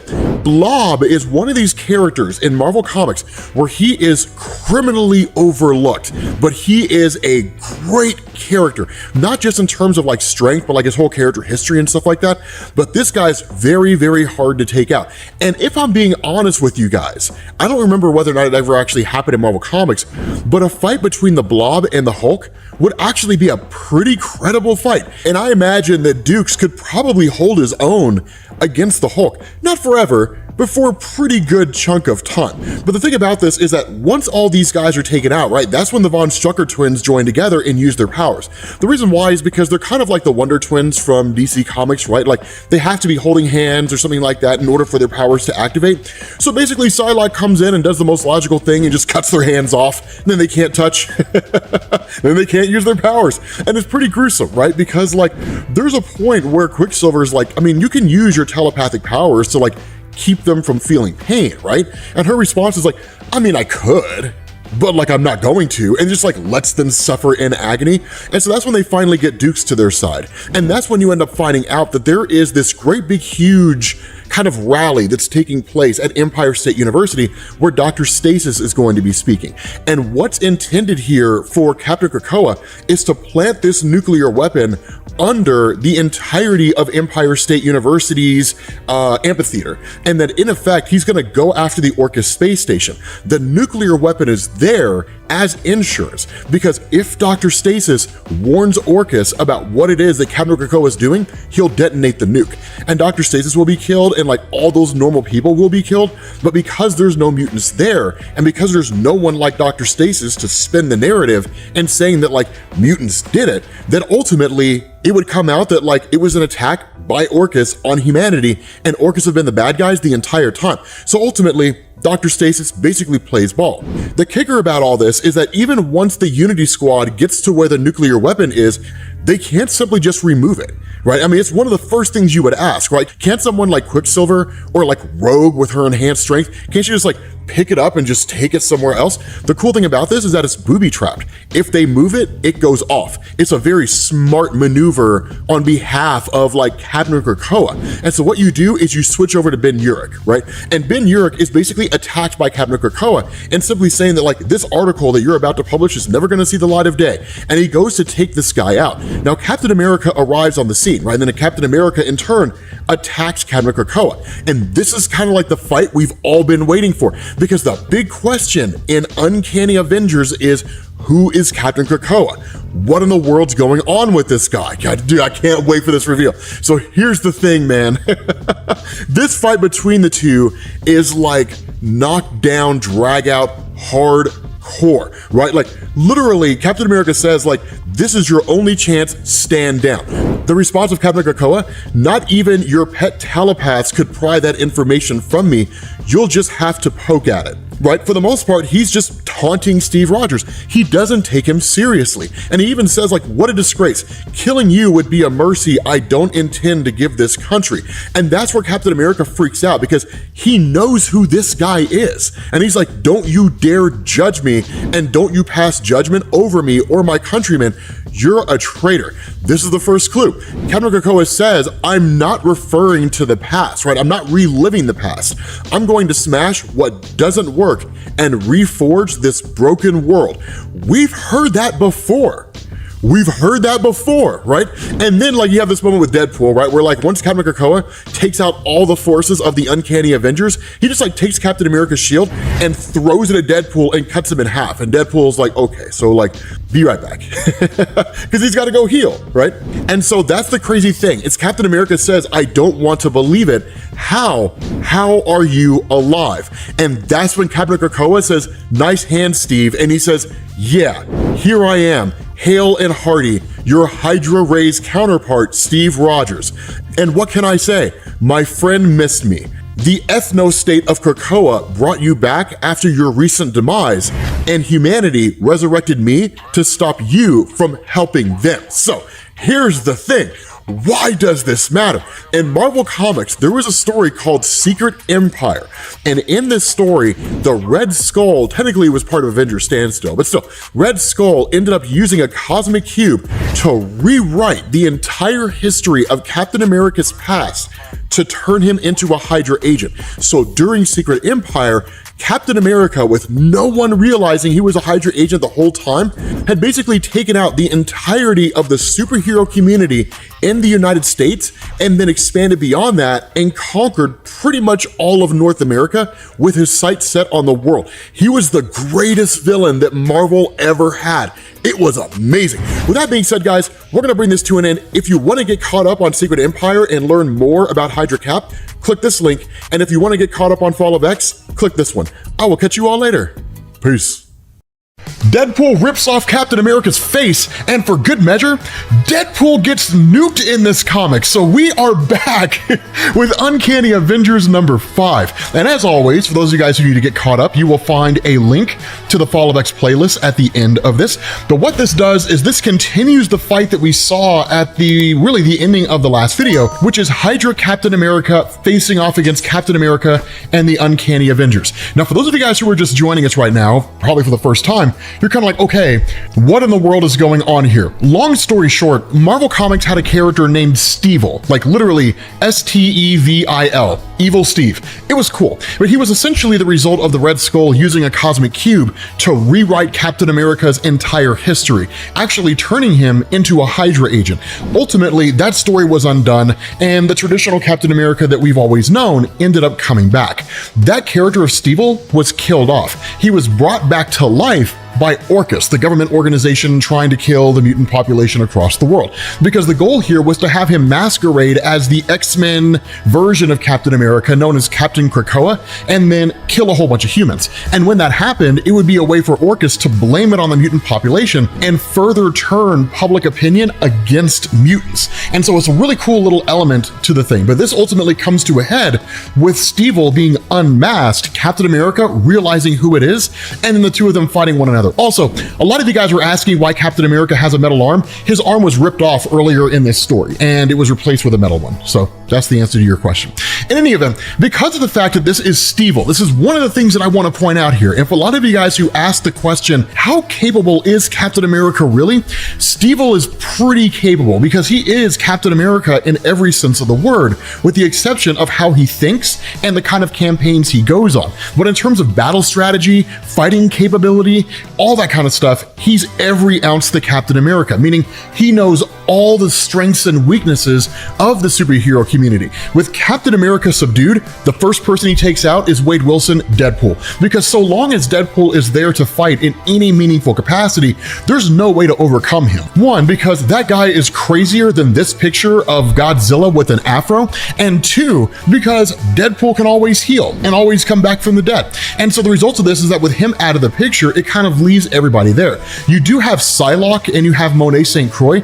They're both basically telepaths. They're relatively easy to deal with. The biggest issue he has to contend with is trying to fight what is in effect two ninjas at the same time. There's also Black Widow, but like really, who cares? And so what ends up happening is that while Monet St. Croix is able to momentarily get the upper hand, he's able to incapacitate her with a headbutt, and then in turn like smashes the ground, sends this girl flying through the ground, grabs his shield, and then Captain America grabs Deadpool, who was cut in half by Stevil's shield, and actually throws him at Stevil. And then in turn, he just like grabs him by the face and starts to pull his face off, which is kind of crazy. Now at that moment, you basically transition to Rogue. Now, for those of you guys who are asking, why are there X-Men and Avengers on this team?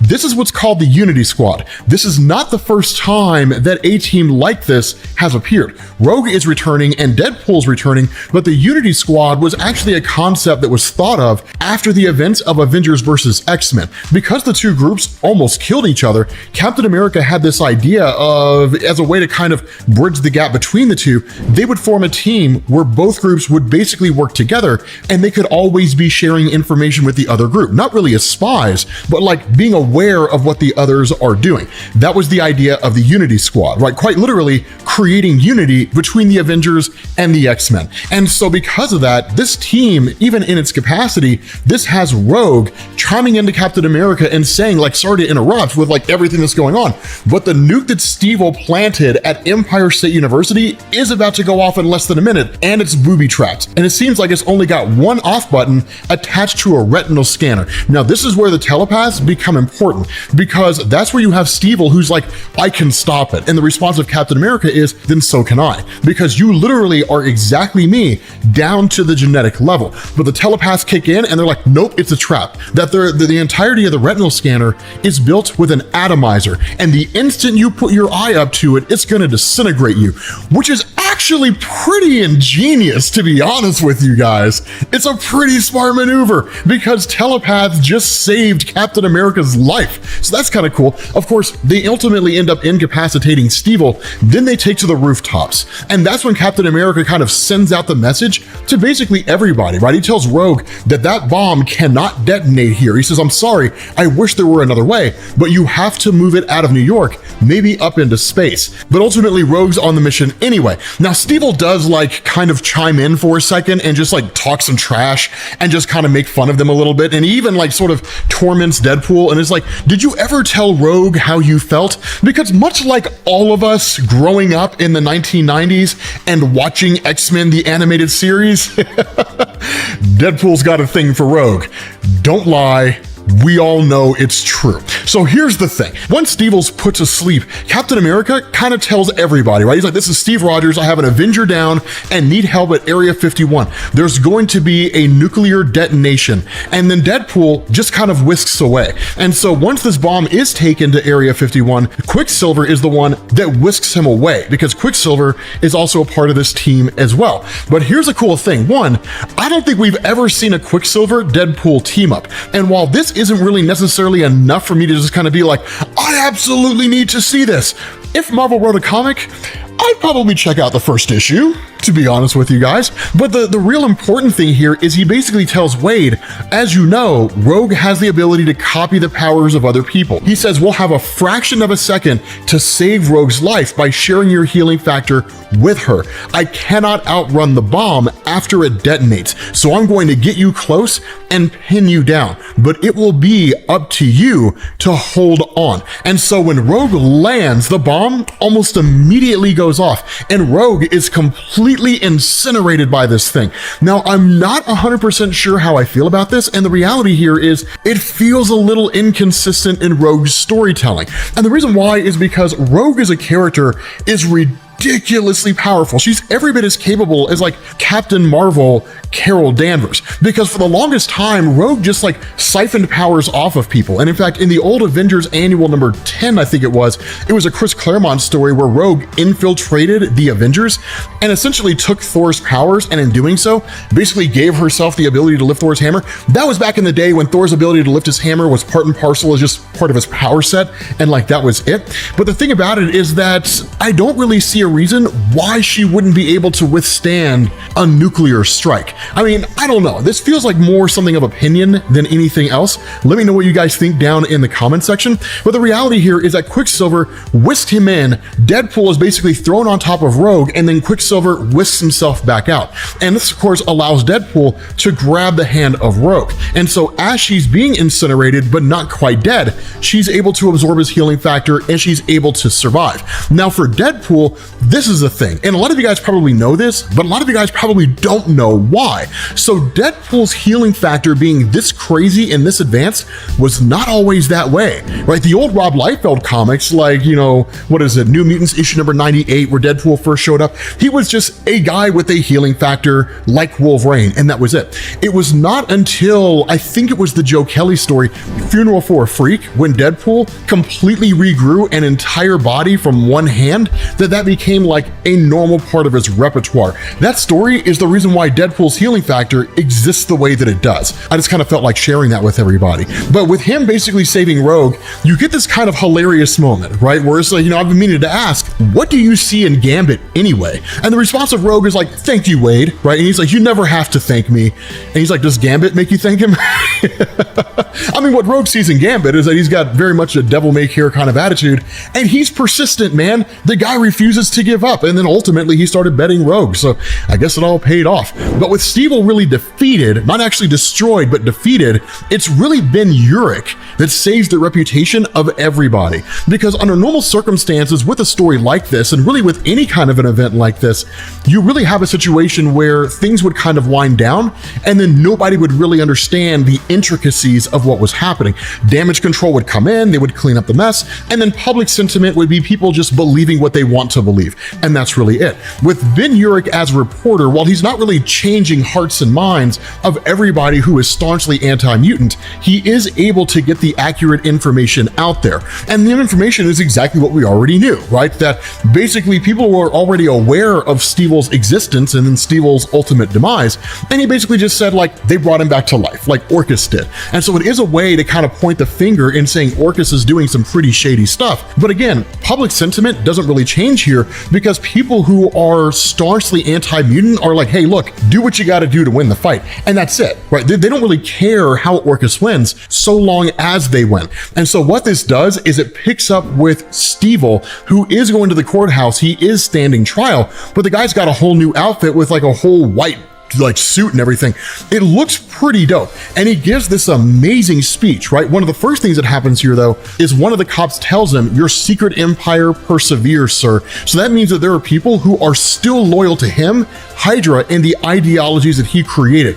But what he ends up becoming is a kind of William Stryker type character, although he does actually adopt a name for himself. So what he says is, he says, I believe that every human being will stand shoulder to shoulder, that we can finally emerge from the shadow of fear cast over us by the mutants and their ilk. I'm not a cruel man. In my dream, the mutants are also side by side with their own kind, and they are at peace too. Of course, not telling people my dream is basically Days of Future Past, where all the mutants are dead. And he says, when someone tells you who they are, believe them. The mutants told us their truth. They are different. They have their own laws. They have an entire planet to themselves in basically Mars, i.e. the mutants called it Araco. And he says, man loves, mutant kills. And that's really where I say William Stryker, because that was the story that introduced William Stryker. For those of you guys who don't know who he is, he was a religious fundamentalist who believed it was his mission from God to kill mutants. There was a point where he blew up a packed school bus.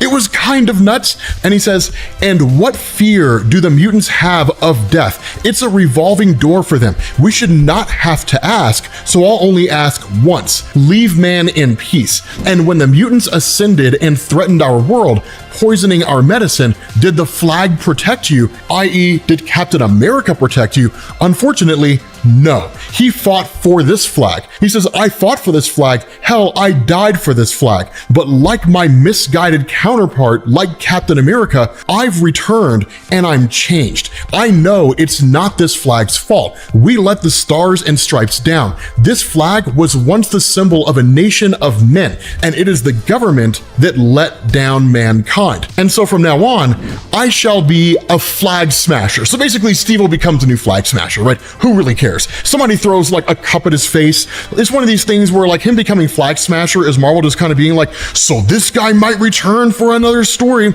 Like, I don't know. Maybe it'll be cool in the Captain America comics. Who knows? You'll probably never see him again. But the thing about this is that it is just kind of the Uncanny Avengers team, just kind of being like, okay, cool. So not everybody's buying into his jargon. That's cool. People who were staunchly anti-mutant are still anti-mutant. People who are staunchly in support of mutants are still in support of mutants. And that's really it. So the Uncanny Avengers celebrate all their actions. Black Widow's there, and I don't even know why, because she actually didn't really do anything. And yeah, that's the ending of Uncanny Avengers. With that being said, guys, we're going to bring this to an end. If you guys need to get caught up on the entirety of Fall of X, as always, make sure you click this link to the playlist, and I will catch you all later. Peace. What's going on, guys? This is Rob, and we are here with the Children of the Vault, and this story is so amazing. But what this does here is this picks up with Cable. Technically, the Children of the Vault do appear a little bit earlier than this, but we'll kind of wrap back around to them and make everything make sense once we pick up with their characters.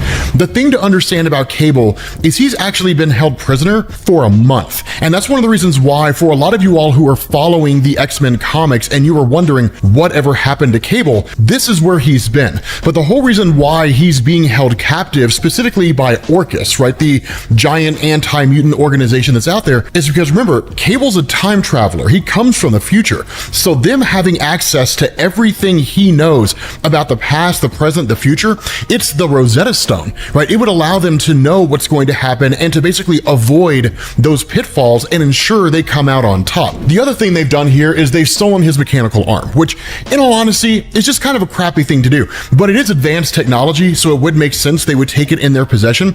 The other part of this is that even though Cable is an Omega level telepath, meaning he's one of the most powerful telepaths in existence, that he stays confined within what's basically a thought bubble, in the sense that Orchis has constructed a kind of thought prison where he can't control the minds of other people. Now, in reality, he is an Omega level telepath and telekinetic. He is exceedingly powerful. But the funny thing here is we're kind of given this bit of a narration where we're told that like Cable would escape on his own within 3 days. Instead, he's rescued by none other than Bishop. Now, for those of you guys who don't know the significance behind this, right, like let's kind of step away from this comic book for a second. I promise what I'm about to tell you is amazing. You're going to absolutely love this, right? So something to understand is that Cable and Bishop both come from the future, but they come from two separate universes.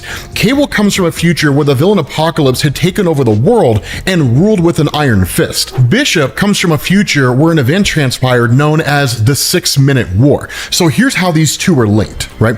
In Marvel Comics, in the aftermath of House of M during the Decimation era, in a story that's specifically titled Messiah Complex, Hope Summers was born, and she was the first mutant born after the Scarlet Witch took away 98% of the mutant population's powers. It was a huge deal. There was a mad dash to find this girl. The X-Men were trying to find her, Mr. Sinister and his Marauders were trying to find them, and then William Stryker and his Purifiers were trying to find them. When they all got to the village that Hope's signal was detected at in Alaska, basically the village had been burned to the ground and everybody was dead. And so nobody knew where Hope Summers went to. Come to find out, Cable had snatched her up and then started skipping through the timeline. And the reason why was because Bishop was chasing them. That in Bishop's future, Hope Summers grows up to just become this like crazy powerful but more or less villainous girl who wiped out 1 million humans in 6 minutes. And that basically jumpstarts like the Sentinel program and more or less leads to Days of Future Past. The difference is that in what was called the Summers Rebellion, humans and mutants banded together and then overthrew the Sentinels. But Bishop was always trying to find a way to keep his future from coming into existence.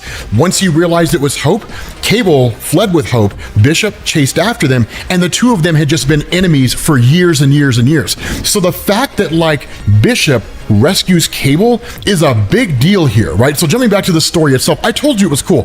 The X-Men in the mid-2000s were amazing. We need to go back and just kind of cover that. Maybe we'll like dedicate a day so we don't confuse everybody with Fall of X. But the thing about this is that Cable and Bishop have a very tenuous alliance here.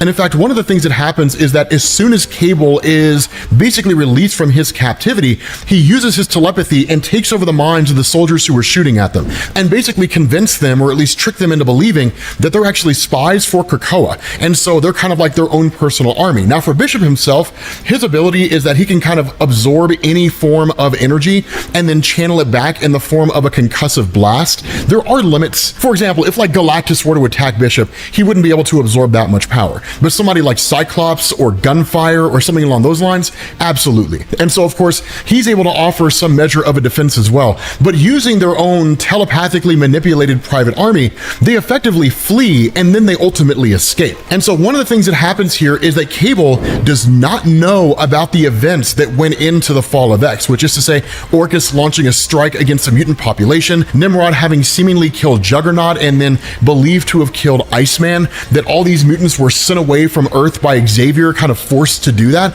he doesn't know about any of that stuff. And so reading the mind of Bishop, he gets caught up super fast and the two of them basically take off. Now, we'll find out where they went to, but what we do here is we actually switch over to the Children of the Vault themselves. Now, the great thing about this is that within the comic, the nature of the children is explained incredibly well. And so what they do is they address the whole of humanity and they say, humankind, do not be afraid. I am Seraphina of the Voice of the City, and we are the children of tomorrow. They had kind of changed their name. They used to be called the Children of the Vault. But she basically says, we speak to you now where you are in your own language. Our words, our gifts are for everyone. When our ancestors left you, they understood that humankind was on a road to self-destruction, that you would need answers faster than you could hope to find them. They locked themselves away in a place where time moves faster. Though only a few decades passed for you, our society has progressed 1,000 years, right? And so she says, war, ecological catastrophe, disease, prejudice, poverty, and pain. For us, this is the stuff of ancient history. We solved your problems generations ago. We wish to share our solutions with you, all of you, freely. We have already begun. Now, here's the thing to understand here. Despite the fact that Seraphina presents herself and the other children of the Vault as saviors, in reality, they're anything but. For those of you guys who aren't familiar with how the X-Men were being handled by Jonathan Hickman during House and Powers of X, one of the things prophecy established is that at some point in the future, the children of the Vault will go to war with humanity and the mutant population, and they will win. They will annihilate all of them. And in fact, the children of the Vault and humanity will merge and become what were called post-humans. And then they would eventually go off and do their own thing and merge with the Phalanx and so on and so forth. But the thing about this is they are basically nefarious, and it's a smart thing to do. What better way to conquer a land than to appear as a savior, earn the trust of the people, and then slowly subvert them from the inside out? And in fact, that's exactly what they do, right? We're literally told in the poorest places on Earth, self-replicating technology 10,000 years ahead of its time unfolds and ingratiates itself. Buildings composed of brand new elements spring up overnight, consuming and converting the already existing architecture as raw material. Bizarre new skylines threaten virgin skies. People begin to call them pueblos de mañana, or tomorrow towns, right? Basically, they're giving people technology and resources that can actually improve their lives. They give people resources and technology that heals them, restores the ability to walk to those who lost it, right? They step in and they end like natural disasters that are threatening to wipe out entire towns. They very much appear as saviors, and that's the power of the children of tomorrow. Because the other half of this equation that Serafina didn't necessarily mention is that with each new generation of the children of tomorrow, they become more advanced than the previous generation. Their powers multiply several times over again. So I would go so far as to argue that while they're not specifically listed as being like Omega level threats, they all basically are, right? I mean, sure, they don't necessarily have like crazy advanced reality warping powers, but they are incredibly capable. Now, the funny thing about this is that you initially have Orchis watching all of this unfold. And while Orchis was the organization that launched the strike against the mutant population and really kicked off the events of Fall of X in the first place, they do nothing when it comes to the children of tomorrow. One part of it is just due to the level of power they have. If they were to challenge the children of tomorrow right now, they would get destroyed, right? They would just, I mean, just like that. It wouldn't even be a challenge at all. The other reason though is because if society is looking over there, there's nobody looking over here. And if there's nobody looking here, nobody's paying attention to what you're doing, right? So why look a gift horse in the mouth? Let things just play out, keep an eye on it, but it's all basically working to the favor of Orchis, because with the children of tomorrow, or the children of the Vault, whatever you want to call them, getting the attention of society, nobody's focused on Orchis. That also means like the Avengers and any other superhero teams who are out there are watching them. They're not watching Orchis slowly taking over the world. And so what you end up doing here is you basically pick up with Cable and Bishop as they arrive in Hell's Kitchen, New York. And one of the things that Cable reveals is that he's just kind of going through and he's looking at people's minds, right? Reading their minds to a degree. And in fact, he even reads the mind of one guy who refers to him as Josh Brolin, right? Obviously a play on the fact that Josh Brolin played Cable in Deadpool 2. But what he ends up revealing here is that he also has a safe house, right? And of course, he always has safe houses. Cable has safe houses everywhere, right? They're all composed of ridiculously advanced technology based out of his spaceship Grey Malkin, but like really his time travel ship. But he has all kinds of these things. And what he starts to do is actually rebuild his arm, but basically you get like all these crazy levels of like arms and armament, like spaceships and so on and so forth.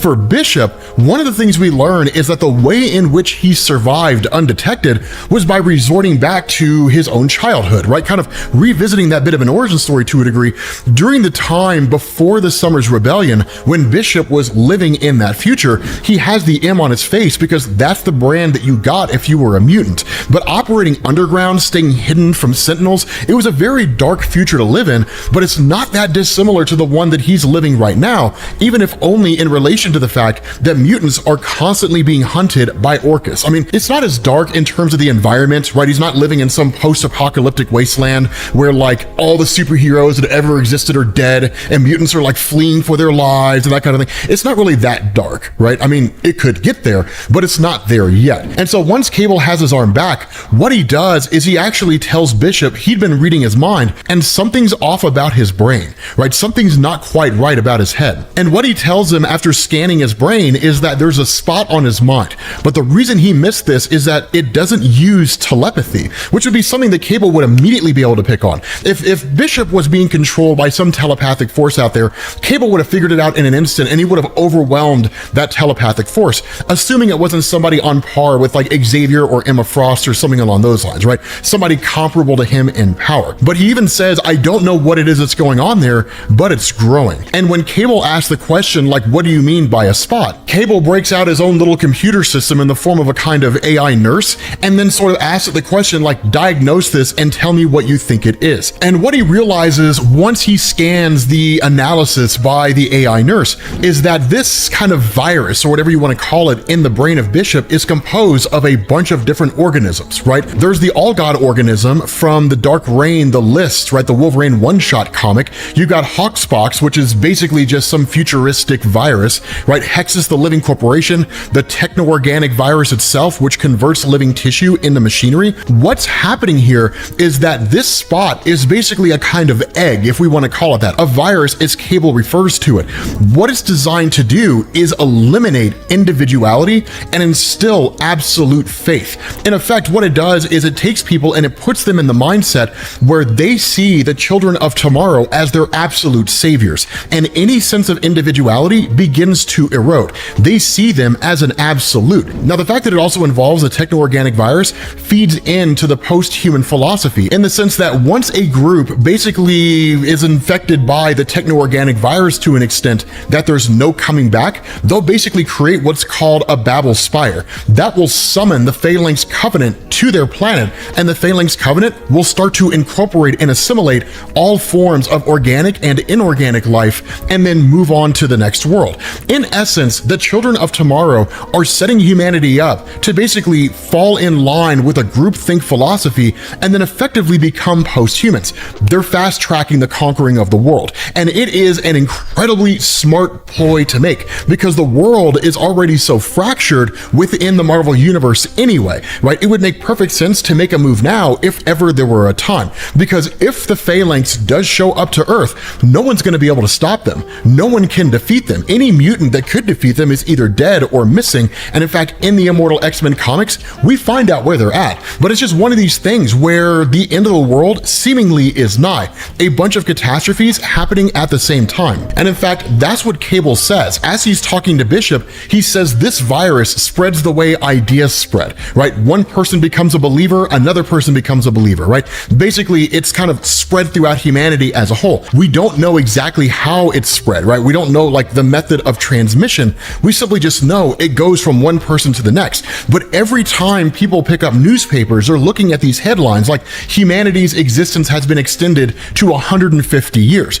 Tomorrow, it might be 300 years, right? It might double, and then it might triple, and so on and so forth, to where people basically defy death. And so it's one of those things where he says, we're talking high-level semiotic engineering. The technology something like this would take, the children are the best bet of doing it. They're most likely the ones that are doing all of this. And so when Bishop asks the question, how far-reaching is this virus? Cable looks out to everybody and realizes every human being he can see, and presumably every human being on Earth, is infected. There's probably precious few who are not. With that being said, guys, we're going to bring this to an end. If you need to get caught up on Fall of X, make sure you click this link to our playlist, and I will catch you all later.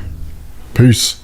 What's going on, guys? This is Rob, and we are back with the Children of the Vault. This story is amazing, right? Marvel's God Humans. So this opens up with Martio, and one of the things we talked about in a previous video, for those of you guys who weren't caught up, is the gist of the Children of the Vault is that they're not really humans, but they're not really mutants. Instead, they're beings that are basically hyper-evolved from a place called the City. In effect, time passes differently. So for the human race out in the real world, it's been like, I don't know, maybe like 10 years or something like that since the Children of the Vault first emerged, probably less time than that. But for them, millions of years have passed, and that's why they're all so incredibly powerful. You're going to find out just how OP these guys are. But Martio is one of them, and what ends up going on is this guy's actually witnessing a dance party that's like a drum and bass nightclub, which sounds amazing. But in the midst of all that, Cable and Bishop attack because in the whole Fall of X event, there's a lot of moving pieces and a lot of stuff all kind of going on at the same time. And while Cable and Bishop have historically been enemies, especially since Messiah Complex, the enemy of my enemy is my friend. And while they don't have the ability to take down Orchis in the here and now, the reality is that the children of the Vault represent a far more clear and present danger really to everybody on Earth than like Orchis does. And again, we'll talk a little bit more about that and it'll become prevalent as we get through this video. But once Martio is taken out, Cable uses his body slide technology, which I always loved, right? He's like a guy from the future, right? So it's like computer, body slide by 3. I always loved that. It's basically his way to teleport using technology. But talking about this whole idea of the children of the Vault, this is one of the cool things that goes on with just how powerful they are, because they just exist in a city that just sits above Earth, and like that's it. But these guys, when they first popped up on the scene, instead of just like attacking humanity and subjugating it, they decided to go the route of actually appearing as what were basically heroes. We'll talk about why they did that here in a little bit, but the bigger point is humanity ended up embracing them, but not really because humanity chose to. Instead, the children of the Vault had kind of disseminated this virus around the world that really leads humanity to perceive them as heroes. And so what's been going on is like, there's been these staged attacks against Earth and things are very murky. One of the first things that happens is like Avengers from Earth 2149, also known as Marvel Zombies, attack the Earth. How they got here, why they're here, we don't fully know. We're never given an answer. They just attack. But one of the things that happens here, and I'm probably gonna mispronounce this word, Atomo, I think is how you pronounce his name.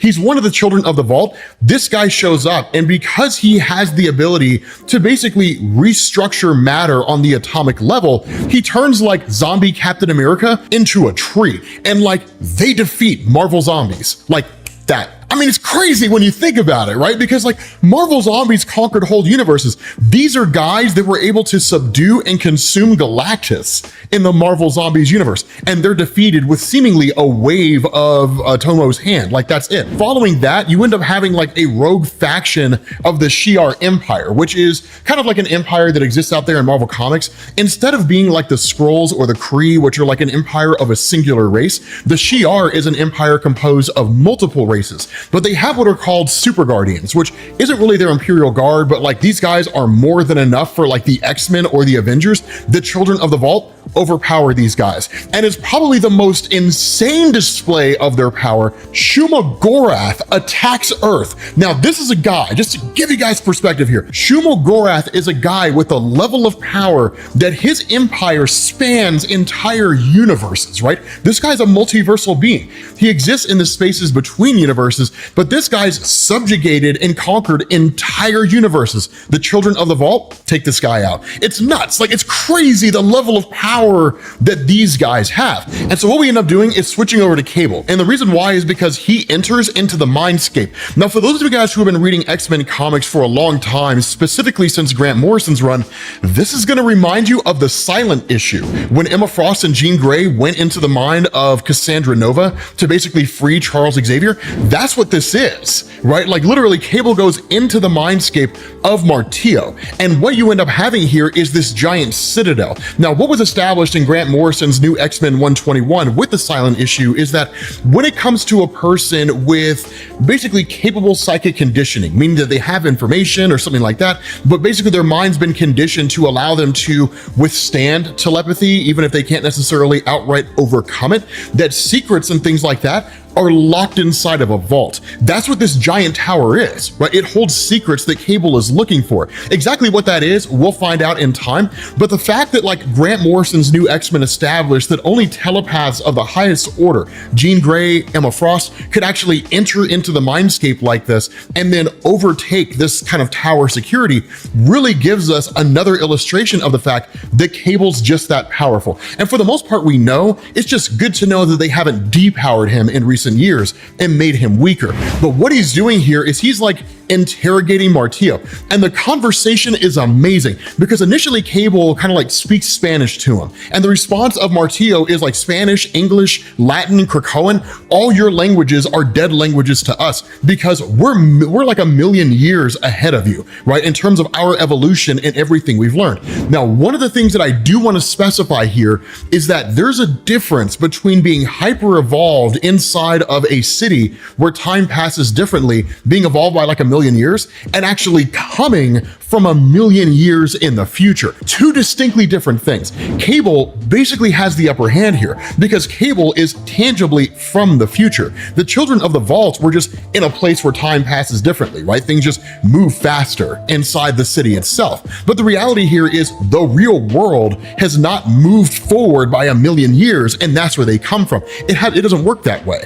But for Cable himself, going inside the mind of Martillo as he's interrogating him, the conversation is amazing because Cable says, I was there the first time you crazy kids crawled out of your hidey hole, got yourself some new clothes and a new name, but I don't think much has changed. Still trying to conquer the world. And the response of Martillo is, we cannot be judged for that. It was a million years and 1,000 lifetimes ago. And that's why Cable responds in saying, not to us. And he says, tell me about the message, Martillo. I know it's some kind of semiotic virus. What exactly does it do? And the response of Martillo here is, it's better to not question the message. It is better to simply just accept it. Now, one of the cool, really kind of relationships or similarities here between like Martillo is with a guy named William Stryker. Because while William Stryker is technically staunchly anti-mutant, he's a religious fanatic. There was a story where he blew up a busload of kids. I mean, the guy does some crazy stuff. The reality here is that in a lot of ways,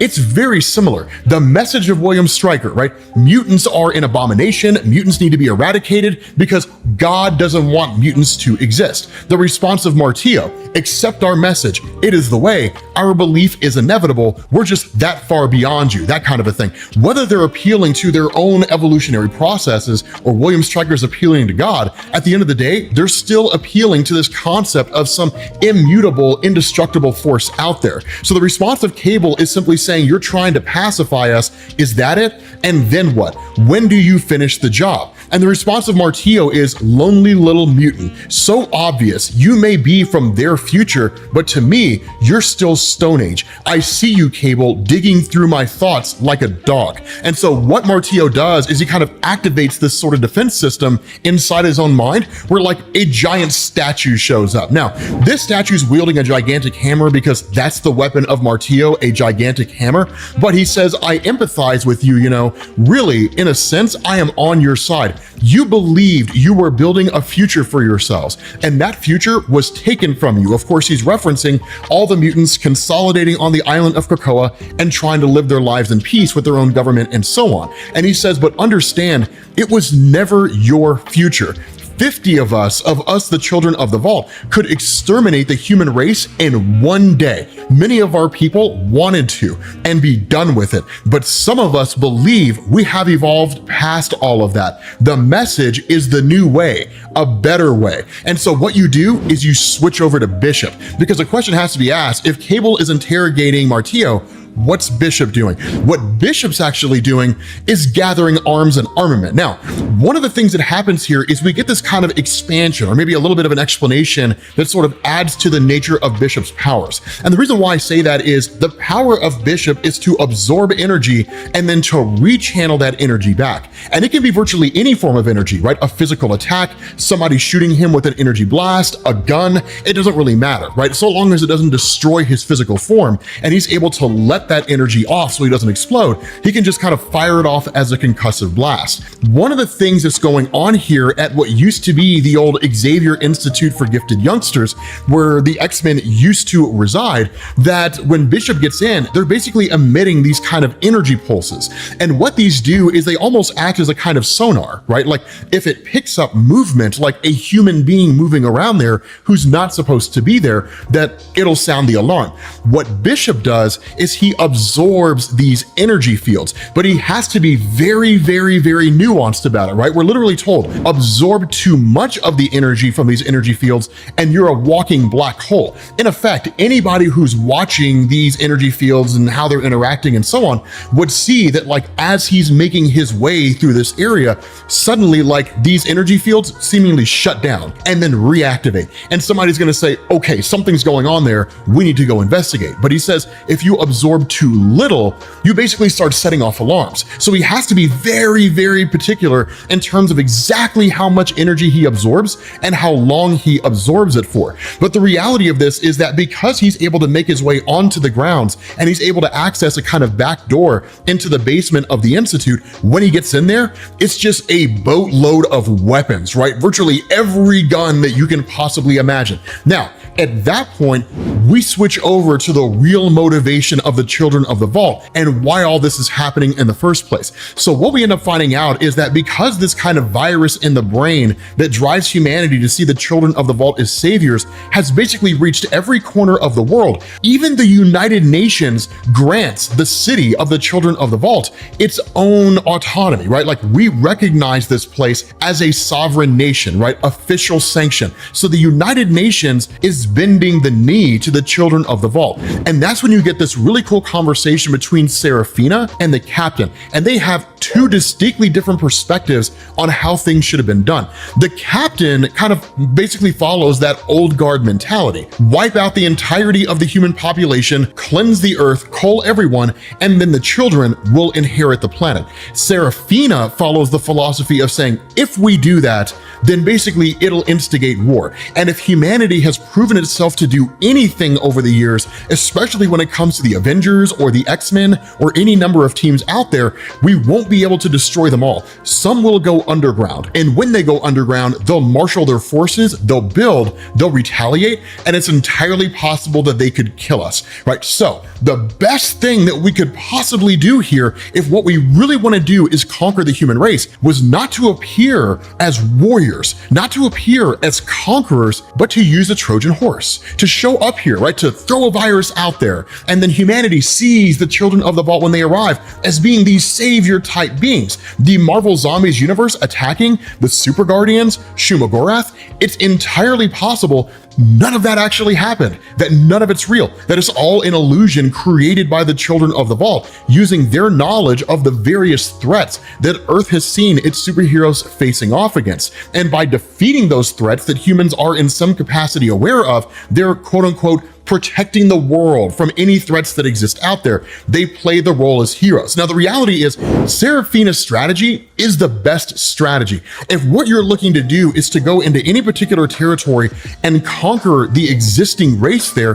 while also take that territory for yourself, you don't want to start an outright war, because if you do that, it's going to lay waste to territories, buildings, and cities, and all that kind of stuff. And then you're going to have like the whole rebuilding process. The smarter thing to do is to go in, subjugate the populace, get the populace to see you as a hero, and then slowly start eliminating them that way. It's diabolical in every sense of the word, but it is the smartest thing to do. And so they have this kind of philosophical argument, right, where the captain even goes so far as to say, look at humanity, right? Like, we could lead them into a better future, but the reality is, if they wanted to be led into a better future, they wouldn't resist superheroes. They wouldn't stand against the superhero population. More so than that, they would have led themselves to a better future. The fact that humanity is so regressive, and the fact that it spends so much time, and the fact that it's so unwilling to move forward, that it has to be drugged, kicking and screaming, means the only thing that we should be doing is conquering them, right?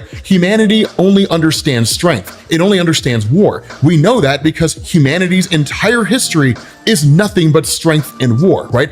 Give them what they give others, and they in turn will be subjugated by us, and they'll stop asking questions. Again, it's just this kind of philosophical debate going back and forth. There's not necessarily a wrong answer here, although I think Seraphina's approach is the most logical one and the smartest one.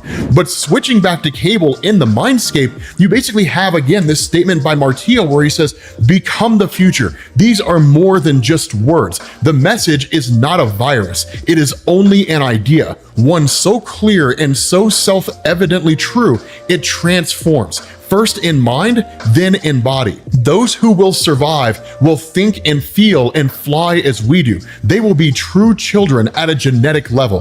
The rest, those who can't change or won't change, there will be no place for them. And Cable asked the question, and how many is that? How many do not make it into your future? And the response of Martillo is, we estimate that less than 1% of humanity will survive the change. Less than 1% will make it. 99.9% or more will be wiped out. They will die.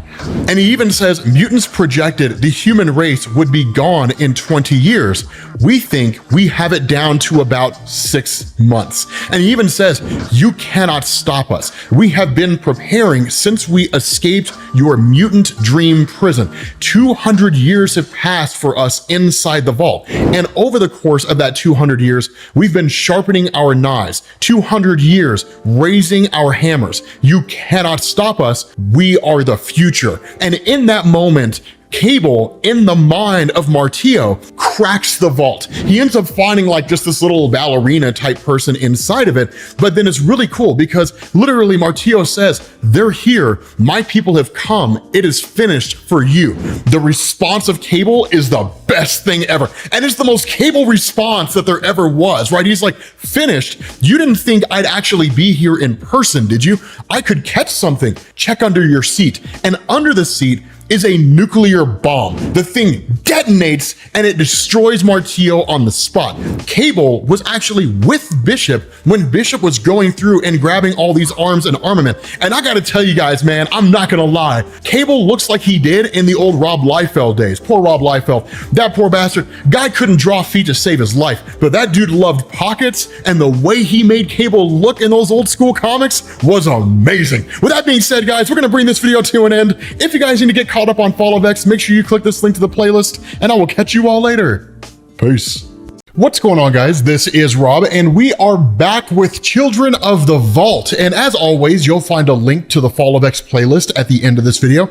But for those of you guys who are getting caught up, while the entirety of the mutant population has either been banished to the White Hot Room, a place beyond all space and time, or those who are remaining on Earth are being hunted down by Orchis and basically taken out, Cable and Bishop, two really interesting and really cool mutants, are launching an attack against the city. Why? Because the city is home to hyper-evolved humans who are using this opportunity in Fall of X to strike against Earth and basically take over the planet. So what they end up doing here in launching this attack is they take just like this giant cannon, because what are Cable and Bishop if not two guys walking around with gigantic guns, and they end up firing off these micro singularities towards the city, right? Mini black holes. Now, by no standard of measurement is this expected to actually work. They don't intend for it to be able to take out the city. And in fact, what happens here, just to show you guys how hyper evolved these guys are, 3 seconds before the first micro singularity hits,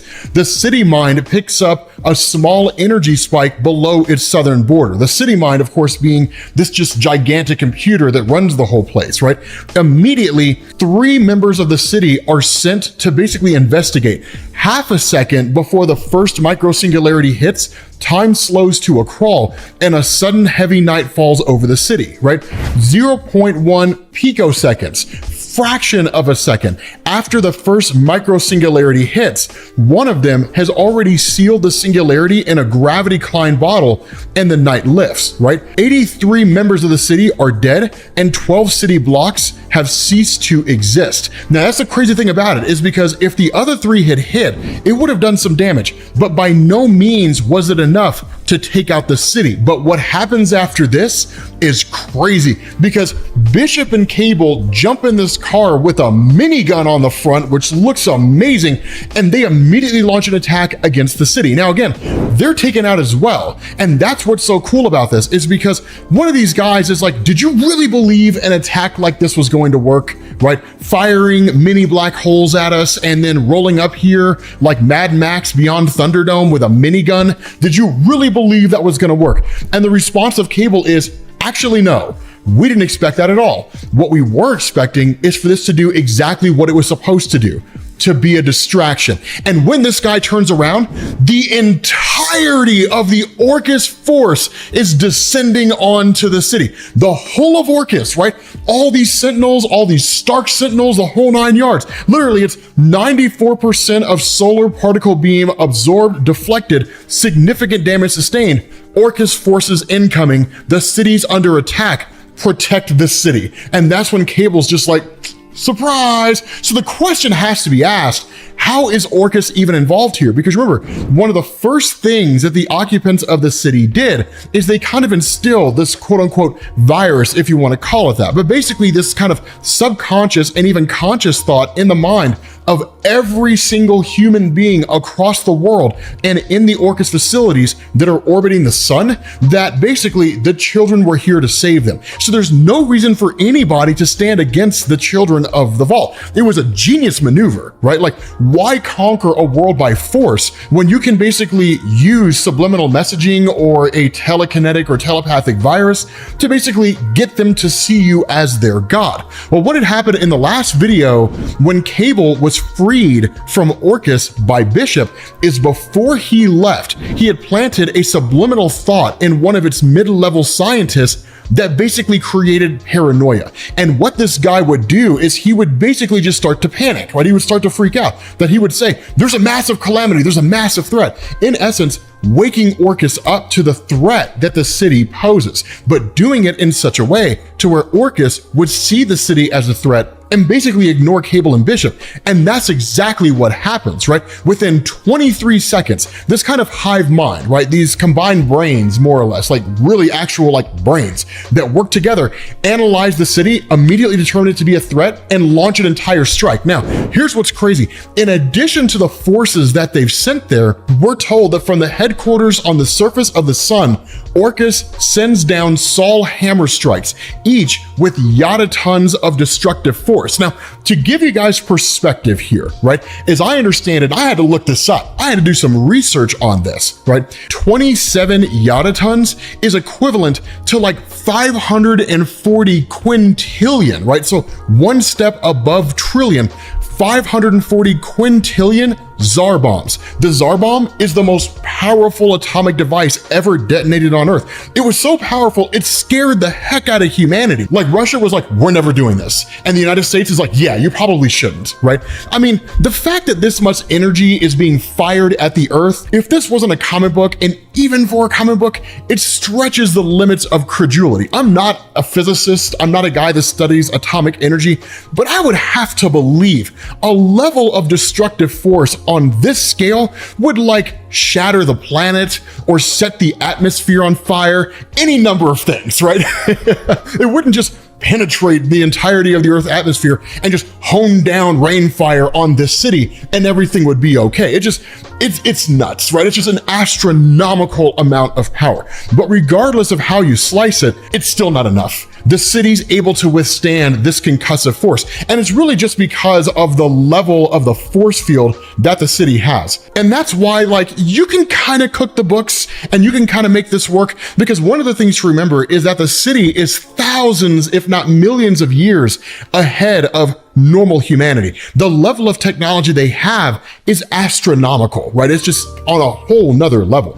And so despite all of this, the children of the vault just tear the forces of Orchis apart. I mean, they rip these things apart piece by piece. And what's so funny about this is, for those of you guys who read Marvel Comics back in the 90s, specifically X-Force, the relationship between Cable and Bishop reminds me of that, because there's this point where in the middle of this whole firefight, right, this massive battle on the city, they're arguing about their rifles. They're arguing about which one's more powerful. And it makes perfect sense, because for people like me who grew up with X-Men the animated series, and it's what got me into Marvel in the first place, the biggest argument I would have with my friends is whose gun was better, Cable or Bishop, right? And like, they're bickering back and forth, right? Like, for example, Bishop talks about how the P-832 0-point plasma cannon was like an artificial star, or at least it used an artificial star as a power source, and it's made of self-repairing smart metal. They only made a few in the 43rd century during the Beyonder Phoenix War, right? And the response of Cable is like, I've got 3, right? The Omega Pulse Rifle is the better weapon, right? That's the one that he runs. He's like, the fact that I have 3 of these weapons that you're talking about and I still choose mine means mine is better than yours. So here's what I want to know from you guys in the comment section.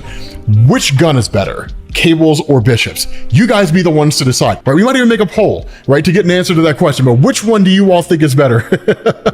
But the fact remains here, right? These guys, for the most part, are able to hold their own. But like the whole bickering back and forth between these two guys is one of these things where it hits so well, but really it only impacts you if you were reading the X-Men between like 2004, let's say maybe like 2006, running all the way up to like 2010 in the Heroic Age, right? So like Messiah Complex, Messiah War, Second Coming, the 12 Lights, Ex Necrotia, right? All those different story arcs, which we need to go back and remaster those. We might pick like a day, like Sunday. Still, it's just one of those really, really cool things because like Bishop and Cable were trying to kill each other all the time, and they were like jumping through the time stream, and it was super dope, right? It was really, really amazing to see. But the fact that like it's one of these things where even when they're talking, Cable says like, this is where we go our separate ways, right? I've placed the map of the city I got from Martillo in your mind right next to the sense memory of the first time you got shot so that you don't forget. And he says, I'm counting on you, Bishop, against my better judgment. And so the response of Bishop here, and this is kind of like the buddy cop type thing, he's like, you don't trust me and I don't blame you, right? Like I literally chased you through the time stream trying to kill you and your adopted daughter, Hope Summers. And he says, but after all we've been through, all we've done to each other, have you ever known anything to stop me once I've set my mind on something? And that's an accurate point because literally Cable's like, fair point. Here's the thing. After reading this, I'll be honest with you guys, man. I want to see a Cable and like Bishop buddy cop comic, right? Where like they're running through the time stream. Like I want to see that, man. And so what we do here is we pick up with Seraphina. Now, Seraphina is one of the more powerful members of the Children of the Vault. And the reason why I say that is because Seraphina has like the ability to communicate with a control machine. She can control minds. She can cloak herself. She can do all kinds of really, really cool stuff. And in a world of technology, I mean, she could literally take down the planet by herself if she chose to, right? I mean, just imagine what would happen if it was something like back in, what was it, the 80s or the 90s, when Magneto issued a blanket EMP across the world. It was during Fatal Attractions when he EMP'd the world and like countless planes were falling out of the sky, hospital equipment was failing, people were dying. I mean, it was mass pandemonium. She could do that exact same thing, except this time there's no way for humanity to get anything back online again. And even if they do, she immediately takes it right back down, right? So that's how powerful this chick is, powerful enough to kill a world. But what she does is she actually flies above the city to kind of get a bird's eye view of what's going on. Because from her perspective, none of this should be happening. Humanity should be bending the knee to the Children of the Vault, right? They call them the Children of Tomorrow. They're saviors, the people that will lead them into a better future. Humanity should revere these guys, not be waging war against them. Now, one of the things that does take place here, which I'm really excited to see, is the return of Muerte 13. We don't really know anything about this guy, but what we do know is that at some point, this dude went on like an antimatter rampage and just took out huge sections of the city. Imagine what this guy would do on Earth, right? A living antimatter reactor. This guy is kind of an answer to the question, what if Blue Marvel were a villain, right? Like a guy who's powered by antimatter and using any of his abilities could just wipe out huge sections of the world like that. What do you do against a guy like that, right? They bring him back because it's basically a last-ditch effort. Even the citizens of the city, the Children of the Vault, were terrified of this guy. That's why he's called Muerte 13. There were only 13 versions of him, right? For the other members, you have like Martillo 131, right? 131 versions of this guy, right? 131 generations. There's only 13 generations of this guy. That's how scary he was. So like they shut the whole project down, right? They were like, we're done. This guy's not coming back. This guy's way too crazy and deadly. We're not playing this game. So it's one of those crazy moments. Like I'm excited to see what he does. But focusing on Seraphina here for a second, when she gets above and she starts looking through everything, her ability to control minds also comes with her ability to read minds. And over the course of this whole investigation, she says like, I can see that we are going to win this, right? I can see that like we cannot lose.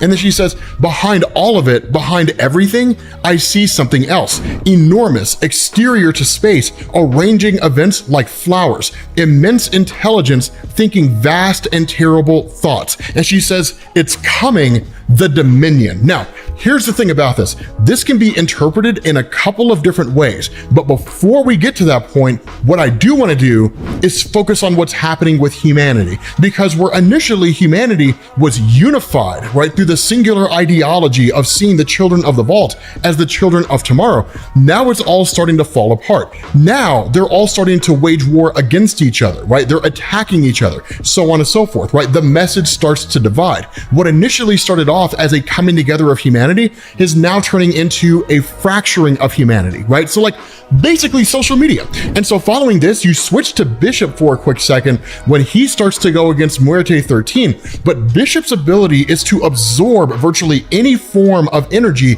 and channel it back. There are limits, so he's like a glass of water. If you pour too much water in it, it's going to overflow. The same thing with Bishop. If he absorbs too much energy without letting energy off, he'll explode. What you saw in X-Men Days of Future Past, the death of Bishop, that's actually pretty accurate. That's a very accurate depiction of how Bishop's power works. Too much power absorption, not letting enough power off, he'll literally explode, right? But Serafina, when she starts to realize what's going on, right, starts to see like this idea of dominion, she says, the city, the humans are not what they seem. I must warn the city. Our strategies are compromised, our information incomplete. And she goes running into the core, right? City, do you hear me? The humans are not alone. They're not even in control. It wears them like a glove. A mind beyond comprehension forces their every move. And that's when this person comes out of nowhere and says, I'm flattered, but you're giving me too much credit.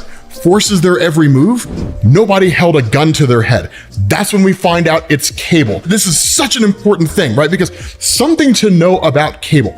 This guy's level of power, his telepathy and telekinesis is on a whole different level. 9 times out of 10, you don't see it because he's usually always using those two abilities to keep the techno-organic virus, right? That metal on his arm, to keep it from like eating the rest of his body and literally killing him. But in those rare moments when he lets his telepathy and telekinesis run wild and he stops focusing on his techno-organic virus, he's the most powerful telepath and telekinetic on Earth. It's crazy how overpowered this guy is. And I gotta say, man, if this dude is really controlling the minds of everybody on the planet all at one time, then it's good to see that this guy is back to form. With that being said, guys, we're gonna bring this to an end. Make sure you click this link to the FollowX playlist in order to get caught up, and I will catch you all later. Peace. What's going on, guys? This is Rob, and we are back with Fall of X and Children of the Vault. Now, as always, if you need to get caught up, you'll find a link to the Fall of X playlist at the end of this video. But the long and short of what's going on is that while the main Fall of X event deals with Orchis, right, the anti-mutant government organization tracking down the X-Men and all these different mutants from across the world and trying to kill them everywhere they can, there's a whole other plot taking place here, which is that a group called the Children of the Vault, basically hyper-evolved humans, are essentially conquering the world. And that's where this picks up, because Cable and Bishop, right, 2 mutants, and all this rests on their shoulders, have basically figured out what was going on. And what they did is they actually set a kind of event unfolding where even Orchis themselves became aware of the Children of the Vault. And in doing so, it's kind of like the enemy of my enemy is my friend. And so they're all basically attacking the Children of the Vault at the same time. Now, what we're told here, right, squatting on the surface of the sun, the reconstructed Orchis mother mold births 1,000 Sentinel suns an hour. Literally 1,000 Sentinels an hour. These giant mutant hunting robots, right?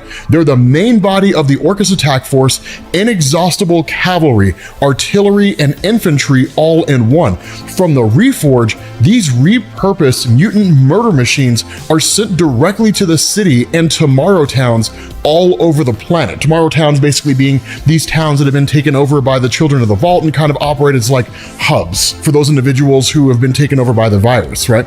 And so what you end up getting here is this guy who just kind of shows up out of nowhere. Now, this is one of the guys from the Children of the Vault, right? From the city itself. You don't really see him all that often, right? But like this dude is a mutant who's just kind of shown up here, right? One of the guys asks, like, what's your name, kid? And he says, it's a secret. They say it's bad, that I should be ashamed, but I can't help it. And when this guy says, stay back, what are you holding? Like, what is that in your hand? He says, the future. Do you want to see? And he says, Muerte. My name is Muerte, right? That means like death, murder, what have you in Spanish.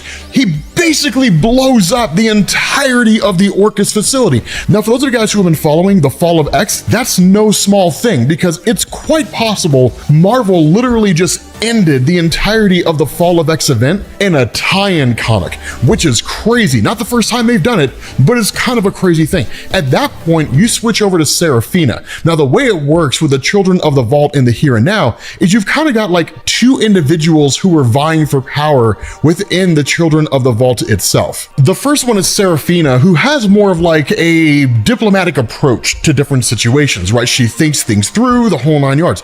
The other one is Capitan. He's a lot more reckless, right? He's more just like go in guns blazing, shoot first, ask questions later.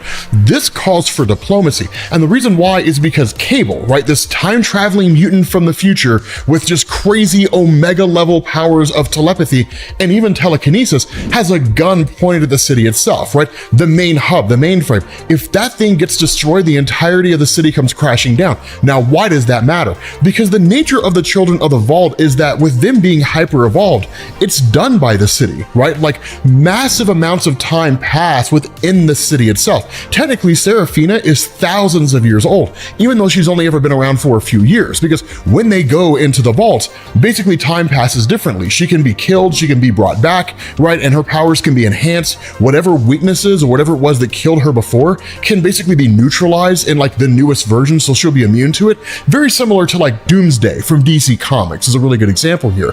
But the thing about this is that if that city mainframe gets destroyed, everything's done and gone. And so what you get is this statement from Seraphina where she says, you're supposed to be a mutant freedom fighter, and now you work with sapien supremacists.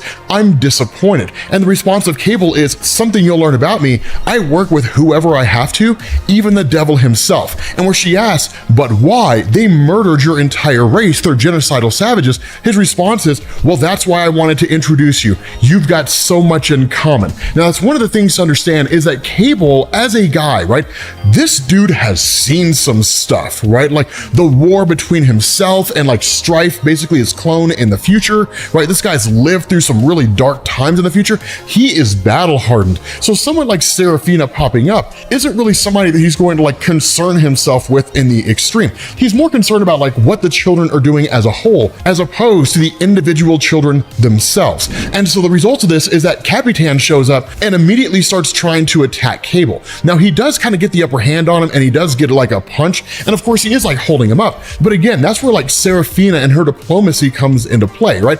Capitan is, you could loosely call him a Superman analog, not necessarily, not in the exact same sense, not like Hyperion, the Sentry, Blue Marvel, anybody along those lines, but he is incredibly capable. And the thing about this is that unlike Seraphina, who wants to talk all this out, his response is like, this world is ours, right? It was promised to us. Like, we are going to take this planet over and there's nothing you can do. And the thing about Cable's response here is that's never going to happen, right? Well, of course, Capitan fires back and simply says like, it's over, right? Orchis is finished and the message has reached the final stage ahead of schedule, right? All these people who have been infected with this quote unquote virus are people who are now basically servants of the Children of the Vault. Their taking over the planet has more or less been successful. There's seemingly nothing that can be done to stop it. Now, philosophically, you could actually see where they're making a good case here. The whole idea behind the Children of the Vault is to basically neutralize any and all conflicts that exist out there. Everybody's serving and operating under one single ideology.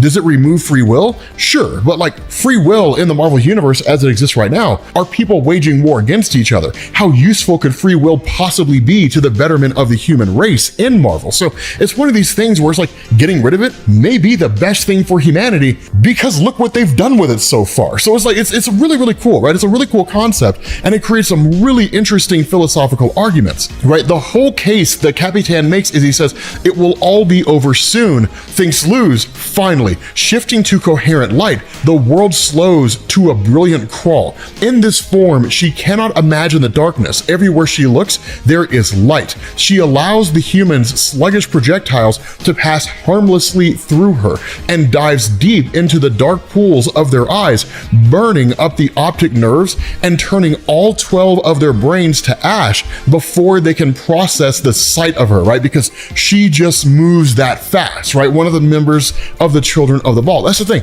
The Children of the Vault are ridiculous ridiculously overpowered. So much so that that's why Cable and Bishop are doing what they're doing.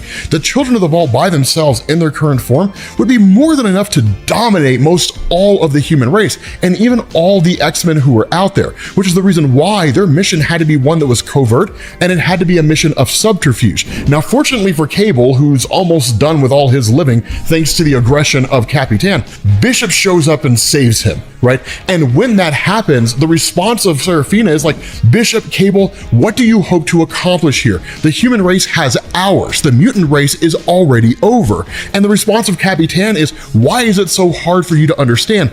We are the future. You can't fight the future. The response of Cable and Bishop is the best response ever. Actually, we're known for it, right? Because that's literally their thing. Bishop comes from a future where you basically had Hope Summers, who's not overly important to this story, but basically instigated something called like, what was it, like the 6-second war or whatever it is, where she like massacred 1 million humans in like 6 seconds, like wiped them all out. That jump-started the Sentinel program, very similar to Days of Future Past, and then that led to the mutant population and the human population joining forces and throwing the Sentinels off. That M that he has on his face, that's the brand for mutants. That's how they determine who is a mutant and who is a human. Cable, we already ran over his story. So both of these guys come from incredibly dark futures, and their stories are like trying to keep those futures from happening. So they're always fighting the future. That's their whole thing, right? The response of Serafina is, you're only delaying the inevitable. And the response of Cable is more like stalling for time. But Nurse Hetty says it won't be long now. We're ahead of schedule too, right? 3, 2, 1. And that's when the entirety of the city just starts going haywire, right? Error codes and all kinds of stuff. What that does is it switches over to a guy named Diamante, the living memory. Now, one of the things to know about this is that this guy is quite literally a living backup, right? A walking, talking computer system that holds all the information about everything that seemingly ever happened with the city itself, right? The ultimate historian, the future's past personified. 100,000 years flow through his crystal veins, so he is shocked to find for the first time something new in the perfect lattice of his body. The guy's entire physical form starts to mutate, right? It starts to turn to machinery. And what we end up finding out and what Cable had done is that for those of you guys who are curious, Cable's arm is what's called the techno-organic virus. That's one of the reasons why you don't see him using his telepathy and telekinesis all that often, because he's constantly using both of those powers in conjunction to keep the techno-organic virus from eating him alive. If he wasn't able to do that, he would literally just be consumed by it. It would convert his cells to machinery and he would die. And that's always happening 100% of the time. What he ended up doing here, right? And what he says is, he says, 1,000 years in the future, there's a quiet little timeline where everything is the phalanx and the phalanx is everything. As a younger, less cautious man, I risked assimilation to get a sample of the super strain of the techno-organic virus that was used to convert that universe. What does that mean? One of the things you guys may recall from the beginning of this whole X-Men run, not even just the fall of X, but going all the way back to Jonathan Hickman's House and Powers of X, the idea is that at some point in the future, the Children of the Vault would succeed in taking over the world. They would win. And what they would end up doing is actually merging with humanity, and that in doing so, they would create what was in effect a Babel Spire. Because what that would do is it would draw the attention of the Phalanx Covenant, kind of like Marvel's equivalent of the Borg, for those of you guys who watch Star Wars. But if you don't, basically they're just like living machinery. But at that point in the future, when that future was written by Hickman and the future that Cable's talking about here, they just travel the cosmos and literally convert every single planet out there that succeeded in creating a Babel Spire, which is basically them just shouting out into the ether, hey, we're ready to become part of the Phalanx consciousness. That's effectively what it is when you make a Babel Spire. Unless it's Annihilation Conquest, then it's forced on you and you're just converted into Phalanx, or you're disintegrated and converted into food, which is pretty wild here. And so what Cable had done is that in securing a small sample of this, he infected the entirety of the city. And he says, I've been keeping a sample of this under the X-Men mansion. Bishop picked it up a week ago. And what he says is like, this gun is not simply just a gun. This thing is a syringe. The reality reality here is you've only got a couple of options. Either you guys can retreat and you can deal with this whole infection that's taking place in your city, because only 10% of it's infected right now.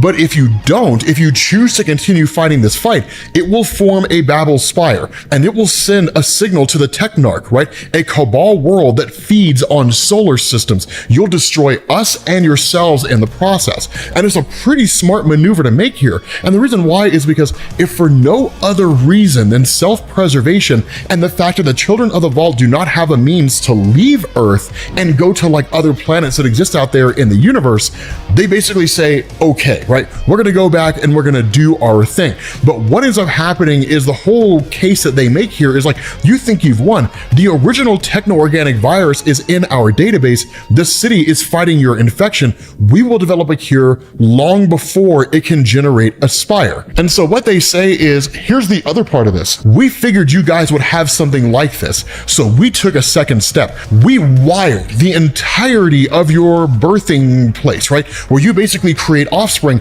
We have wired that entire place with oblivion bombs. I press this one button and the entire generation that comes after you, all that genetic information is gone. All of you get wiped out. Now, Capitan immediately goes to race in and attack these guys, but that's where Seraphina's like, stop, right? And the response is like, what do you propose? And it's like, leave, take your message and your city and return to the Vault, never come back here. And so it's one of those things where like, they don't really have a choice, because as all this is going down, and that's where Capitan's like, you're bluffing, right? Like, you're not gonna kill a world just to defeat us. But that's where Seraphina's like, no, yeah, he's definitely right. There's no way the X-Men would do something like this. And the response of Bishop is, X-Men, no. The X-Men were pushed into a meat grinder, my friend. There are no X-Men anymore. There's just two old soldiers with nothing to lose. So what do you think's gonna happen here? Do you really believe that we won't kill a world to stop you? Do you really believe that's not gonna happen? Because if you do, keep fighting the good fight and we'll all go out in a blaze of glory. But if there's one part of you that really wants to survive here, then do what we tell you to. And that's exactly what happens. The children of the Vault race back to the Vault itself. They effectively retreat, right? It's like, we cannot risk the future. That cannot happen. They retreat, they shut down the message. Everybody out there who was infected, they all go back to normal. Humanity just kind of returns to a regular state. But something to understand here, this is not the end of the children of the Vault, because Seraphina, before they leave, she gives them a parting word. She says, Capitan was right. I see I was too gentle, too magnanimous in this incarnation. I suspect I won't be in the future. We could have saved them, you know. Something unthinkable is coming. I've seen it. We could have saved all of humanity and even you. The response of Bishop is, we'll take our chances. The city ultimately folds up and it returns back to the Vault, and everything goes back to what passes for normal in the Marvel Universe. But that's one of the things to know here is the children of the Vault were the good guys in this story. They were going to save humanity, and they were going to save what was left of the mutant population, because if you guys have been paying attention to the news in Marvel, what is coming is very dark and very bleak. And by the time that hits, the X-Men, humanity, they will pray for death before the end. But with that being said, guys, we're gonna bring this to an end. If you guys need to get caught up on Fall of X, make sure you click this link to the playlist, and I will catch you all later. Peace.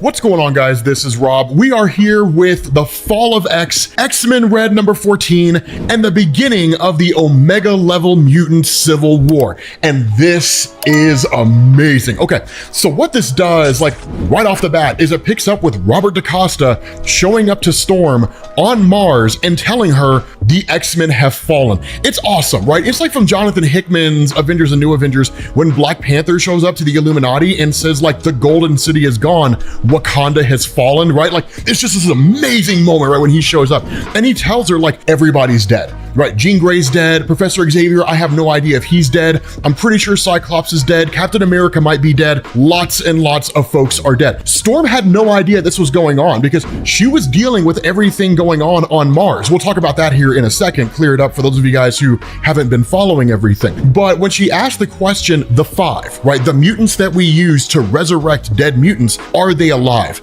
And the response to DaCosta is, I think so, I'm not 100% sure, but the reality that we have to accept here is whatever state they happen to be in, resurrection's off the table. If we die, we have to assume we can't come back. And so it's this crazy moment, right? Because one of the things he talks about himself dealing with is he kind of appears hungover, but it's him kind of dealing with the fallout of when Orchis, right, the anti-mutant organization, basically forced Xavier of the X-Men to use his telepathy to force all the mutants on Earth off the planet, right? Like to force them through the gates, lest they all be destroyed on the spot. If anything, it's kind of an act of mercy to a degree, if you want to look at it that way. But that's when Storm asked the question, who's responsible for this, right? Who did this? And the response of DaCosta is, it's just some other dead people. They're named Orchis. Now, here's the thing about Storm. Under any normal circumstance, Storm's pretty chill, right? She's pretty relaxed, you know, it's just kind of like, hey, Storm, what's going on? Oh, not a whole lot, you know, just relaxing, doing my thing. But when you piss her off, son, right? To quote Ocean's 11 here, right? She used to be civilized, right? You'd attack Storm, she'd attack you back, done. But in this day and age, first she'll kill you, then she'll go to work on you, right? It's amazing how Storm operates in this day and age. I absolutely love it. And so were the questions asked by everybody else who's here, what do we do? The response of Storm is, we go to war. Now, before we actually pick up with the war itself, let's take a step back, do a little bit of explanation here for those of you guys who are just catching up with us, right? So something that we've specified in the past, and it's a relatively new development, is that in Marvel Comics, you have the mutants on Earth. We've known about them for the longest time, ever since the X-Men were created. Then you had mutants in another dimension called Arakko. Eventually, the mutants of that dimension left and then took off and resided on Mars, right? Literally, Mars became their home. And they chose Mars because they couldn't coexist with mutants on Earth, because all these guys from Arakko knew was war and conflict. And so during this time, Storm became a kind of emissary to a degree from Earth on Arakko, so she could kind of bridge the gap between the two groups. Magneto was there as well, but he ultimately ended up dying. That took place during a story called Judgment Day. And in fact, that story was important because it saw the near eradication of the entire mutant population on Mars. Something like 99% of them were destroyed by a member of the Eternals. So it was really cool when the whole thing popped off.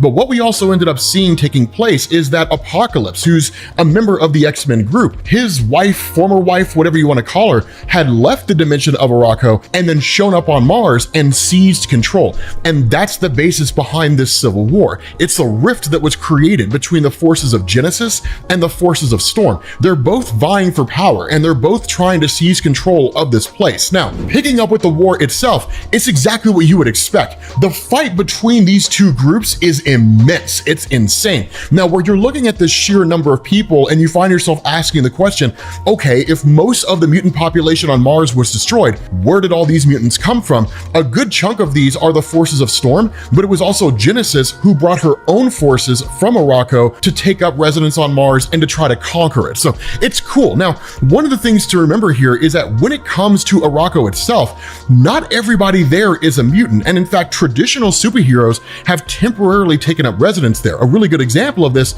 is Richard Rider Nova, right? Like, he's just here as part of like the whole emissary to kind of inform Storm and everybody on Arakko what's happening like out in space and that kind of a thing, right? So it's really more his political presence than anything else, but he's fighting alongside Storm.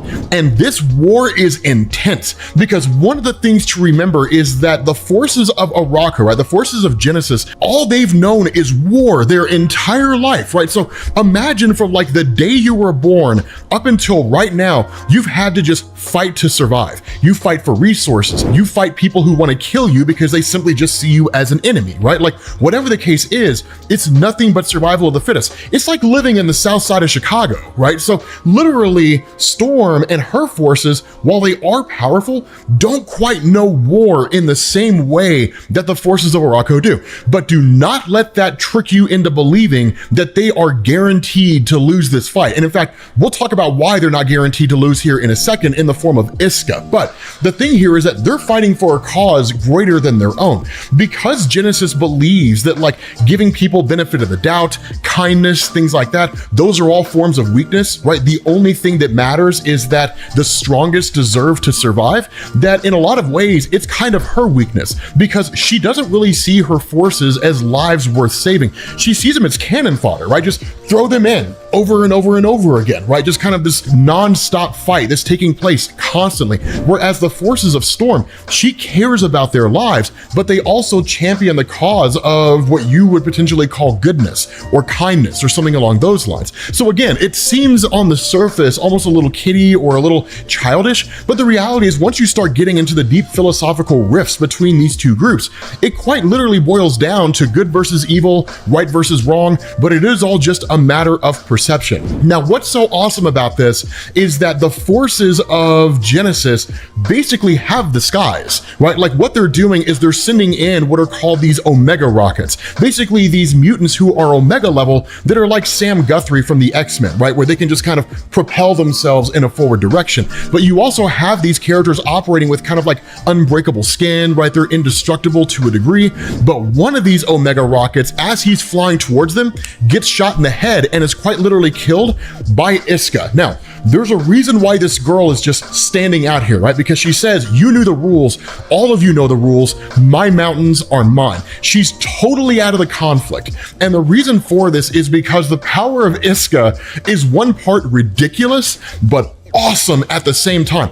The power of Iska is that she cannot lose, right? So like if Iska jumps into this conflict and then she chooses a side, say for example, she sides with Storm, the war's over. It's done. It's over, right? Like it's only a matter of time before her side wins. That's just her power. You can call it bending luck in her favor, whatever it happens to be, because Marvel doesn't really define exactly how her power works. And we can even go so far as to argue the forces of Genesis, once they start to realize that Iska's taken the side of Storm, they would stop. They would give up, right? They wouldn't fight anymore because they would know it would be a moot point. It'd be futile. They're guaranteed to lose. So better to give up and survive than to fight and die. Now, I say that with a practical and with a logical mindset. In reality, they would just keep on fighting because they would much rather die as fighters than survive as people who surrendered, right? That's really their mindset and how they function. But the cool thing about this is that with the forces of Genesis basically having the sky, this leads to the arrival of Storm. Now, you may be asking yourself, where's Storm been? That's actually explained to us in this amazing monologue. And what we're told here is Storm has been waylaid on the way to the battle, but now she had arrived, and there could be no more question of air superiority, for Aurora was the air, and at her command, the sky itself fell to its knees. Aurora could have timed her lightning to crush the armies of Genesis. Instead, she only blocked their way. It was a signal of her power, but also of her mercy. She knew Genesis would scoff, call it weakness, but weakness, mercy, was what the rebels fought for. So it's one of these things where like Storm arrives on the scene and the response of Genesis forces is to retreat. Because the reality here is that even Genesis being as powerful as she is, and even her forces being as powerful as they are, they have enough sense not to mess with Storm. You know what I mean? Like it's just one of those things you just don't do. This is why I love how her character is being handled in this day and age, because it's like a return to Storm in the 1980s. Back during the days when like Chris Claremont was publishing her stories, it's just her as an absolute demon of the second age, you know what I mean?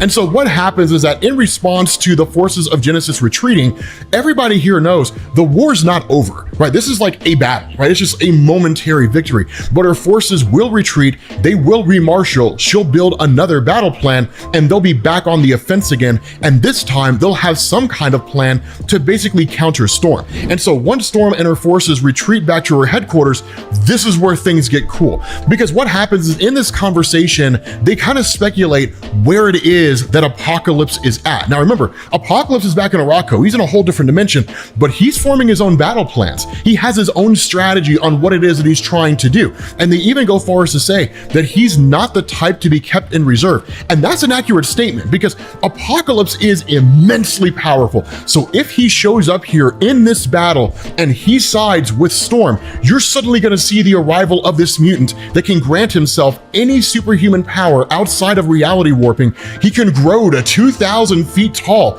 and the battle would be over like that. In the blink of an eye, the whole thing would be done. He would eradicate the forces of Genesis without breaking a sweat. And so where they kind of muse on this for a second, Storm even thinks like he may have been the first to fall, which is a ridiculous concept, but the response is either way, the mage, right, referring to Apocalypse, is not the true threat. We haven't seen his children yet either, or the 100. Now, the The 100 are amazing, right? Like the 100 swords, they're awesome. The reason why is because their leader has the ability to heal people. So literally him and his 100 could seemingly never die. Now, what we know in the events leading up to this is that they're actually dead. And for the most part, no one really seems to know that that's the case. Hence the statement, we haven't seen him or his 100. But if the 100 showed up in this battle, yeah, they would annihilate the forces of Genesis as well, right? Because they're just that overpowered in their own individual right, and they're led by a guy who can heal them and heal himself, right? So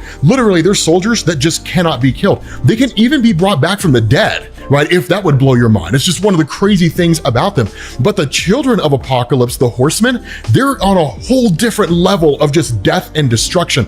If they enter this battle on the side of Genesis and there's no one like Apocalypse or the 100 to stand in their way, it's game over and Genesis takes the war, right? So again, it could go either way depending on any one of these guys. And that's why they say when they arrive, any one of these, Apocalypse, the 100, the children, right, the horsemen, when they arrive, that's when the war starts. That's when we really start fighting for our lives. That's when it all picks up. And so again, it does to a degree fill the forces of Storm and even herself with a bit of trepidation, but it's not enough to give up and quit. And so what Storm says is, she says, up until now, Genesis has avoided attacks by sea. Her hold on Sobinar might be weaker than we think, but with her ground attacks consistently beaten back, it's her only option.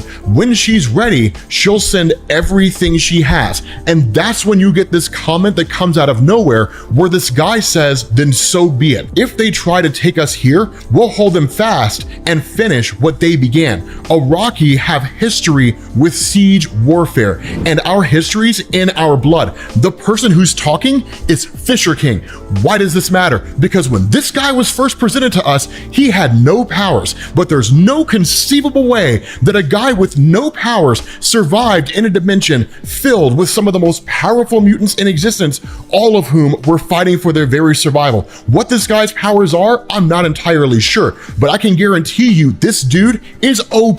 There's no way he's not. But with that being said, guys, we're gonna bring this to an end. If you need to get caught up on Fall of X, make sure you click this link to our playlist, which also includes Judgment Day, so you can get current on everything that's happening. And I will catch you all later. Peace. What's going on, guys? This is Rob, and we are back with X-Men Red, i.e. the Omega level mutant Civil War. Yes, this is part of Marvel's Fall of X event, but it is also a little bit separate at the same time. For those of you guys who are behind, you'll find a link to the Fall of X playlist at the end of this video. But the long and short of what's going on here is that this takes place after the stalemate, which is to say the forces of Storm versus the forces of Genesis. What does that mean? So a lot of you guys already know who Storm is. Genesis is kind of the antithesis to Storm in a lot of different ways. They're very similar, but they're very different. Storm fights for justice and the rights of mutant kind and so on and so forth, all the things you normally expect from the mutant population. But Genesis and her forces come from Araco, this long lost land out there in another dimension that was filled with mutants that we never knew about before, who were all just overpowered. But the war between Genesis and Storm is really awesome because Genesis only knows war. She believes that, like, you'll be tested on the battlefield, and if you survive, you'll be stronger for the victory. And mutants just need to consistently be as strong as possible. The problem here is that in the fight they had, neither side could overcome the other. So a kind of ceasefire, at least an unofficial ceasefire, was called in the sense that Genesis retreated her forces and now she's taking to the sea. And this is due to the fact that she realizes that among Storm's forces, they don't have anyone that can control the water. They don't have anybody that can control the oceans. Namor the Submariner is not here. And one of the things that we would largely have to assume, I don't know if Marvel's really confirmed this the way they have with Storm and being able to manipulate the weather on like any planet or even in space. I don't know if Namor the Submariner would be able to dominate sea life on another world, but even then it doesn't matter, because what happens here is that when Genesis gets her forces to the ocean, her stance is, we are going to manipulate sea life for our own ends. So we can literally take the various organisms in the ocean and bolster our forces and use them against Storm.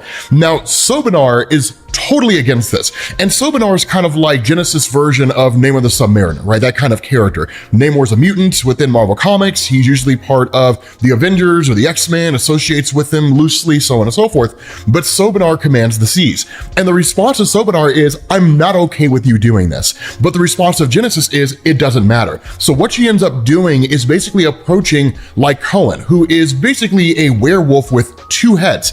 And the idea here is that it represents stalemates. Now, that's one of the things, for those of you guys who are unfamiliar with the forces of Arakko, everything is symbolism. The roles that people play, their physical appearance oftentimes directly reflects the role they play.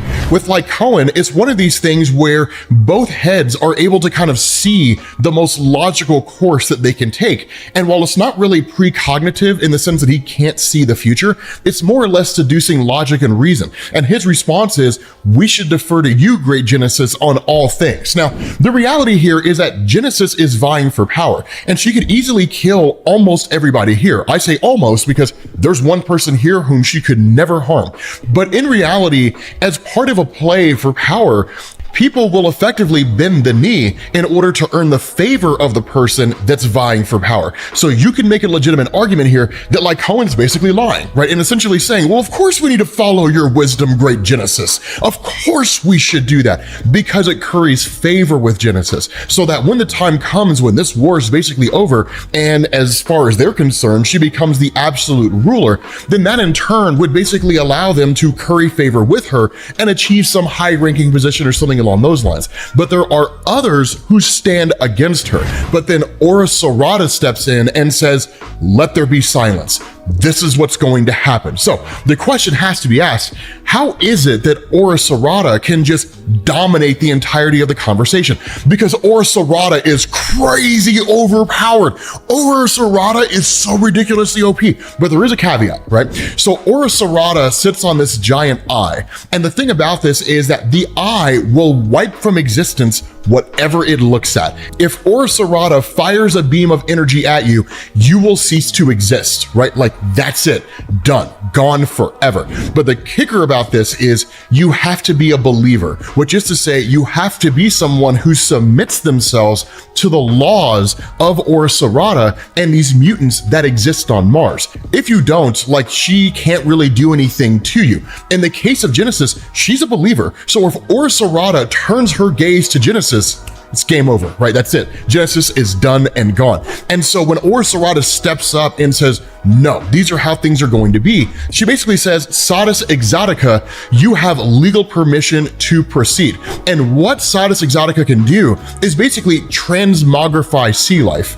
In effect, mutate and modify existing life that's out there. And so by cutting his hand and dripping his blood into the water, one of these fish, if you want to call it that, again, it's a lot of symbolism, right? One of them is chosen to imbue the great power of these Arakko mutants and then jump into the fray and help them in their fight against Storm and her forces. And so at that point, you switch over to Storm. And what ends up happening in this citadel where her forces are taking up residence in this moment of reprieve is one of these mutated fish emerges as just this gigantic sea monster. Now, any reasonable person would look at this and say, oh my God, right? They would be overwhelmed, they would be fearful, so on and so forth. Not Storm. Let me tell you something, man. Storm, son. Dude, Storm this is one of the reasons why I love Storm so much. This chick is fearless, man. This girl knows no fear. Literally, she sees this thing and she's like, nope, not happening. That is not going to happen today. Because for someone like Storm, whether or not a foe can be overcome has nothing to do with their physical size. Absolutely nothing to do with it. Storm is one of these where she maintains almost just complete and total confidence in her abilities almost 100% of the time. Because to mess with Storm is to mess with the power of the world itself. The entire Earth's ecosystem, right? The weather, it's a fool's errand. It's really what it is. So what this chick does is she flies up into the air. It's one of the most boss things that I think I've ever seen Storm do. She flies up into the air. She manipulates the cold. Literally, she freezes the air and the ambient water vapor and creates this gigantic spike of ice and brings the thing crashing down into this monster's head. And just like that, the whole thing's done. Dunzo, dead, and like just like that. This is why Storm is so overpowered and so amazing in Marvel Comics, because in years past in Marvel, it was just kind of like, I can make it really cold, or I can make it really warm, or I can fly using the wind, or I can like blow you 10 feet in that direction. But over the years in Marvel Comics, man, Storm's powers have just been like manipulated and adjusted and changed with unique ways to use them by different writers over the course of Marvel Comics, and you just end up with like moments like this where it's absolutely insane. And so in response to that, what you end up having is kind of like a spy, quote unquote, that starts to manifest. That this is basically a gigantic Trojan horse. That's all this was. It was never about sending this monster in to destroy the forces of Storm. It was sending this monster in to unleash a greater monster. And initially it's Fisher King, right? Kind of one of the generals of Storm that initially figures this out, that when this monster lays dead, its back cracks open and then these vines start to emerge. And as soon as that happens, Fisher King immediately figures out, right? He tells Robert DaCosta, who can like burn at like the heat of the sun. He tells this guy like, destroy the vines right now, burn the corpse. But the fact is, it's too late. These vines start to emerge and then a giant portal, right? Literally an Okara gate starts to open up. What's an Okara gate? The Okara gates are the gateway between the dimensional realm of Arakko out there in whatever landscape it happens to be in, and the real world. For this gate to basically build and to activate, God only knows what's coming from the other side. But Fisher King effectively knows. He can make an incredibly accurate guess, because remember, on the other side of this is a whole host of just demonic beings. And lest we forget, that golden helmet that Genesis is wearing, that's the helmet of Ameth. Anybody who wears that helmet controls these demonic forces. And so once that happens and that gate opens up, Genesis literally says, invade. Move forward. And through this gate are not just these demonic forces, but the children of Apocalypse, right? These four, the guy who looks like a pharaoh, the guy who looks like Anubis, the one with their head on fire, the one with like the red dome and the two spikes sticking up, right? The White King and his 100 forces, like the 100 soldiers who cannot die, who are basically immortal, they all come pouring through.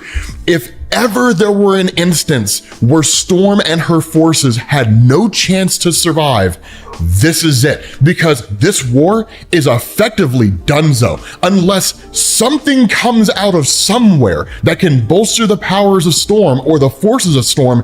There's no conceivable way that they can win. With that being said, guys, we're gonna bring this to an end. If you need to get caught up on Fall of X, make sure you guys click this link to the playlist, and I will catch you all later. Peace. Man, you guys are not ready for this comic. You guys are not ready for this. And the ending is gonna blow your minds, right? Okay, so this is X-Men Red as part of the Fall of X event, although it is kind of separate. So what we might do is we might create a playlist exclusively for X-Men Red, so it'll be very easy to get caught up on everything that's going on here. So at the end of this video, if you find yourself feeling lost, make sure you click the link to that playlist and you'll get caught up. So what this does is this basically continues the civil war on Mars. That's one thing to remember. That's what's going on with Fall of X. On Earth, Orchis is attacking the traditional X-Men groups and mutants that exist on Earth.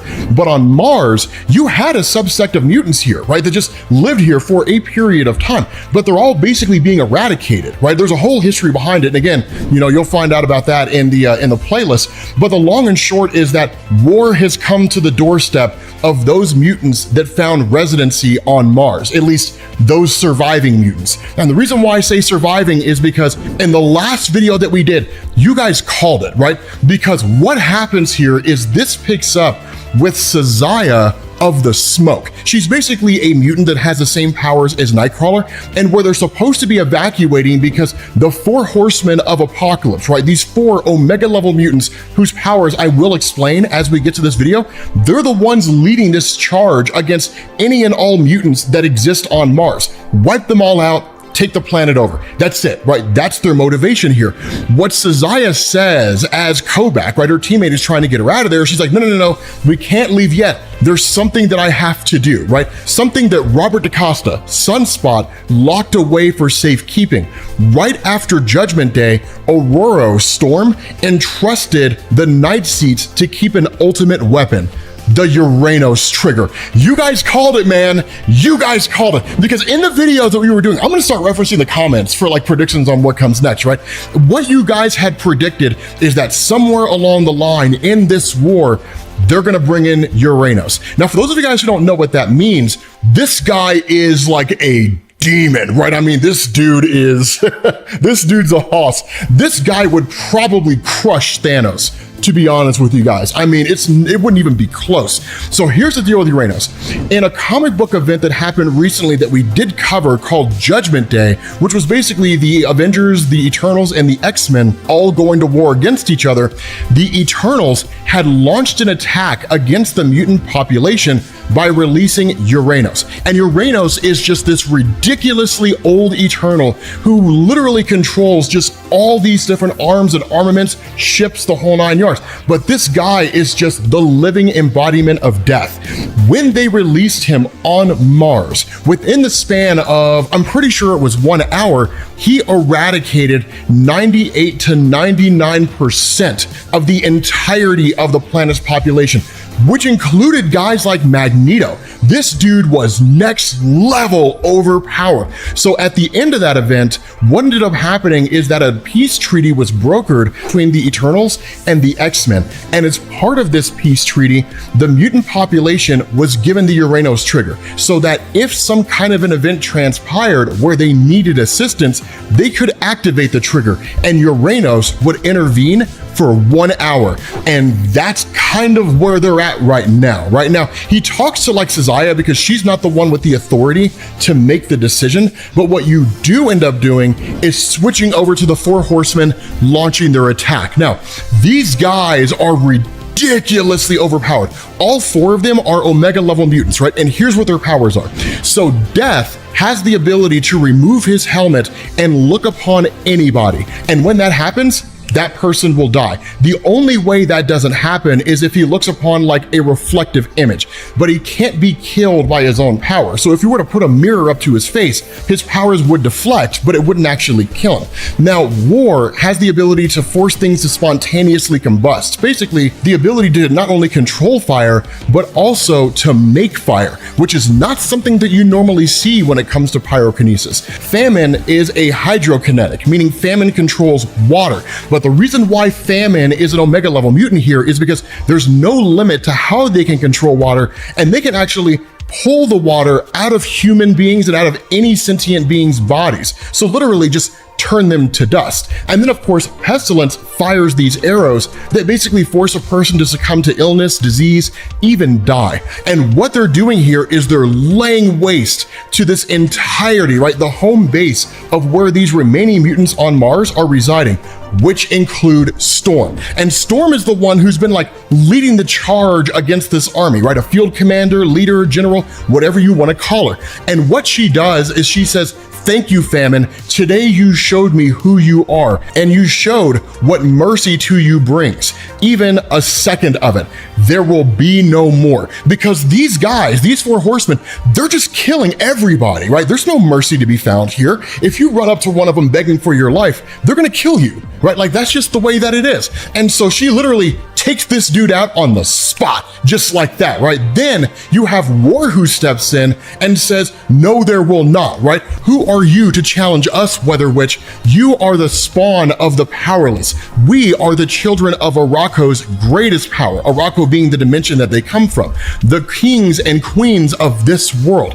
We are the true Omegas, and we know our worth. And Storm comes back, dude, she claps back with the best line that I've ever heard, right? She was like, "When the Annihilation Helm took Genesis, you did not side with your mother, you sided with the Helm. So I know your worth, and battle between Omega level mutants has never been a matter of power, Little Flame. It's all about versatility. This girl snaps her fingers and says, girl, you better come strong, right? She's like, I am the weather. I am pressure and temperature. I am wind and I am whirlwind. I am many things, War. You are one thing. You are fire. What are you when the fire leaves? She literally uses the power of wind and pressure to just siphon the power out of this girl, right? Just take her out on the spot. That just needs to be stated here. In the span of about a minute and a half, Storm took out 2 Omega level mutants, which is no small feat. These are mutants with a level of power that dwarfs virtually anybody else around them. And I gotta tell you, man, I love what Al Ewing is doing with Storm, because for the first time in a long time, it feels like she's overpowered, right? Then Death steps in, and that's where things start to get scary, because this guy is not to be trifled with. Death is not a guy to be messed with. But here's the kicker about him, right? Because of the power that he has, he doesn't just like run in, take off his helmet and just show it to everybody and just kill everybody in existence. This guy's all about pomp and circumstance, right? This guy is all about the honor of the battle. And that's why he challenges Storm to one-on-one combat. Now, this is one of the things that makes him so interesting, but deadly at the same time, because it's like the Dallas Cowboys playing against any team in the NFL. They're gonna lose. That's just how it is. And so when you have Death showing up to you and challenging you, your death is pretty much guaranteed. The kicker about this is Pestilence steps in, and Pestilence fires an arrow at Storm. Now, in that moment, Richard Rider Nova, who's just kind of been working alongside the mutant population on Mars for quite some time, he's kind of like their liaison to spacefaring alien empires that exist out there. This guy jumps in the way and he's hit with the arrow and starts succumbing to Pestilence. Now, at that moment, Storm steps in to try to like touch him and try to like get him out of there, right, to fly him away. And Death says, no, do not touch him. If you touch him, the plague will spread to you and it will kill you, right? And then at that point, he turns on his sister. Now, that's the thing about Death. He's not doing this because he's just like has the hots for Storm. I mean, he does, right? And let's be honest with ourselves, man. Who wouldn't, right? If Storm was a real person, yeah, man, she'd have like 10 million followers on Instagram with a whole bunch of bikini pics. But the thing about this is he is all about the honor of it. That's what matters to him the most. And Pestilence betrayed that honor. Pestilence betrayed what they stand for. Honorable combat, having an honorable challenge against somebody else. And so he removes his helmet and she succumbs to his power and literally just disintegrates. And that's the fate that would have awaited Storm, right? There would have been nothing she could have done to stop it. And so in this moment, right, this brief reprieve, that's when you have Ceziah who shows up. And Ceziah gives Storm the Uranos trigger. And she says, here, you take it. You're the one with the authority to make the decision on what we do. I'm tired of listening to this. And that's when Uranos starts talking to Storm and he says, we meet again, Aurora Monroe. I've been watching your situation, so I won't preamble. It is as I told Ceziah, release me, and within my hour of freedom, I will end your war by ending every single life on this planet that is not of your faction. The trigger is in your hands. The choice is yours. Choose. Now, if she chooses, it would be exactly as Uranos says. He will show up here. Everybody who's not on the side of Storm will die. That's just the way it's going to be. Here's the kicker to this. Ladies and gentlemen, we switch over to the Autumn Lands, once home to the Autumn Palace on Mars. And the Krakoan Gate opens up. And as we know, the Krakoan Gates allow individuals to travel from other dimensions into any other location where a gate is active. A voice simply asks the question, here? And then this person says, dead, lifeless rock, but with a sun caged below it, imprisoned, abandoned, a useful ingredient, and with the storm coming to meet us, for where else can she turn? Yes, here. Here, we will remake the world. Ladies and gentlemen, the real apocalypse has returned. Not the one that we saw, the projection that we saw in the Immortal X-Men comic that we recently covered. This is the real apocalypse. And the question's gotta be asked, ladies and gentlemen, what happens, because you know it's gonna happen, what happens when Apocalypse fights Uranos. I can't wait until that comic comes out. But with that being said, guys, we're gonna bring this to an end. If you need to get caught up on X-Men Red, make sure you click this link to the playlist, and I will catch you all later. Peace. What's going on, guys? This is Rob. We are back with X-Men Red and the Genesis War and Storm. Jesus, Storm, dude, the ending of this is crazy. Okay, so before we get to the Storm portion, we do have to cover this first tidbit. And this is the return of Gabriel Summers, also known as Vulcan. Not only is it the return of Gabriel Summers as Vulcan, he's back to his full power. Now, for those of you guys who don't know what that means, Gabriel Summers is an Omega level mutant. This guy can manipulate and control any form of energy in existence. It doesn't matter what it is, cosmic energy, right? This guy is one Marvel writer away from being able to alter reality on a universal scale. And given how his powers work, it's entirely possible. But Gabriel Summers has been brought back by Apocalypse. Now, in the last video that we did, we talked about how Apocalypse had gone and rescued Sunfire, who was kind of like one of the mutant variants or kind of equivalents to Johnny Storm from the Fantastic Four, right? Sunfire and Sunspot are actually almost identical in terms of power, just varying degrees of how hot they can get.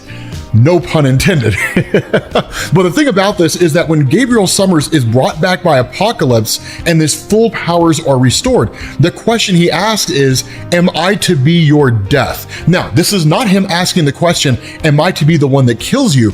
Anybody who's familiar with Apocalypse knows he has his 4 horsemen, right?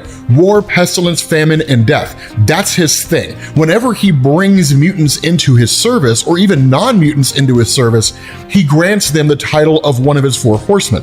That's the question Gabriel Summers is asking. Am I to be your horseman death? But the cool thing is Apocalypse says, no, Gabriel Summers, you are not on any level. In times past, I ordained my chosen warriors with the names of those I had lost and wrote their names in blood in the sacred texts of humankind. But now is a time for older concepts. Had my family understood my path, this would be a simple matter, but it is happening as it must. It is happening now, and I do not need a new death. So he's planning something entirely new. What he's, the ending of this is absolutely crazy. What he's planning here is mind-blowing, right? It's awesome, right? So he says, I need the fire to be fire. I need you to be you. Now, here's the difference between someone like Apocalypse and someone like Gabriel Summers. Is Gabriel Summers powerful? Yes. Is Gabriel Summers as powerful as Apocalypse?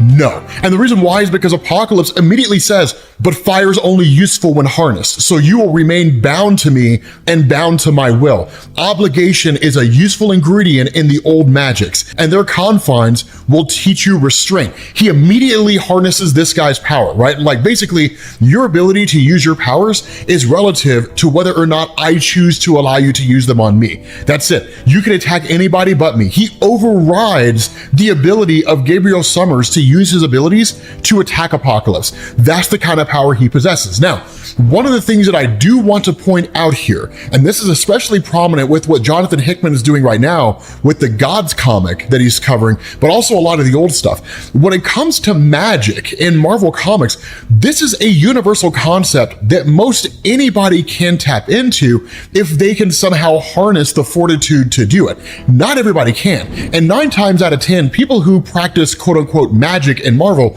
are either people who are using things like sleight of hand and deception, or if they are using genuine magic, they're only using a very low level form of it. It's the reason why you don't have like 100,000 Doctor Stranges running around the Marvel universe. Not everyone can attain power on that scale because they simply just don't have the aptitude for it. But Apocalypse has been around for an incredibly long time. Thousands of years. And so while his ability to harness magic is nowhere near the same level as Stephen Strange, it is on a level to where he can use old magic and even new magic for a variety of different purposes. That's one of the things that makes Apocalypse so incredibly powerful. This guy, just by virtue of the abilities that he has, right? He can grow and shrink to any size. He can give himself any superhuman power. He's immortal, right? All that kind of stuff. He's not indestructible, but assuming that you can't destroy his physical physical form, he will just live forever. Right? Like the ability to harness and practice magic. That's something that he's been doing for a very long time. That's not new. It's just an aspect of his abilities that you don't see very often.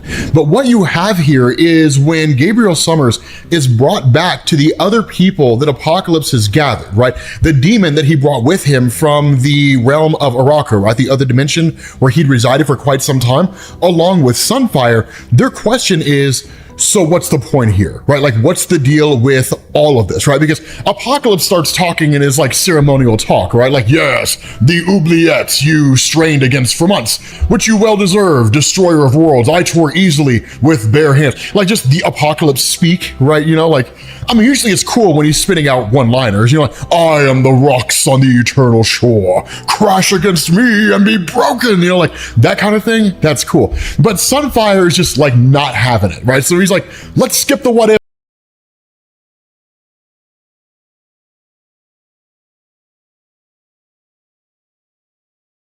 What's the point of all of this? And so it's one of these things where when Sunfire brings up the point and saying, I'm guessing that like Storm's the air in whatever it is that you're doing, the response of Apocalypse is no. Storm is not a mere ingredient in this magic.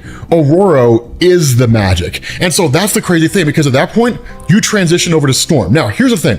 As those of you guys who know from following our coverage of X-Men Red so far, Storm has been contending with the Uranos trigger, right? A little bit of a reminder here for those of you guys who forgot. Uranos is just a ridiculously powerful Eternal. The deal that was struck between the Eternals and the X-Men following the Avengers versus X-Men versus Eternals Judgment Day event is that because Uranos was released by the Eternals on Mars, where a huge portion of mutants resided, and that within the span of 1 hour, he had eradicated pretty much 99% of all mutants on the planet, that the Uranos trigger would allow the mutant population to release Uranos for their own accord if they needed to. Storm's been contending with this. It was presented to her, right? Like, this is an option available to you. And that's where Uranos asked the question, what will your decision be?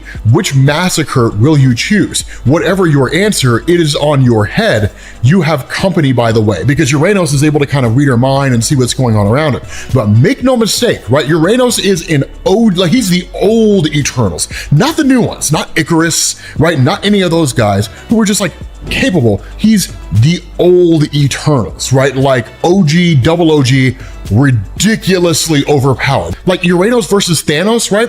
Thanos would get those cheeks clapped and it wouldn't even be close. And so Storm, pondering over this whole thing, John Ironfire, right? Kind of like her number two, right? Her top general comes to her and says, you need to release Uranos. If you do that, he will end this Genesis war immediately, right? He will end this whole thing right now. But Storm chooses not to, right? She says, no, right? When John says someone has to end it, and if you're not strong enough, I will, Storm destroys the Uranos trigger. And that's when Uranos' last words to her are, your choice, I hope you don't regret it. And so John just kind of freaks out. And he's like, what have you done, right? Like, that was the end of the war.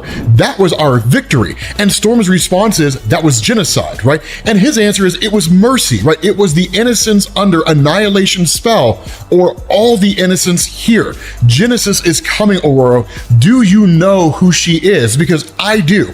I lived alongside her in a paradise of art and freedom and love, and she feared it. The 100 fought to make Okara whole again. She fought to break it apart further. And if you think Annihilation is using her somehow, I tell you that she is using it, planting her damned whispers in the minds of anyone she thinks is useful, no matter what they believed before. And the response of Storm here, this is incredibly important here, right? She says, and how is that different from your general? Once he commanded you, are you beholden to his whims now? Now she's responding and talking about the White Sword, right? For those of you guys who don't remember that guy, because we haven't talked about him for a long time, the White Sword and his 100, the White Sword has the ability to heal himself and anybody else, and even resurrect himself and anybody else from the dead. That's why him and his soldiers are called the 100, and that's why they're the most feared forces in seemingly all of creation, because fighting against an enemy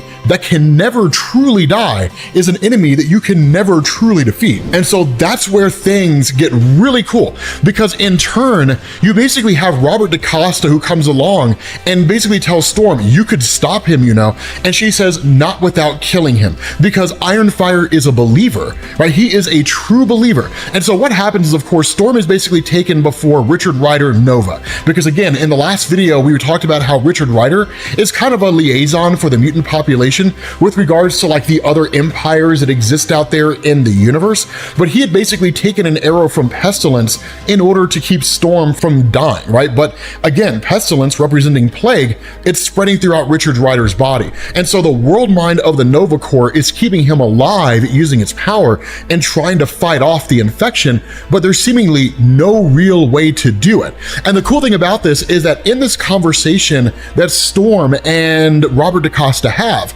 right? Like Robert DaCosta says he didn't take that arrow so you could press some kill a million mutants button. And the response to Storm is, no, he didn't. Richard Rider knew that there would be no button, right? This is the kicker to this. This is what Storm means. When she says this, what she's basically saying is, sure, Uranos could have come here. He could have ended the war by eradicating the entirety of Genesis forces, thereby ending the Genesis War. But the reality here is that if all I wanted to do was lay waste to an entire world, raze it to the ground, and annihilate her forces, I would have done that already. I would have already done that.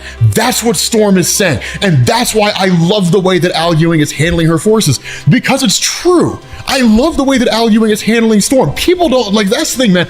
Like, I feel like a lot of people who are familiar with Storm don't really understand the nature of Storm in Marvel Comics.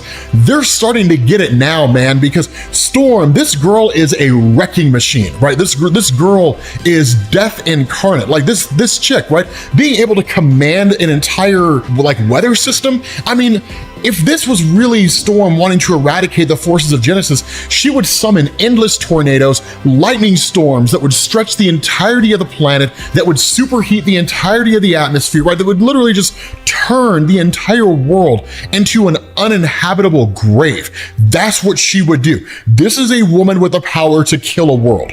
That's what Storm has the ability to do. And that's why it's so cool, because at that moment, Apocalypse shows up. Now, this is the cool thing. When Apocalypse emerges here, you immediately have the conversation between himself and Storm, because for the most part, the last time Storm saw Apocalypse was at the conclusion of 10 of Swords event, when we learn that before there was the island of Krakoa and there was the island of Araco out in this other dimension, that they were once a singular island called Okara, and that the island had to basically be separated to stop the demonic forces of annihilation from invading the rest of all of creation, right? In order to ensure that the portal, like the rift, could be closed, that these two realms could basically live in peace, right? They could live separate from each other, that those who chose to stay in the dimension of Araco could choose to stay there, and those who chose to stay within the earthly dimension could choose to be there as well. Apocalypse went to Araco. He went to this other dimension. But when Genesis made her move, left the Araco dimension,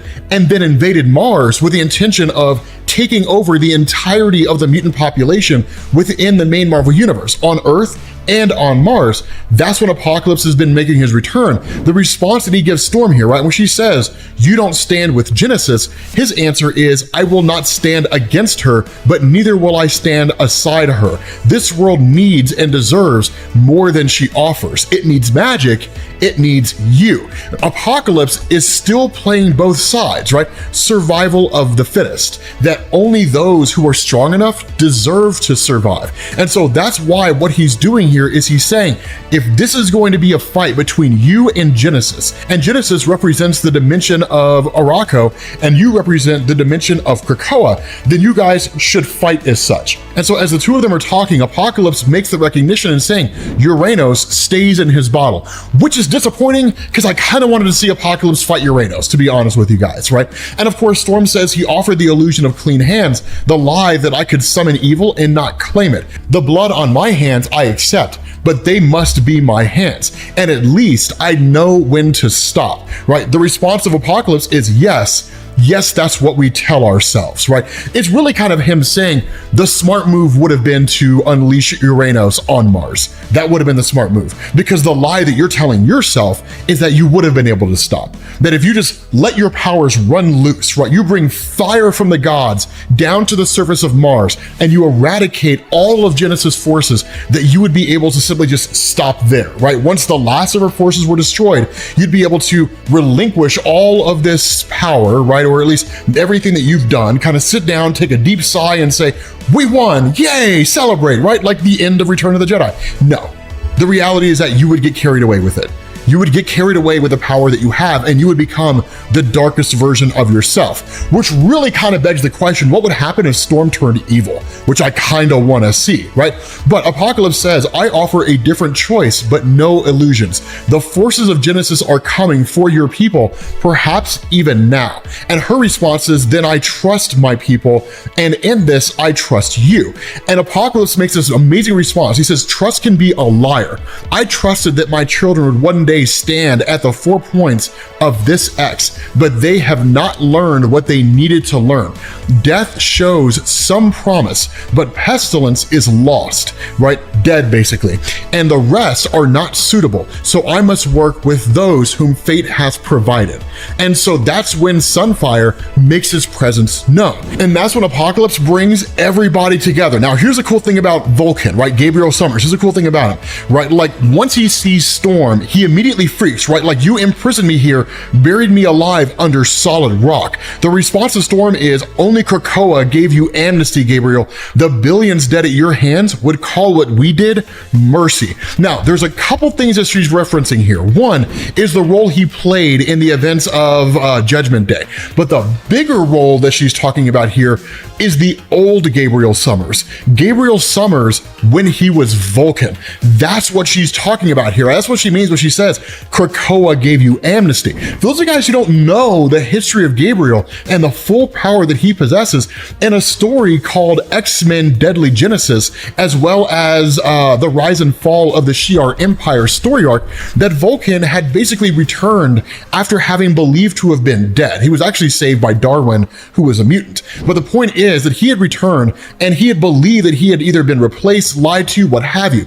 But when he was given his actual origin, that his mother was killed at the hands of the kin of the Shi'ar Empire, he immediately set out, right? Like him taking off to the Shi'ar Empire, that was in the rise and fall of the Shi'ar Empire. He conquered the entirety of it and then went to war with the Inhumans in War of Kings, right? So like waged a war against the universe itself. Countless billions were dead at his hands, right? Like the guy was just this crazy fanatical warlord. It was amazing. Like, it was just one of the coolest moments ever in the history of his character. That's what she's referencing here. And so that's why he says, once I'm free of this blue freak, I'll make those billions seem like fractions. That's my mercy, which is true because he could, right? Like he could eradicate everybody on Earth in one fell swoop. He simply just chooses not to.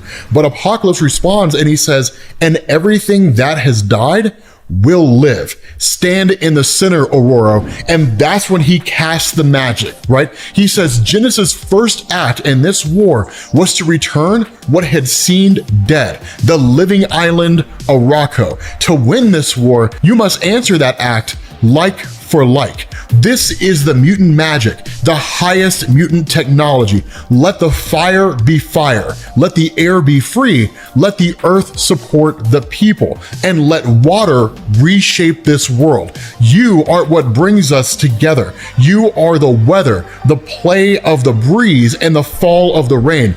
You are the storm. You are the breath of life, and the breath of life is in you. And so as you live, so does the land. Now let the living land be born, right? And so what you do is you switch over to Genesis, right? Basically alongside Sobinar, right? Who's kind of like this mutant that has the ability to communicate with water and all that kind of stuff. Doesn't really matter. The point is that as they're having this conversation, Genesis is kind of relishing in the fact that they've pushed the forces of Storm back, right? That victory is near. It's on the horizon. It's right there. But right there in what's on the horizon is also something else, because Sobinar tells her something is waiting through my blood through the ocean towards us. I can feel it. It's big enough for me to feel it. And when her response is, what? He says, I can feel it here. Look, points out there, and it's just this gigantic island, right? The rest is here, and it walks like a mutant. Behold, Krakoa rock, this literal gigantic landmass. Through storm, a massive island has been created, and it's operating at Storm's entire whim, which really begs the question, what response could Genesis possibly have for this, right? Like, it's crazy, because Storm says, Genesis, you claim to speak for Araco, then raise your island and fight. With that being said, guys, we're gonna bring this to an end. I am excited to see where this goes, and I will catch you all later. Peace. What's going on, guys? This is Rob, and we are back with X-Men Red, and Fall of X is coming to a close. Now, a lot of you guys expressed a lot of confusion about what was happening in relation to X-Men Red down in the comments section of the last video. So because this is the final issue, we can kind of recap things. So one of the things to know is there are three forces at play here, right? There is Storm, then there's Genesis, and then there's Annihilation. And Annihilation isn't somebody that we've really talked about too much outside of the early appearances that Marvel gave us. What we know from the main X-Men comic in issues 13, 14, and 15 is that somewhere along the line in the very early days of Earth, Annihilation emerged as a being, really an elder god of just incredible power.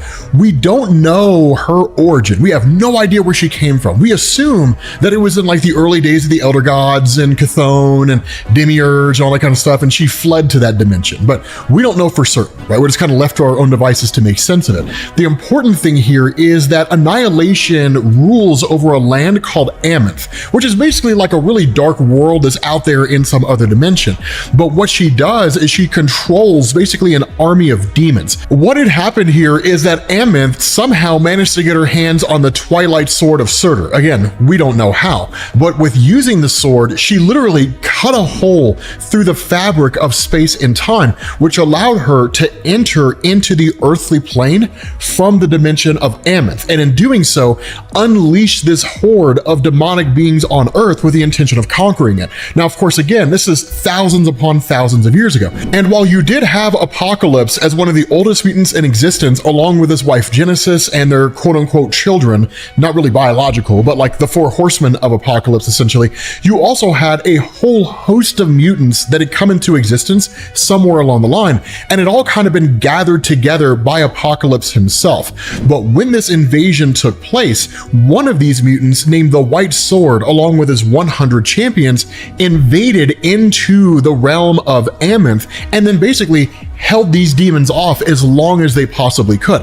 Now, the reason White Sword was able to do this, and we'll talk more about that as we get through this video, is that he was able to basically heal himself and his soldiers continually. But for thousands of years, every morning, White Sword would resurrect his soldiers and even himself if he needed to, and then go back out to fight again. But again, they weren't able to hold the demons off forever. What did happen during this time is Annihilation entered into the earthly plane and then actually had a meeting with Genesis herself as a way to basically cease the conflict, right, to end the invasion.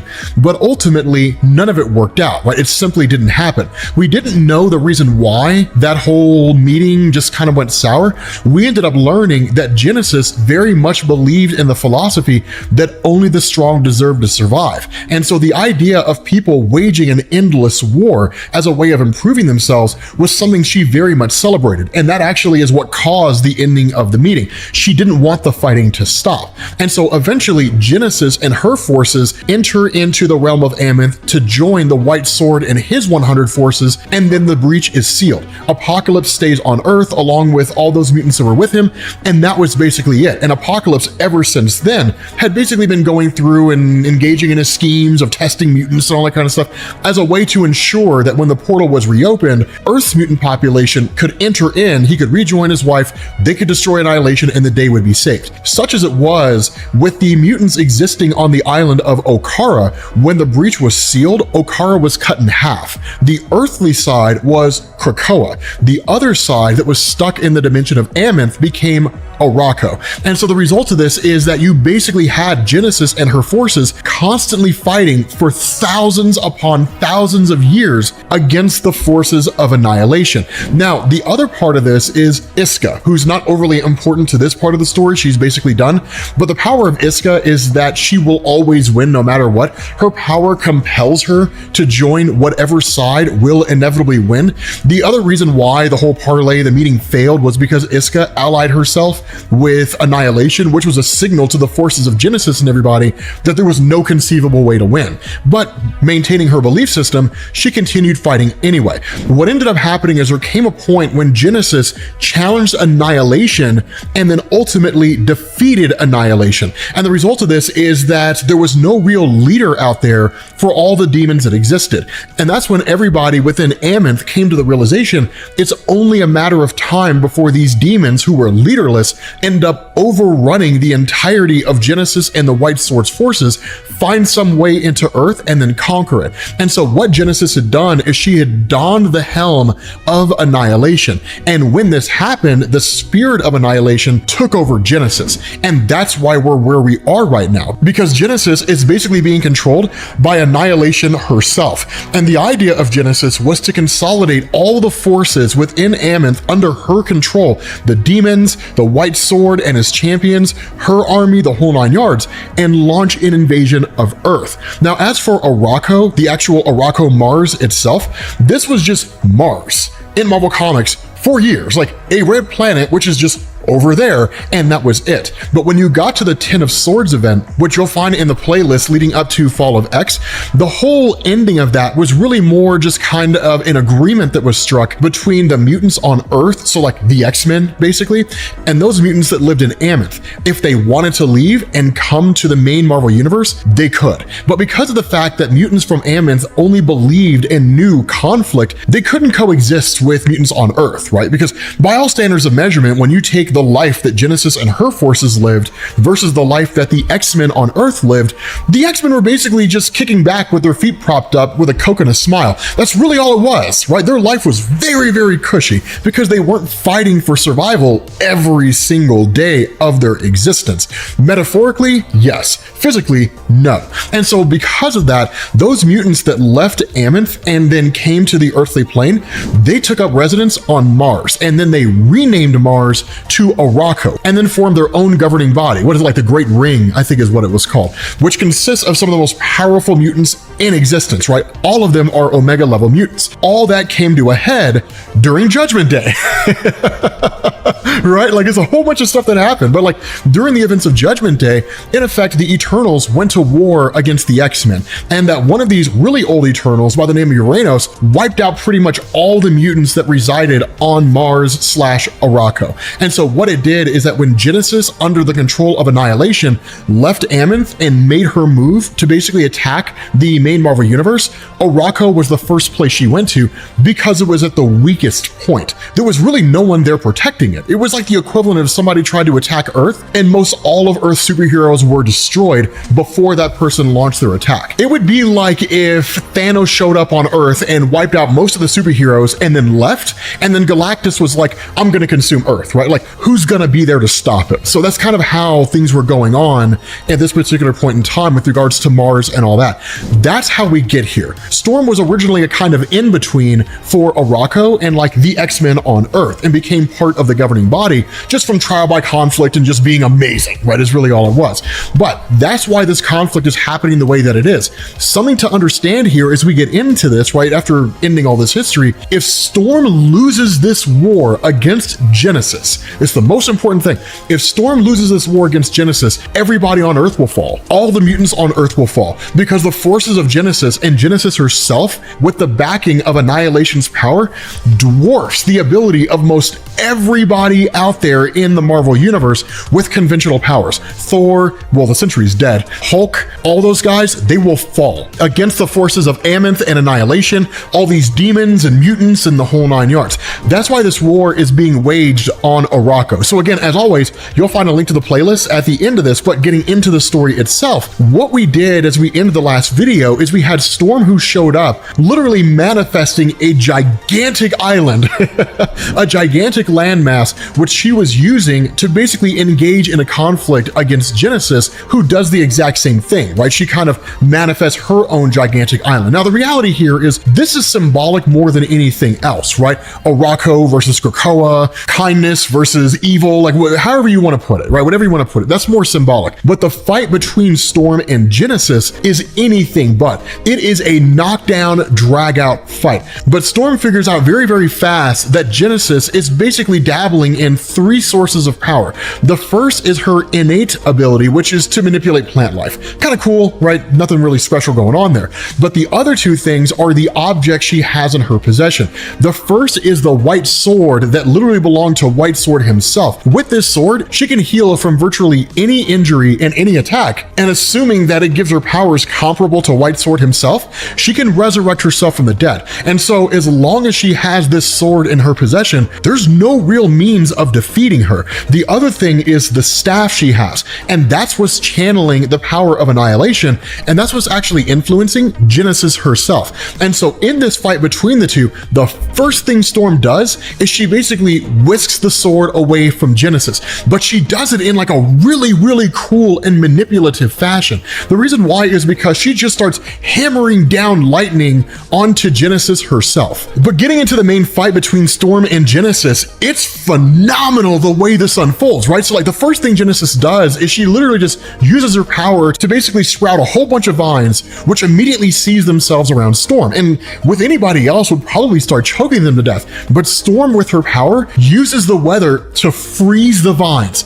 And then once they're frozen, breaks free of them, which is just dope. It's so cool to see Storm use her powers in that way. It's one of the things that I love about this is it shows us how Storm uses her abilities in ways that we don't normally get to see. It's small, but it's genius at the same time. Now, what Storm ends up doing is she initially launches a lightning attack to destroy the staff of Genesis. But one of the things that we're told here is that to hear the whisper of annihilation is to have to obey annihilation. Now, this is where things get a little finicky here, because what we had known is that when it came to Annihilation's control over the demons from the realm of Amonth, it was just her power to be able to control them. But there wasn't really anything to seemingly indicate that unless a person is in possession of the mask or the staff of Annihilation, kind of both operating as the same thing here, that they could be controlled by Annihilation. What this seems to indicate here is that Annihilation can influence those around her.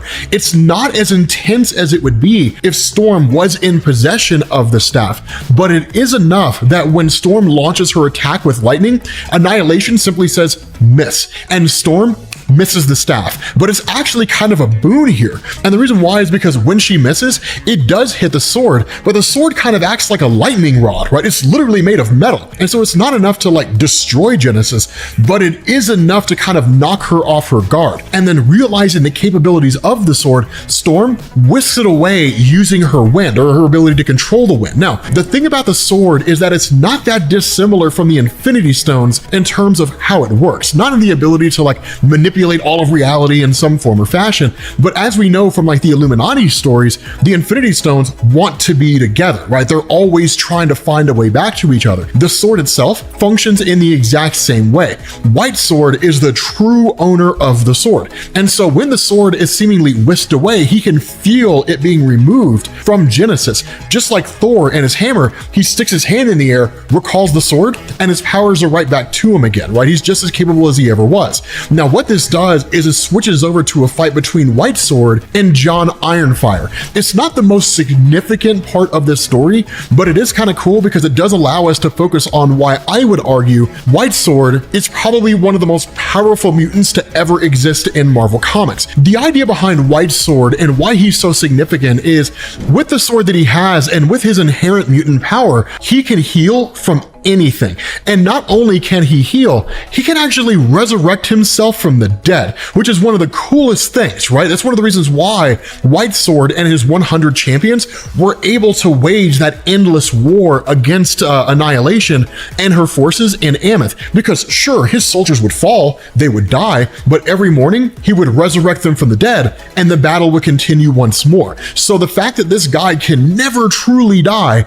and can even bring himself back makes him a force that's virtually unstoppable. The only caveat to this would be like some reality warper or something crazy like that. But the fight between himself and John Ironside is cool because of the fact that John and Whitesword were a thing at one point, right? A rift was formed between the two of them just based on ideologies. Whitesword followed Genesis. Ironside followed Storm. And just based on those ideologies, things just simply didn't work out. But even now, there is a kind of fight, not really to the death, but a very intense battle taking place between the two of them. But what's cool here is that John's able to get the upper hand on Whitesword just long enough to take his sword from him and cleave him in half. But that's when Whitesword says, like, I will heal from this, right? Like, you have to know, there's no way for me to die. And the only way that I will fall is with the defeat of Genesis, right? If she falls, her cause is no longer my own. But as long as she leads my forces and the forces of annihilation along with her own, I will follow her to whatever end that may be. Now, the next thing we end up doing is actually switching over to the main fight between the forces of Storm and the forces of Genesis, because remember, they brought their own armies with them. And for the most part, it's a pretty knockdown, drag out fight. This is a war, a fight among mostly Omega level mutants, not all, but most. What's kind of funny about this is that on this battlefield here, the most powerful among them is also the most useless among them, and that is Orchis. Orchis is the one with just like the giant eyeball. The reason why I say this is that as part of the inner circle, right, the great ring of Arakko, its governing body, Orchis has the ability to wipe people from existence. Literally, she could just like travel through this entire battlefield and just start zapping people, and it'll be like they never existed. The kicker about all this is that can only happen if you recognize the validity of the legal system she represents. So if you see no validity in it, or you choose not to believe in it, her powers are useless against you. So it's a massive caveat against an otherwise astronomically powerful character. And so that's why, despite all her vaunted abilities and the ability to simply just end these conflicts in the blink of an eye, none of it matters, and there's nothing she can do to end this battle. But it's why she's kind of going through saying, all of you have to stop, right? I am the law endures, the law survives all, like all that kind of stuff. But Orchis' lack of power ultimately proves to be her downfall. And the reason why is because Fisher King steps in. Now, here's the cool thing about Fisher King. It's kind of cool, but it sucks at the same time. And the reason why is because Fisher King was a guy that never had any abilities whatsoever. Technically, the people of Arakko, they refer to their powers as weapons, but what he says is that he had no weapon once, and that defined him. And of course, the reason why Fisher King is so significant is because of the fact that in a land of people, most all of whom have Omega level powers that are fighting every day for their lives, he was a guy with no powers that was still able to maintain his own survival. So is he as powerful as everybody here? No, he has no abilities, but he did earn all their respect. But the thing about this is that at one point, he was bonded with Zelo. Now, Zelo is from Arakko, and it's actually not a singular organism, but more like a giant collection of worms that basically have the ability to like wipe out human bone, right? Or at least to consume any and all substances that they come into contact with. What ends up happening here is that when Fisher King makes his move, that Zelo actually bonds itself directly to Orchis, and in doing so, consumes Orchis. It actually eats Orchis, destroys Orchis. So like, it's just kind of completely and totally dissolved. It'll become important here in a little bit, but at that point, we transition back to Storm. And this is the cool fight between Storm and Genesis, because what goes on here is Storm asks the question, do you see what your war has done, Genesis? Do you see the only way that it can win? With continents torn from the bedrock, whole seas boiled or frozen, with the end of this world. That the argument Storm's making here is, yes, you believe in survival of the fittest. Yes, you believe that only the strong deserve to survive, but what you do not account for is what we as X-Men account for, which is collateral damage. Of what use is being the victor of some great war if there is no land for you to rule anymore or to be in control of anymore, right? Like, congratulations, you are queen of a world that doesn't exist, right? But the response of Genesis is, you say that, you don't do it. You claim to be Omega level, but can you burn both these islands, murder the world that you created? Do you truly have no limit? No, you're not strong enough, but I am the true avatar of life, and life is an endless war, right? So it's just a an argument, or really kind of a fight of philosophies, right? Like Thomas Hobbes, life is short, brutish, and cruel, act accordingly, right? Storm, who's very much not like that and is far more, you could argue, empathetic in terms of her belief system.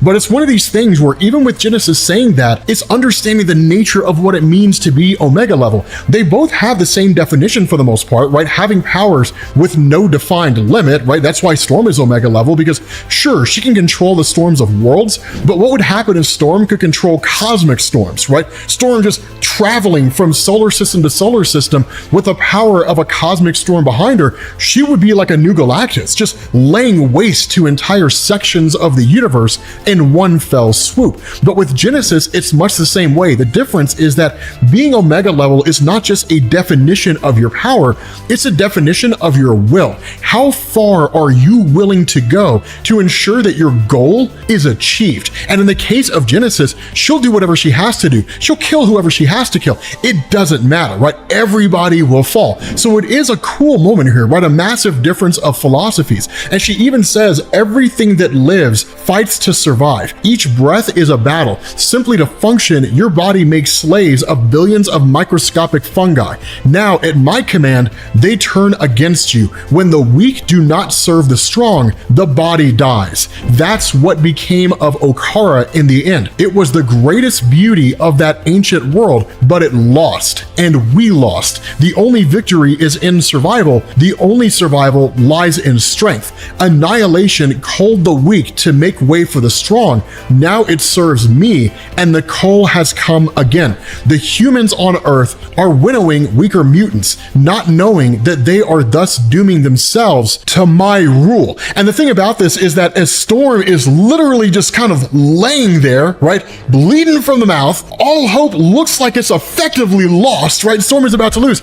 She seizes control of the Staff of Annihilation. And when that happens, Annihilation speaks directly to her. And this is one of the coolest points of the story, right? It says, you are dying. Your body is turning against you. Your organs fail. One by one, Death, who you have danced with so many times, readies to take you in his arms, but I can offer you a way out, a reprieve. And what Annihilation says is, Genesis was my way into this world. The need in her, the confirmation of her worldview, was a beacon calling me from Amenth, and I was called to that dark world from the lands beyond. But Genesis has outgrown her use. It took far too long the first time to cajole her from her endless prison to further conquest. Given the choice, she will maintain a siege, maintain her power, maintain a status quo that serves her. And I would grow. And so literally she says, to satisfy that desire, I must at least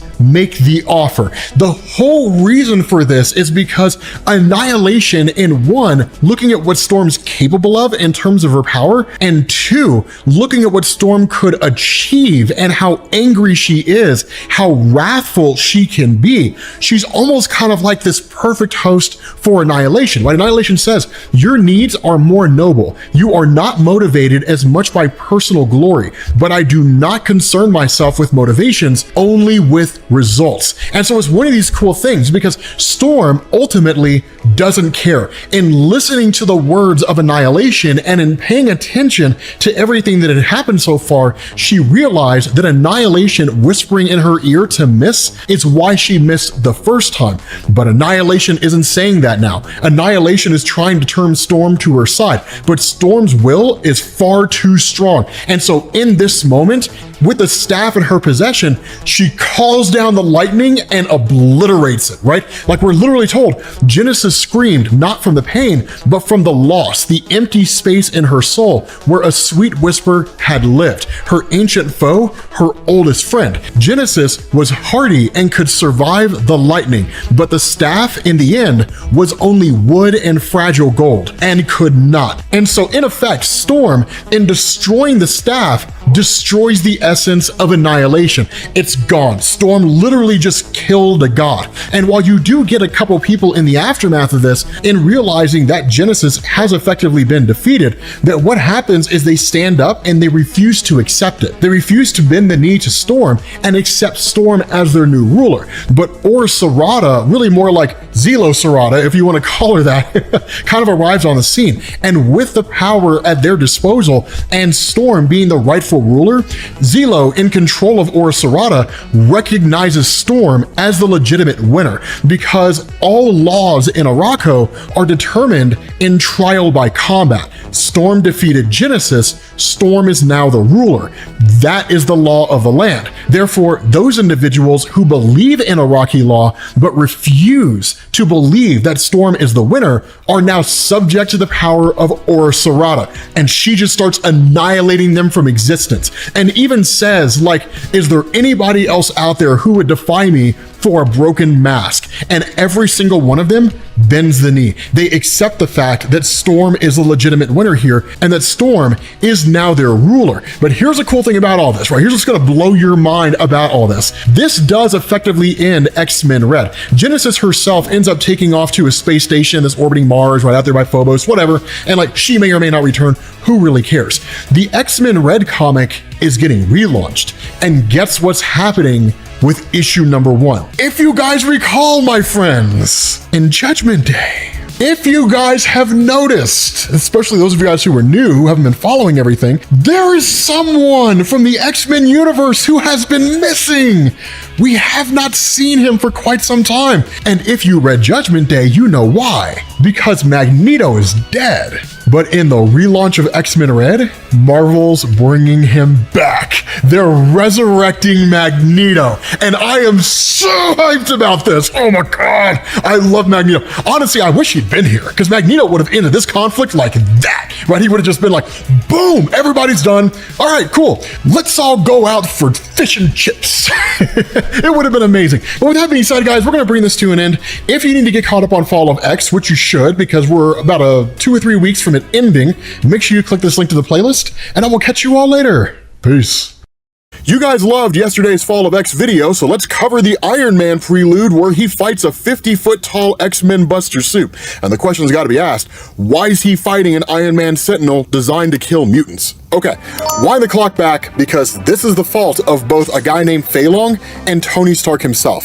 So this opens up with Tony Stark in his brownstone apartment, and by all standards of measurement, he's basically broke. Why? Because in a story leading up to this, Tony Stark had tracked down what was called Source Control. It was basically a black market arms dealer organization, but in order to ensure that those arms and armament couldn't be sold out on the open market, he ended up using most of his money to buy it all up and then dismantle it. What little money he has left is about to disappear, because while he's in this brownstone, somebody sabotaged his arc reactor and blows the whole place to pieces. Not only that, it kills his neighbor. So now his entire reputation is tarnished. Not only that, when he meets with Jennifer Walter She-Hulk, who's kind of the lawyer for the superhero community, she initially tells him that the family of the woman is suing him, but so are a whole bunch of people who claim to be around the building or in the building, and they're all mostly frivolous lawsuits. And while it would take a lot of time to sort through it all, and she could basically reduce things down to where he's only being sued by the woman of the family, not only that, he's also being sued by all these people who are basically filing frivolous lawsuits. But in an effort to make it all go away, he takes what little money he has left and just tells Jennifer Walters, pay him all off. So now he has basically nothing. And so he ends up basically taking up residence inside of just some old mechanic's shop, and like that's it. But the big question that has to be asked here is, who did this? Who caused this in the first place? Well, for the most part, any lead out there is virtually non-existent, and the best thing he has to go on is some random villain out there who just starts launching an attack. Tony Stark's able to defeat this guy, but when he rips his mask off, he realizes it's a guy who's been kidnapped and has been missing for 2 days. The problem with this is he takes a momentary reprieve to go to his Alcoholics Anonymous meeting, because Tony Stark's an alcoholic in the comics, but then he passes out, only to wake up in Hell's Kitchen, New York. Now, he is rescued by Riri Williams, and between the two of them, they start talking over what's going on, who's coming after Tony Stark, and she agrees almost wholeheartedly Tony didn't blow up his own brownstone, and whoever this villain is that's operating behind the scenes certainly has some kind of vendetta for him. But then the living laser just kind of appears out of nowhere and starts attacking the city. Now, the living laser has historically been a minor villain of Tony Stark, not the most important character there ever was, but he is important to this story. And the reason why is because he claims Tony Stark came after him, attacked him, subdued him, and then started experimenting on him. Now, Stark has no clue what he's talking about, right? He's like, I have not seen you in forever, and while you are certainly a villain that should be taken seriously,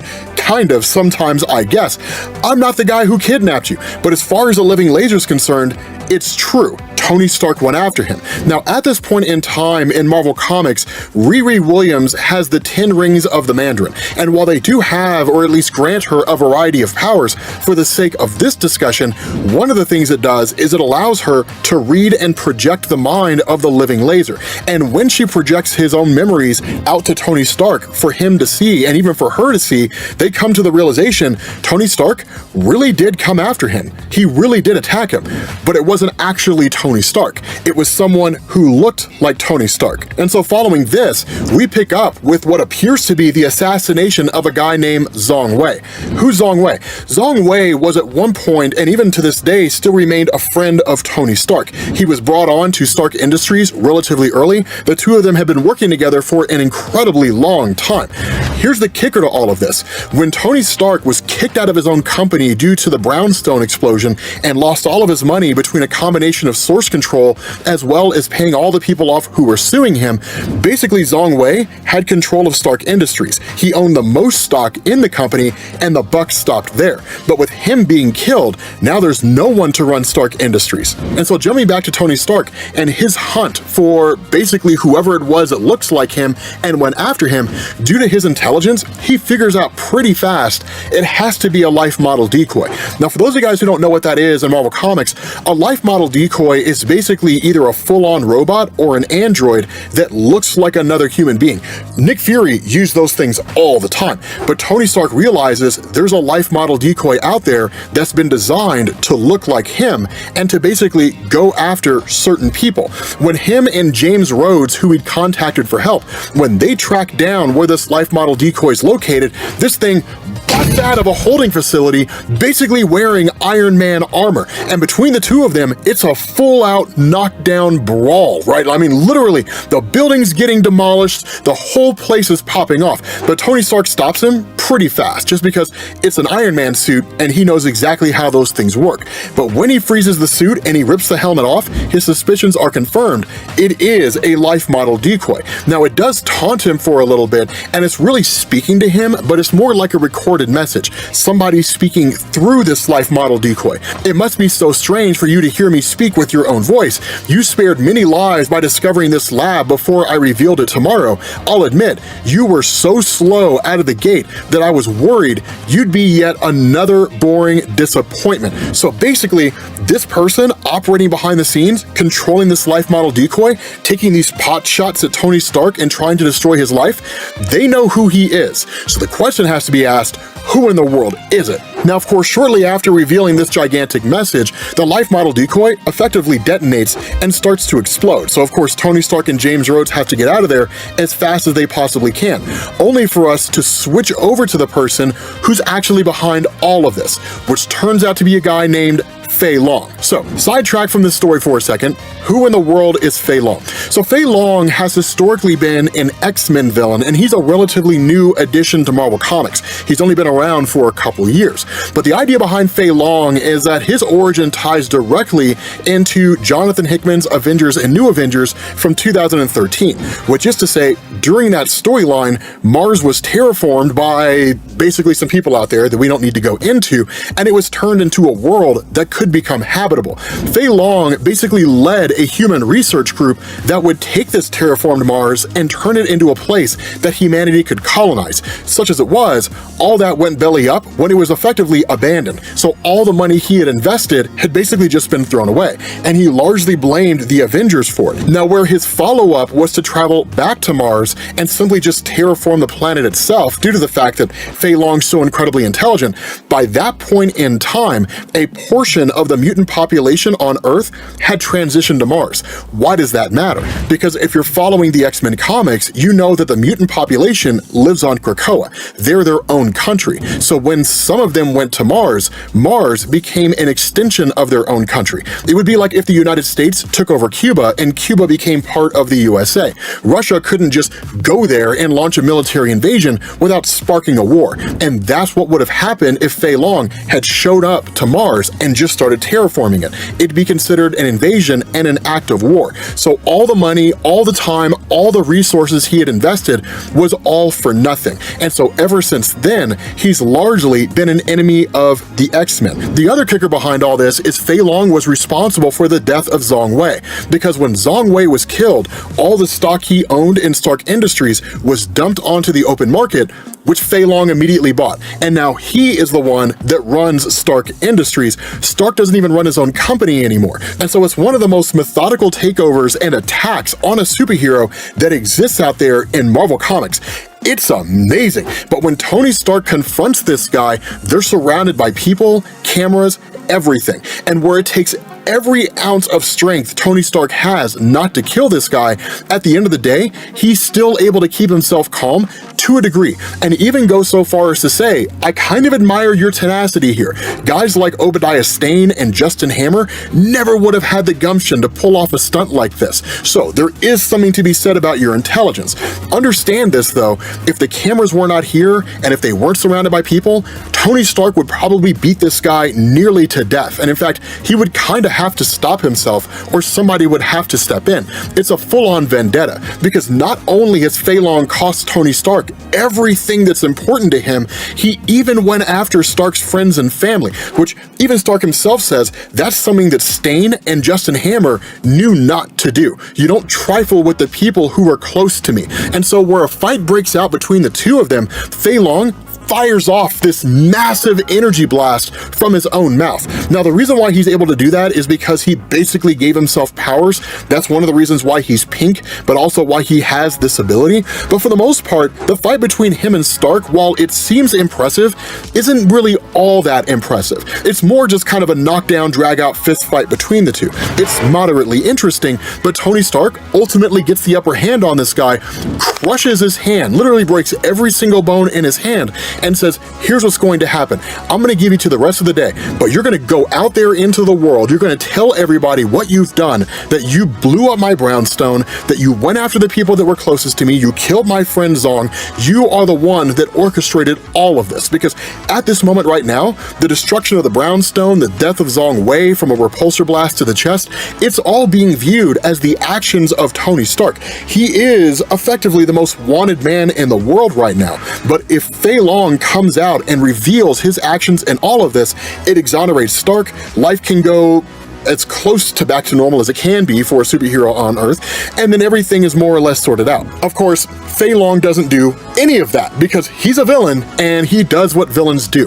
What's bigger than this, though, is that everything that is related to Stark Industries is the property of Fei Long. Every facility, every piece of armor, the whole 9 yards. And so because all the Iron Man suits were manufactured under Stark Industries, which could basically make them a business write-off, now the Iron Man suits belong to Fei Long. On top of that, out in Texas, in a air hangar, right, where they store planes that belong to Stark Industries, Fei Long finds this great big huge cache of all these old recordings from Howard Stark that were made for Tony. Under normal circumstances, that wouldn't matter. For this story, it matters immensely, specifically with regards to the X-Men Buster suit. The reason for that, and the reason why that suit's so powerful, is that while we don't necessarily get the ins and outs of what happened, what we find out is somewhere along the line, Howard Stark was working alongside Adam Brashear, the Blue Marvel, one of the most intelligent and powerful beings in the entirety of Marvel Comics, and that between the two of them, they had discovered an element that did not exist on the periodic table. That element is revealed to Fei Long by Howard Stark, where in reality, it was simply just supposed to be revealed to Tony. But Fei Long uses this information and then starts bringing in all these metals from all over the world directly to this hangar. Now, Tony Stark picks up on this, and in fact, he starts scanning the manifests of Stark Industries to see if anything strange and wonky is happening, because in his mind, it doesn't really make a whole lot of sense that this guy Fei Long, who's normally been a villain of the X-Men, would attack Tony Stark. Sure, Tony Stark's kind of a dick, but in reality, it doesn't warrant the wholesale destruction of his entire life, so something much bigger has to be going on here. Fei Long has to be after the resources of Stark, not Stark himself. And so by analyzing the import and export manifests of Stark Industries, Tony Stark realizes that all these metals have been moved to this hangar. And when he gets in there, he comes face to face with a 50-foot tall Sentinel imbued and built with Stark tech. And this Sentinel is powered by whatever this mysterious element happens to be. Now, make no mistake here, Sentinels in Marvel Comics are incredibly dangerous. In Days of Future Past, they took over North America, wiped out most all humans and superpowered beings alike, and those who survived were either thrown in internment camps or living underground as a kind of resistance force. You're talking about a traditional Sentinel with that level of power that now has an accompaniment of Stark tech. That amplifies it even further. Not only that, Fei Long appears and then immediately overpowers Tony Stark, mostly because he doesn't have his own Iron Man suit, so he's just there in his normal human form, just kind of being kicked around, beat around, and that kind of a thing.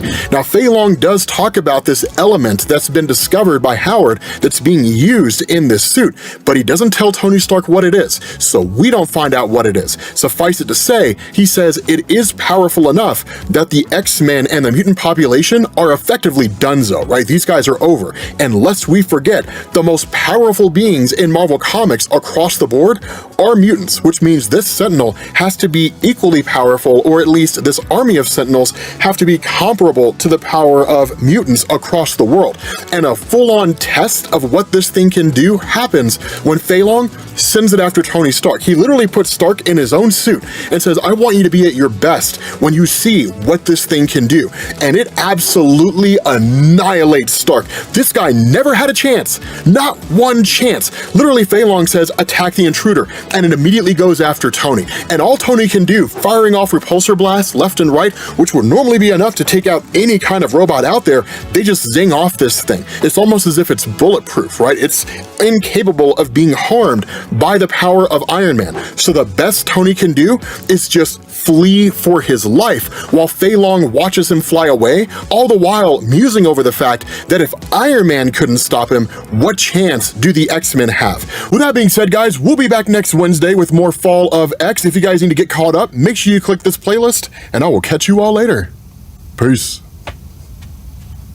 What's going on, guys? This is Rob, and we are back with Invincible Iron Man, which you guys absolutely loved. So this takes place both before the attack on Krakoa and then after the attack on Krakoa, just kind of something to keep in mind. But the thing about this is that with Tony Stark's entire business basically being taken over by the rabid anti-mutant guy Fei Long, which of course a lot of the guys have made reference to the guy from Street Fighter, which is a fair synopsis to come up with, right? A fair belief to come up with, that Tony Stark no longer has control of his own company.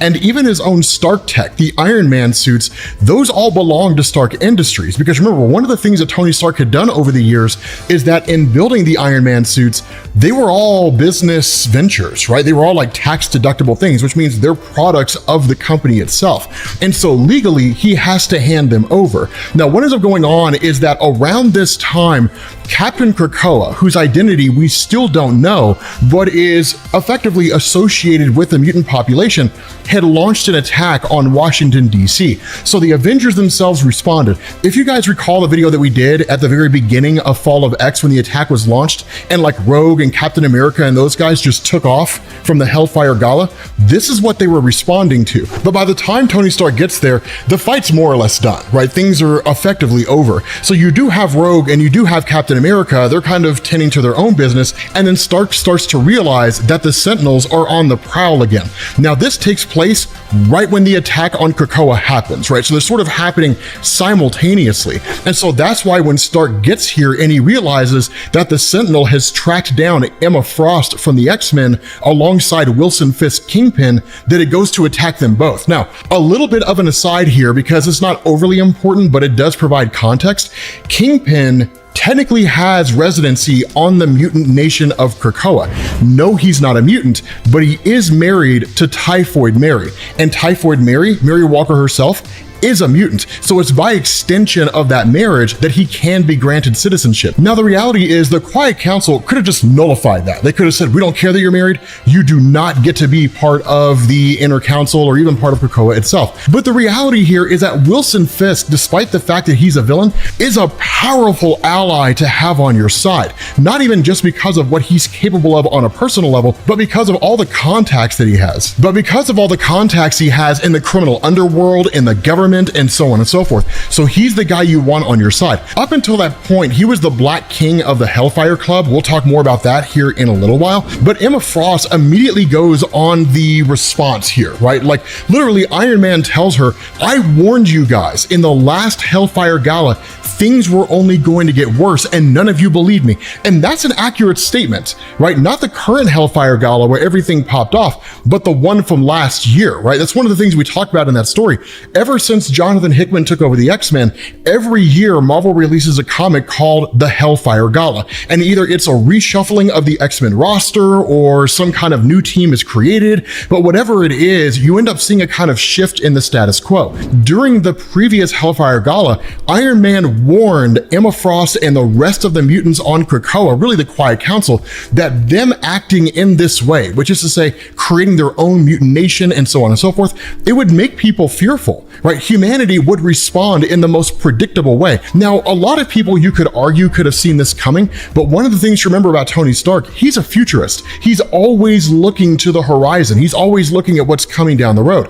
That combined with his intelligence basically put him in a position where he's like, I'm surprised nobody else sees this. I'm surprised nobody else really believes this. It's only a matter of time before humanity launches a strike against the mutant population.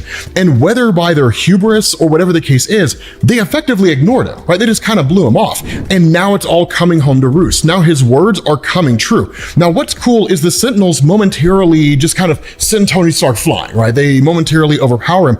And the response of Emma as she's talking directly to Fei Long, who she assumes can see her through the Sentinels themselves. And she says like, you're going to regret attacking the entirety of the X-Men and the full mutant population. And the response of Fei Long is like, well, I mean, I don't really feel regretful, not even a little bit, right? Like it's just, you know, it's just how things were going to go. But understand, Emma Frost, as she's been depicted in more recent years in Marvel Comics, is just like the ultra super attractive, high class, ritzy girl who doesn't like getting her hands dirty. No. That's just way Marvel's done her character recently. You go back and you look at Emma Frost in like the 80s and the 90s. No, son, she has no qualms in getting her hands dirty. And when it comes down to it, Emma Frost is a chick you want on your side. One, because she's an Omega level telepath, right? She's one of the most powerful telepaths in existence in the Marvel universe. And two, once she goes into her diamond form, she's basically indestructible. And that's exactly what happens. Granted, she can't like fly or anything like that, but she can certainly take these Sentinels apart piece by piece by knocking out their feet and then knocking out their knees. And as they collapse, taking them out, right? It's like Wolverine attacking one of these things. The funny thing is Stark has his own plan. And what he tells her is, you being here is just going to be you getting in the way. I'm not saying that because I don't really need your help or you're going to be useless or anything. It's just, I've got a plan and you're going to ultimately be a distraction. So in effect, Emma Frost basically leaves and then states that she's going to go on the hunt to try to find any X-Men who are surviving.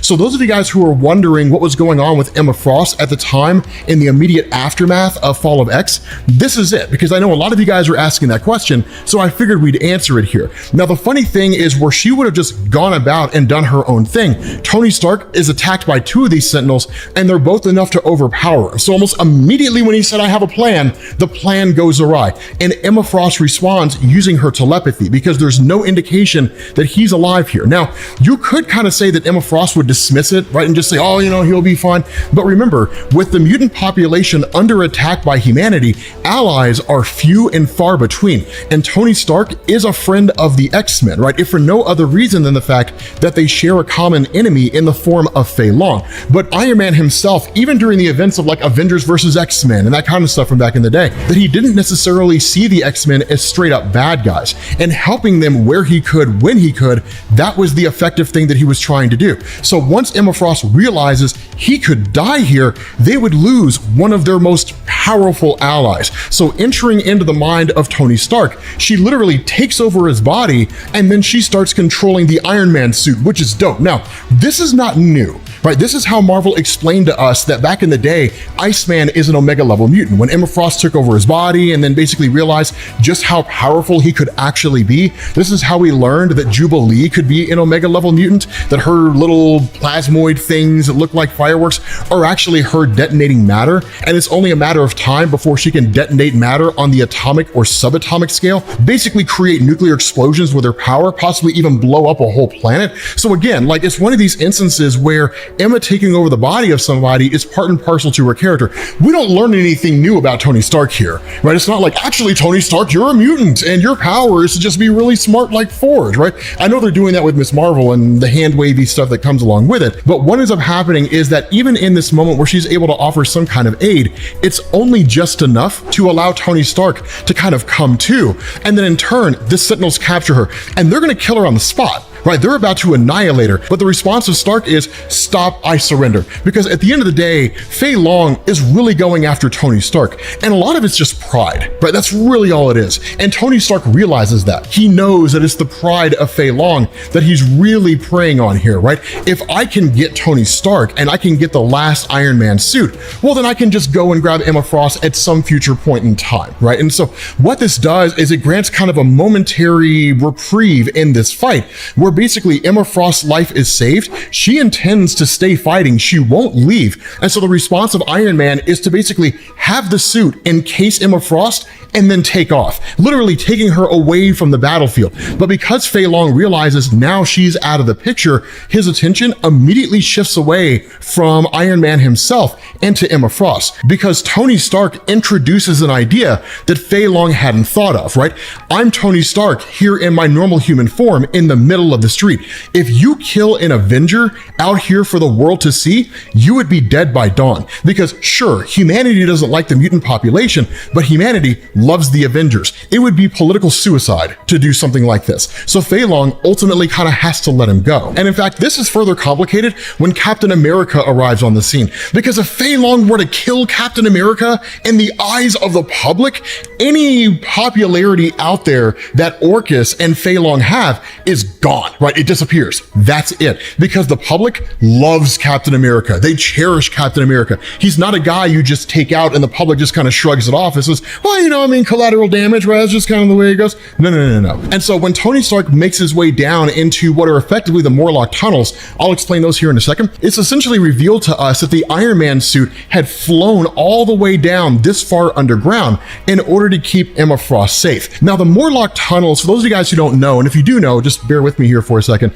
but the Morlock tunnels were part and parcel to the Morlocks themselves. Historically in Marvel Comics, mutants have all kinds of different powers and appearances, but most of them look like Emma Frost. They just look like regular people, and you would never know the difference between a mutant and a regular human being. But the Morlocks were mutants that had powers or physical appearances or both that were so extreme they couldn't function on the surface world. Because of their appearance, they would immediately be targeted by humanity. And so not really being welcomed into the traditional Xavier Institute, or at least not believing in the X-Men's cause, they took up residence underground. Now, once Krakoa became a thing and the doors were open to all mutants across the world, world. Yeah, the Morlocks abandoned the tunnels, they took off to the island, and now they're one of the 250,000 mutants that's been shuffled off to some in-between place between dimensions, and Exodus is leading them into what's basically going to probably be their own demise or their own saving. We don't really know. But the thing about this is that as Iron Man and Emma Frost have this discussion, something to know,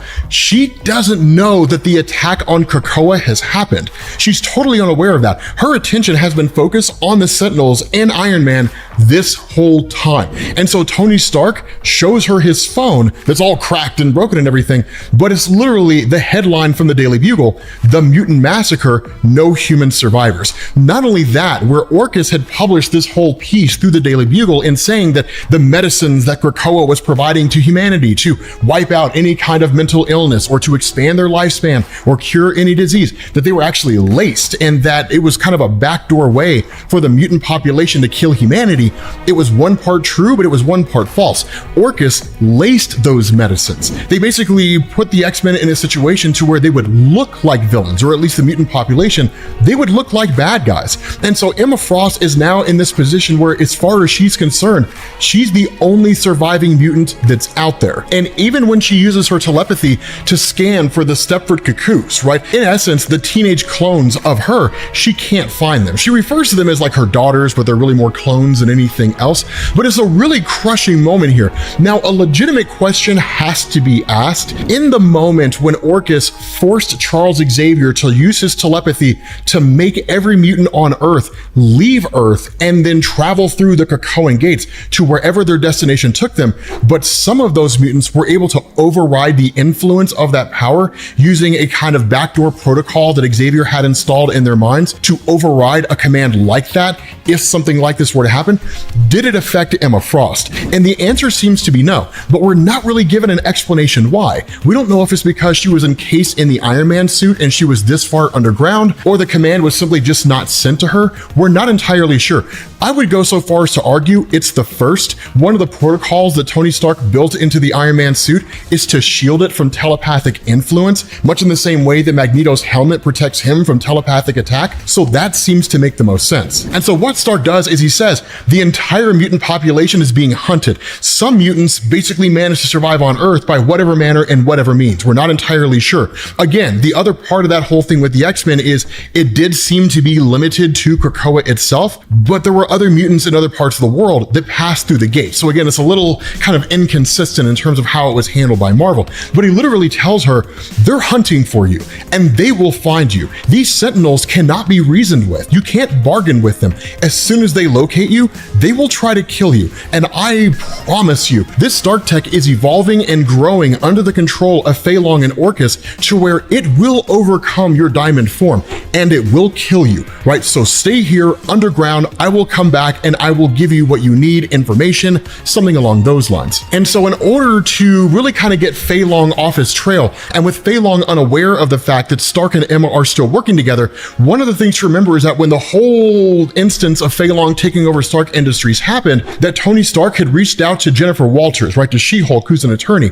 And one of the few instances of Marvel when she actually serves a purpose, she had operated as the lawyer of Tony Stark. And in this instance where he's talking to her, she tells him, your best bet here is to basically just hand the armor over, right? Hand the suit over to Fei Long and just walk away. It's what he wants. And even if you have some kind of scheme operating behind the scenes, at the very least, it'll buy you time. The other part of this is that in an effort to get to Tony Stark, Fei Long targeted the people close to him. Specifically, he went after James Rhodes because what he knows is that Stark will go to the ends of the earth to protect his friend. And so in this moment, Stark realizes handing over the suit really is the best alternative. And he does it in the most interesting way ever, where he literally just throws it through the front of the building where it shatters the glass window. Now, one of the things about this, and I think it's one of the great ideas that they did with this character, he passes by a liquor store and he's almost inclined to indulge in alcohol. Because for those of you guys who aren't really familiar with the inner workings of Tony Stark, there was a story called Demon in a Bottle where it was literally just focusing on his battle with alcoholism. It was a phenomenal story. It was really cool the way that it was done, but it's something that he's always struggled with as a character. He's always struggled with alcohol addiction and so on. And so it's one of these instances where it'd be very easy for him to relapse. Instead, what he does is he basically goes and just kind of gets little bits and bobs here and in there that allows him to create a kind of disguise, and then brings it to Emma Frost. And so this is how it is that Emma Frost ends up getting that disguise that we saw in like Uncanny Avengers and so on, where she's walking around looking like somebody else. The other part of this is Stark's still reeling from his fight with the Sentinels, and I wouldn't go so far as to say that he's dying, but I will go so far as to say that his body's struggling. And so what happens is Emma Frost enters into his mind in order to allow him the opportunity to communicate intelligently and adequately without like struggling with the physical ailments that are plaguing him. And what they do is they actually strike a deal, and it's one of the best things that they could have done. They build off of what Typhoid Mary and Kingpin had done, that with Tony Stark being somebody that's worked alongside the X-Men for so long, they decide to get married. And the reason for this is that what it does is, with Emma Frost's assets, all of her money basically being frozen by the federal government due to the fact that she's a mutant, if the two of them get married, there's no warrant per se out for Tony Stark. There is one for Emma Frost. And while he is willing to, at least as he describes it, earn the Interpol warrant, for right now, that's not out there. So them being married provides all of the benefits of a married couple. In essence, because he needs to build more Iron Man suits, but he has no capital to do so. Remember, in the time that Emma Frost has been alive, due to her telepathy and any number of things, she's amassed a fortune. It would allow her to take her money and transfer it to Tony Stark's accounts. And in turn, he can operate and build whatever Iron Man suits he needs with impunity. And so he gives her a wedding band. They're essentially engaged. Again, there's no real love here, but it's one of the smartest moves they could have done. Use the legal system in their favor. So again, it's what happens when you take two people who are pretty intelligent and allow them to work together. More so than that, what she ends up doing is saying, we need to go to a place where we can find safe haven, where we can find like-minded people that we can work alongside that will help us achieve their goals, or at least our goals, and in turn will also help with their resources. And they go to the Hellfire Club. Now, the Hellfire Club, for those of you guys who don't know, it's one of the coolest things in Marvel Comics. It's a coming together of some of the wealthiest and most influential people in the world. Not everybody, but those who traditionally have their sights set on influencing the world as opposed to conquering it, right? So to use a really good example here, they don't want to be the people who were finding gold in the Great Gold Rush back in the day. They want to be the ones who were selling the pickaxes and the shovels, because those are the people who are making the money. Maybe a prospector finds gold, but you're guaranteed to get rich selling the tools that they use to try to find gold. So again, it's a really smart maneuver in terms of how the Hellfire Club works. More so than that, what she does is she introduces him to the White King of the Hellfire Club, basically